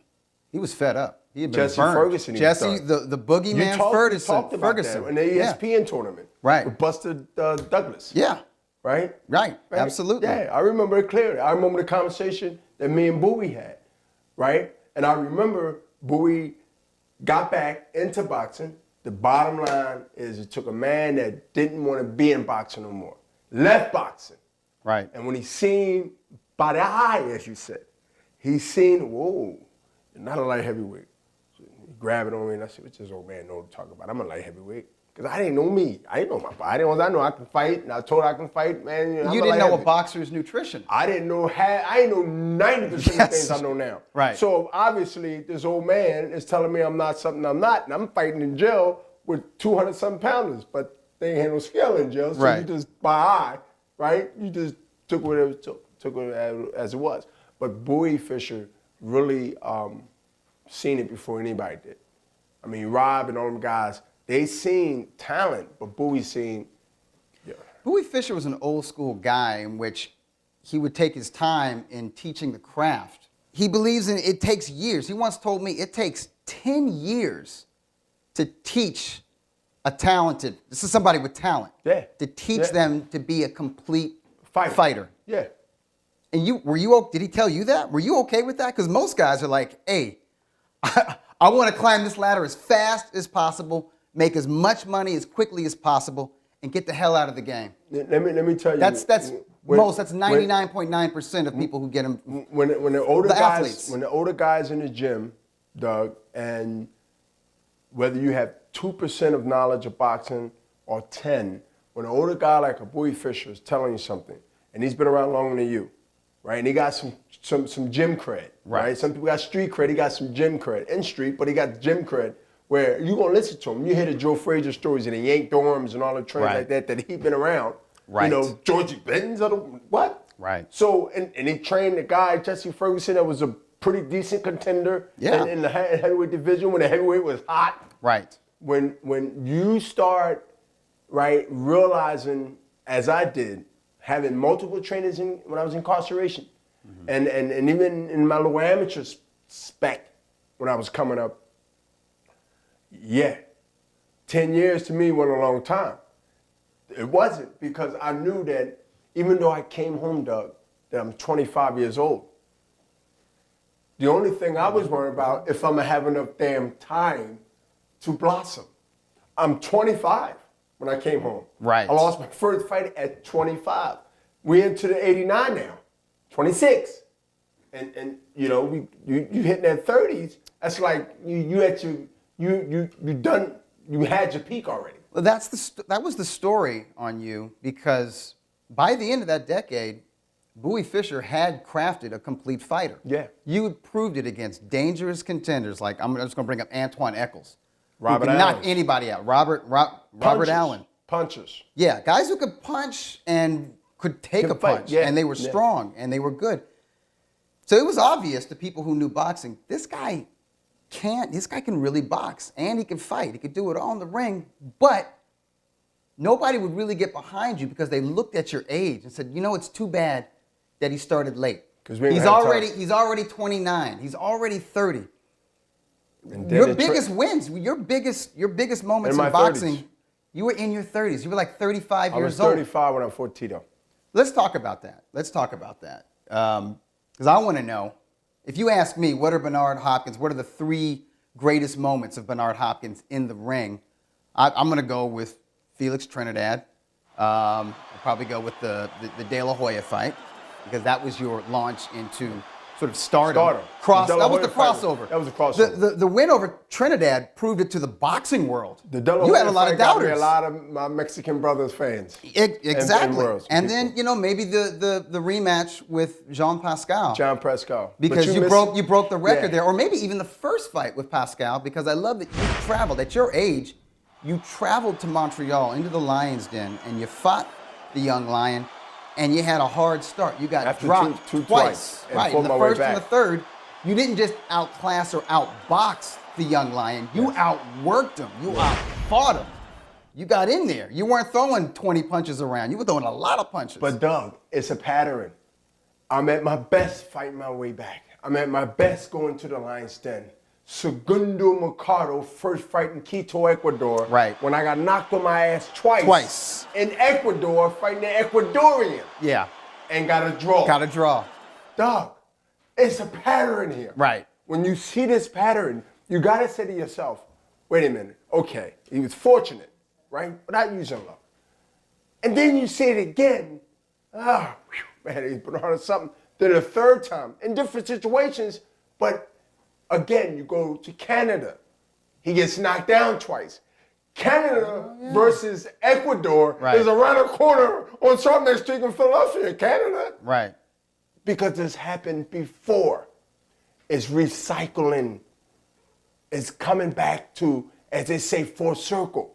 When I fought Segundo Mercado, I got knocked down twice in Quito, Ecuador. And that was your first title. That was your... IBF. Tony vacated the IBF title. Right. Me and Roy Jones Jr. was rated, but then it was Segundo was number 1 and number 2, I believe. So you drop twice, you get a draw, and you come Ecuador. back better in the rematch. 4 you months knock him later out. in Landover, Maryland. Right. You knock him out. 95. I knock him out. In 2011, your previous fight, you were dropped twice, had to settle for a draw. A lot of folks thought you won this fight. And now you're back in the ring with this young Lion. What kind of memories go through your head when you're watching it? You let your hands go, too, in this fight. What memories are going through my mind when I was fighting Jean Pascal is that he's young and he thinks that he's invisible. I'm going to throw punches, I'm going to throw combinations, and I'm going to make him work harder than he expects to make me work. And that's the thing of reverse psychology. Because I knew that he's thinking that I'm going to let up, and I didn't let up. And you got to train that way, and you got to believe in that way.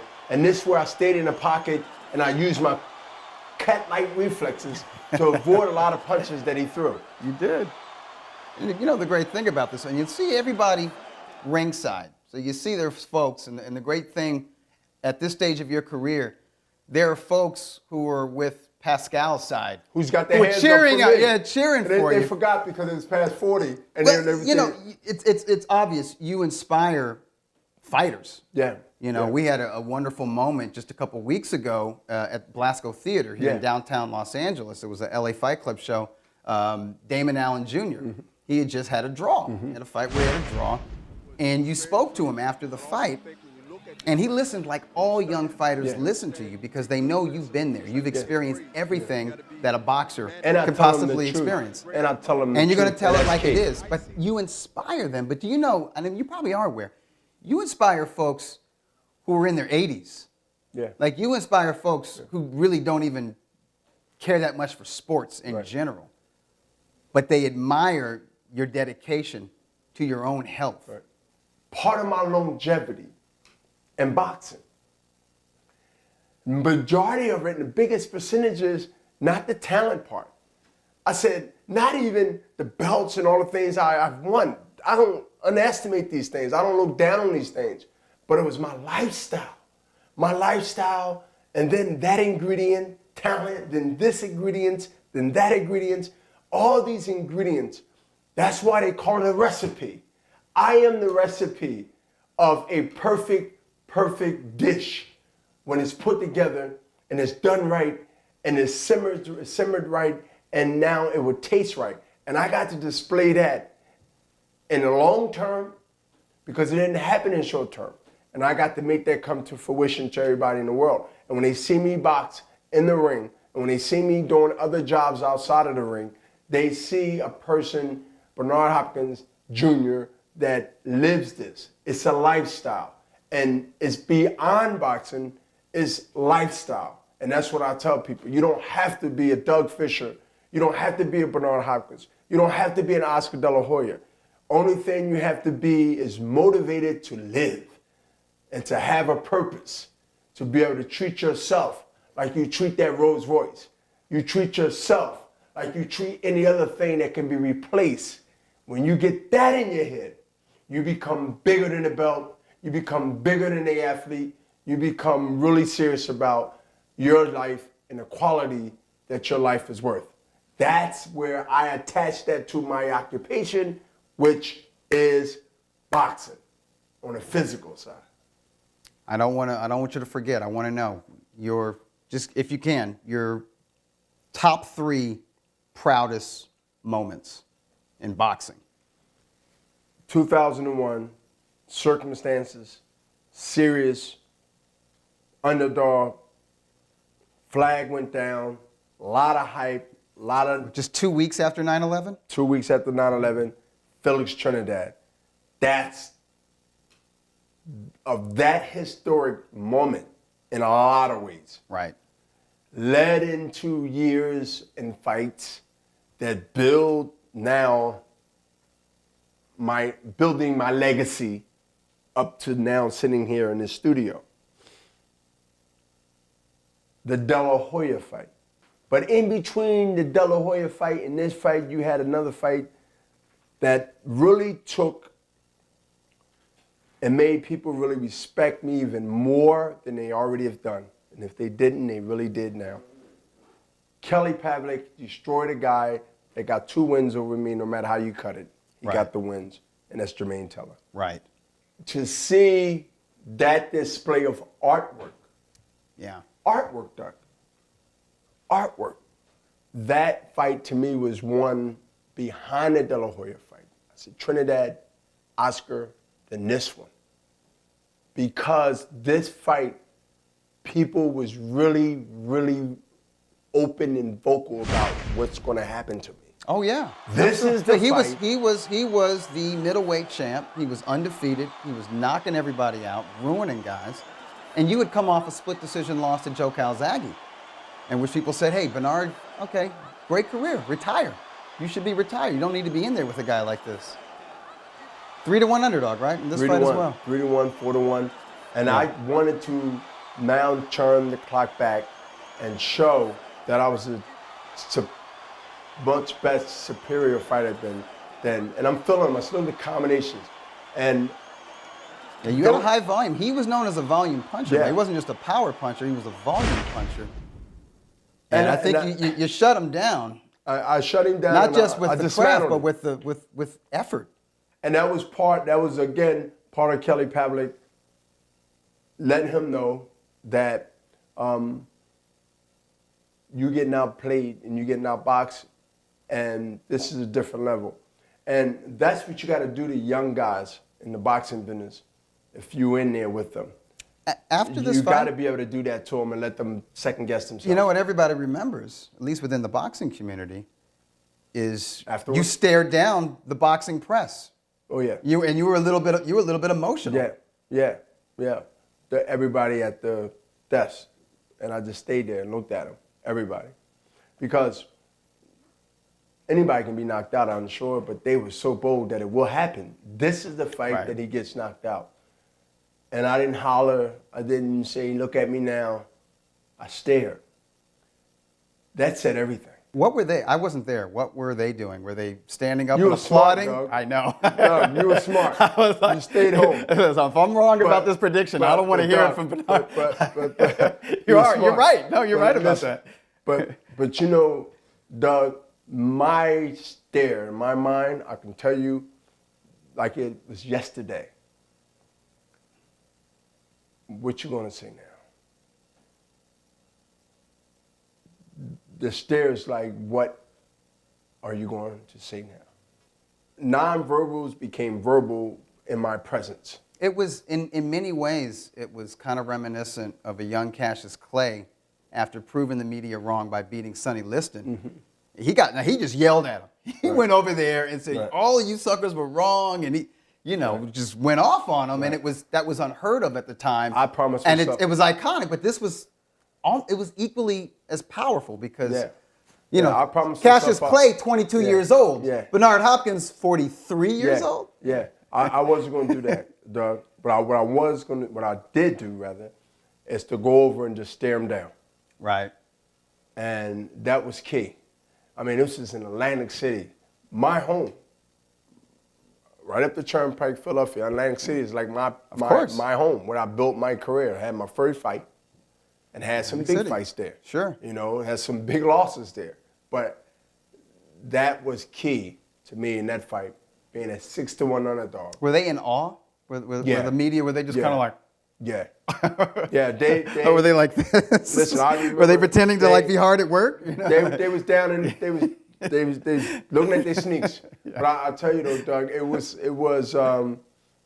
definitely a pleasure for me to stare over 5 minutes, at least 5 minutes, and after a big fight and it's over with, that's like a half hour when you're staring at somebody and you can't get no one to say nothing to you, and they looking, but they look up like, oh, he's still there. He's still there. And then of course they grabbed me and everything went on. But Doug, that was the most satisfying. It was. Yeah. Victory of my career when it comes to proving that to everybody. And those 3 fights is important, man. They was Trinidad, Kelly Pavlik, Oscar De La Hoya, being the oldest champion, breaking Foreman's record. Anytime you break a record, you become the record. That's important. What else? Became the first middleweight to win a light heavyweight champion because Ray Robinson couldn't do it because he couldn't come out for the 15th round. Right. When I found that out, I said, oh, it's history. I get a chance to make history. So every little page that get lost in history, nobody mentioned it until somebody say, hey, Ray Robinson tried to do the same thing, but I'm just a good, for real. I remember Kevin Iola told me that. And I said, oh man, I put that in my memory bank. So every time I was in front of the media, I said, the great Ray Robinson tried to win a light heavyweight championship. Only time he was stopped. And only time he was stopped. Yeah. And this is what I'm saying, Doug. I'm a history chaser.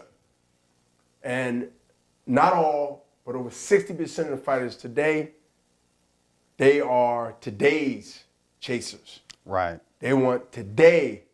And the only thing you can get today is a check. History don't come in no check form. It comes in time, and it comes in during historical things. At any time during your career, You like that? That was pretty good, right? That was Yeah. very well spoken, very well said. How seriously do you take the role of being a broadcaster, being a commentator? Like I took boxing. Like I took boxing. There you are with Mr. Lampley. Yes, and Lampley. And you know what, You're a Doug? snazzy dresser, I by get the that. way. I start to say that, Doug. And guess what? I know if I'm going to be representing my brand and also what I do, I have to look good. Sure. And when you look good, you feel good, you sound good, and there's some tweaks here, some tweaks there, and practice. You must always take your job and what you do seriously to not have a meltdown where you're not prepared. Because sometimes you never know what can happen to fill in that time where nothing, no action is happening. Happens in that all the box. time. Happens all the It's time. called the bag of tricks in media. Sure. Where's your bag of tricks? Yeah. And if you left your bag of tricks in a hotel, Bernard, you know, you Very uncomfortable You're gonna be moments, quiet yeah. while everybody else talking, and then they really realize you're not even there. Right. I learned these little things that you're accustomed to because you've been doing it just as long as I've been doing. Well, just way longer. About than I've been no, doing about it. the same time, to be Oh, quite yeah. honest. I see myself doing it because A, you gotta love what you do. B, I like to be able to think I know every damn thing. So that helps. Yeah. Right? To have an audience out there to be like, what the hell Bernard's talking about? But I want to be on point. I want to be right all the time. Now, are you right all the time? Well, that could be argumentative. But I know for a fact that I take it that serious where when I say something, I want to be like, without saying it, you at home, Bernard said he's going to throw the left hook after the right hand. Sure. Because he was just throwing the right hand, and then he wiped the guy's nose with the left hook. You put that little, wipe the guy's nose with the left hook. Oh, okay. I want to be able to put some jazz to gym it. terminology I want to put in there. some gym in the bag of tricks. Exactly. You Yeah. want to be able to put things together or words together or gyms together where people can say, I like the concept. I like how he's, you know, it's a little funny, but I like how he said that. The right hand, and then he wiped his nose with the But left hook. at the same time, Because he went across. At the same time, be able to provide insight that I gotta somebody like me educate you. I couldn't wanna provide. educate you. I've never been in the ring. I don't know what it's like to Exactly. be cut. I don't know what it's Exactly. like. I don't know what it feels like. Exactly. In the 10th round of a hard fight. Are you competitive? Because there are other boxers. In fact, a former rival of yours, Roy Jones Jr., who has been doing that job Yes. for a long time. Are you competitive? Do you look at other? I'm not like you're out to get them or replace them, but I mean, are you competitive? Like you were like, this guy's good. I can be better in this role. Well, first. Or maybe I could take it more seriously or do more research No, it or ain't never whatever. been serious because I don't Yeah. know how serious or Yeah. not serious he's taken. My whole thing is, I'm competitive. That's the way I am. I'm like that at home. I'm like that when I shouldn't be like Okay. that. So my yes. thing is, I want that job, and I'm gonna take that job. You're unapologetic about it. So my thing is, watch your back, Roy. My thing is because I know with the springboard comes from that. Sure. You know, they get to see my personality, like Sure. we got to see George Foreman's personality, Good and like point. we got to see a lot of other people's personalities in other sports. So since very few of us can do this on a professional level, I must answer the call and be the first one there in line to take it another 25 or 30 years in my life if I'm fortunate without using luck. So you're thinking like, so this is a career. Absolutely. Well, this leads to another question. During the 2 years you've been out of the ring, last time you were in the ring was November. against Sergey Kovalev. Yep. That was November of 2014. Yes. So all of 2015, you started doing more work. Yes, Like with with Golden HBO Boy and yeah, also right, HBO. Exactly. Yeah, some great platforms. I say there. HBO by last year and some months, almost a year and a half. So was there any point during 2015, and I know you guys were wanting to have, you were looking for one last fight, but as it, as this year dragged on and it wasn't happening, at any point during that time, you're thinking, you know what, maybe I don't do the swan song. Maybe I just make this transition into being a broadcaster. maybe I go the Floyd Patterson route, which is I never officially announce my retirement. I was going to do the I Floyd. don't- I don't was going to do say- the Floyd Patterson.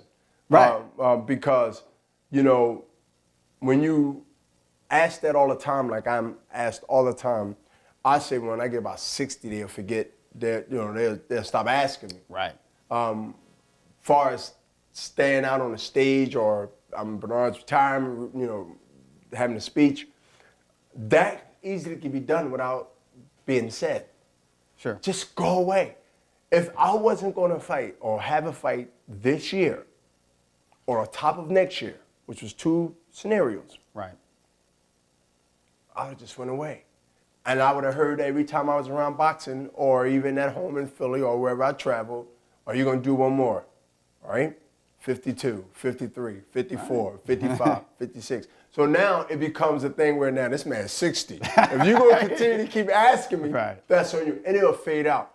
That was my plan, literally, because I wouldn't want to tell nobody I'm retired. Yeah, Patterson never said if he was going to fight again or I not. just Never keep said going. if he was done fighting or that he was going to continue. Just See, because retirement he was to me, mysterious. Retired, to say I'm retired in a job and a lifestyle that I've lived means I retired. Right.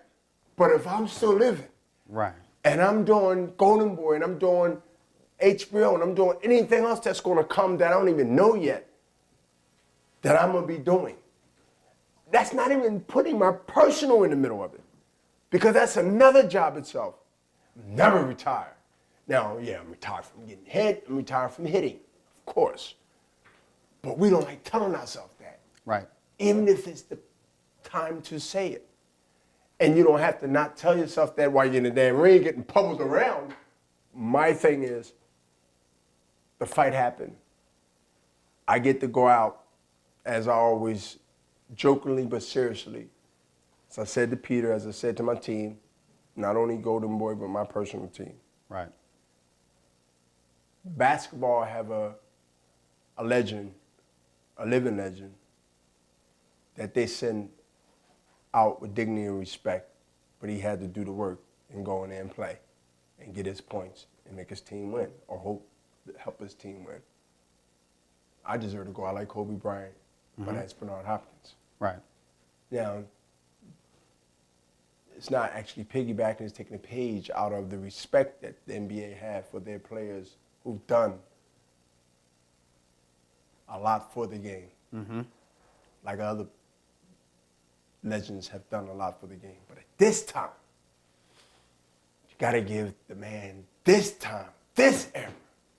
And that's why we're here. And I don't want to get softy.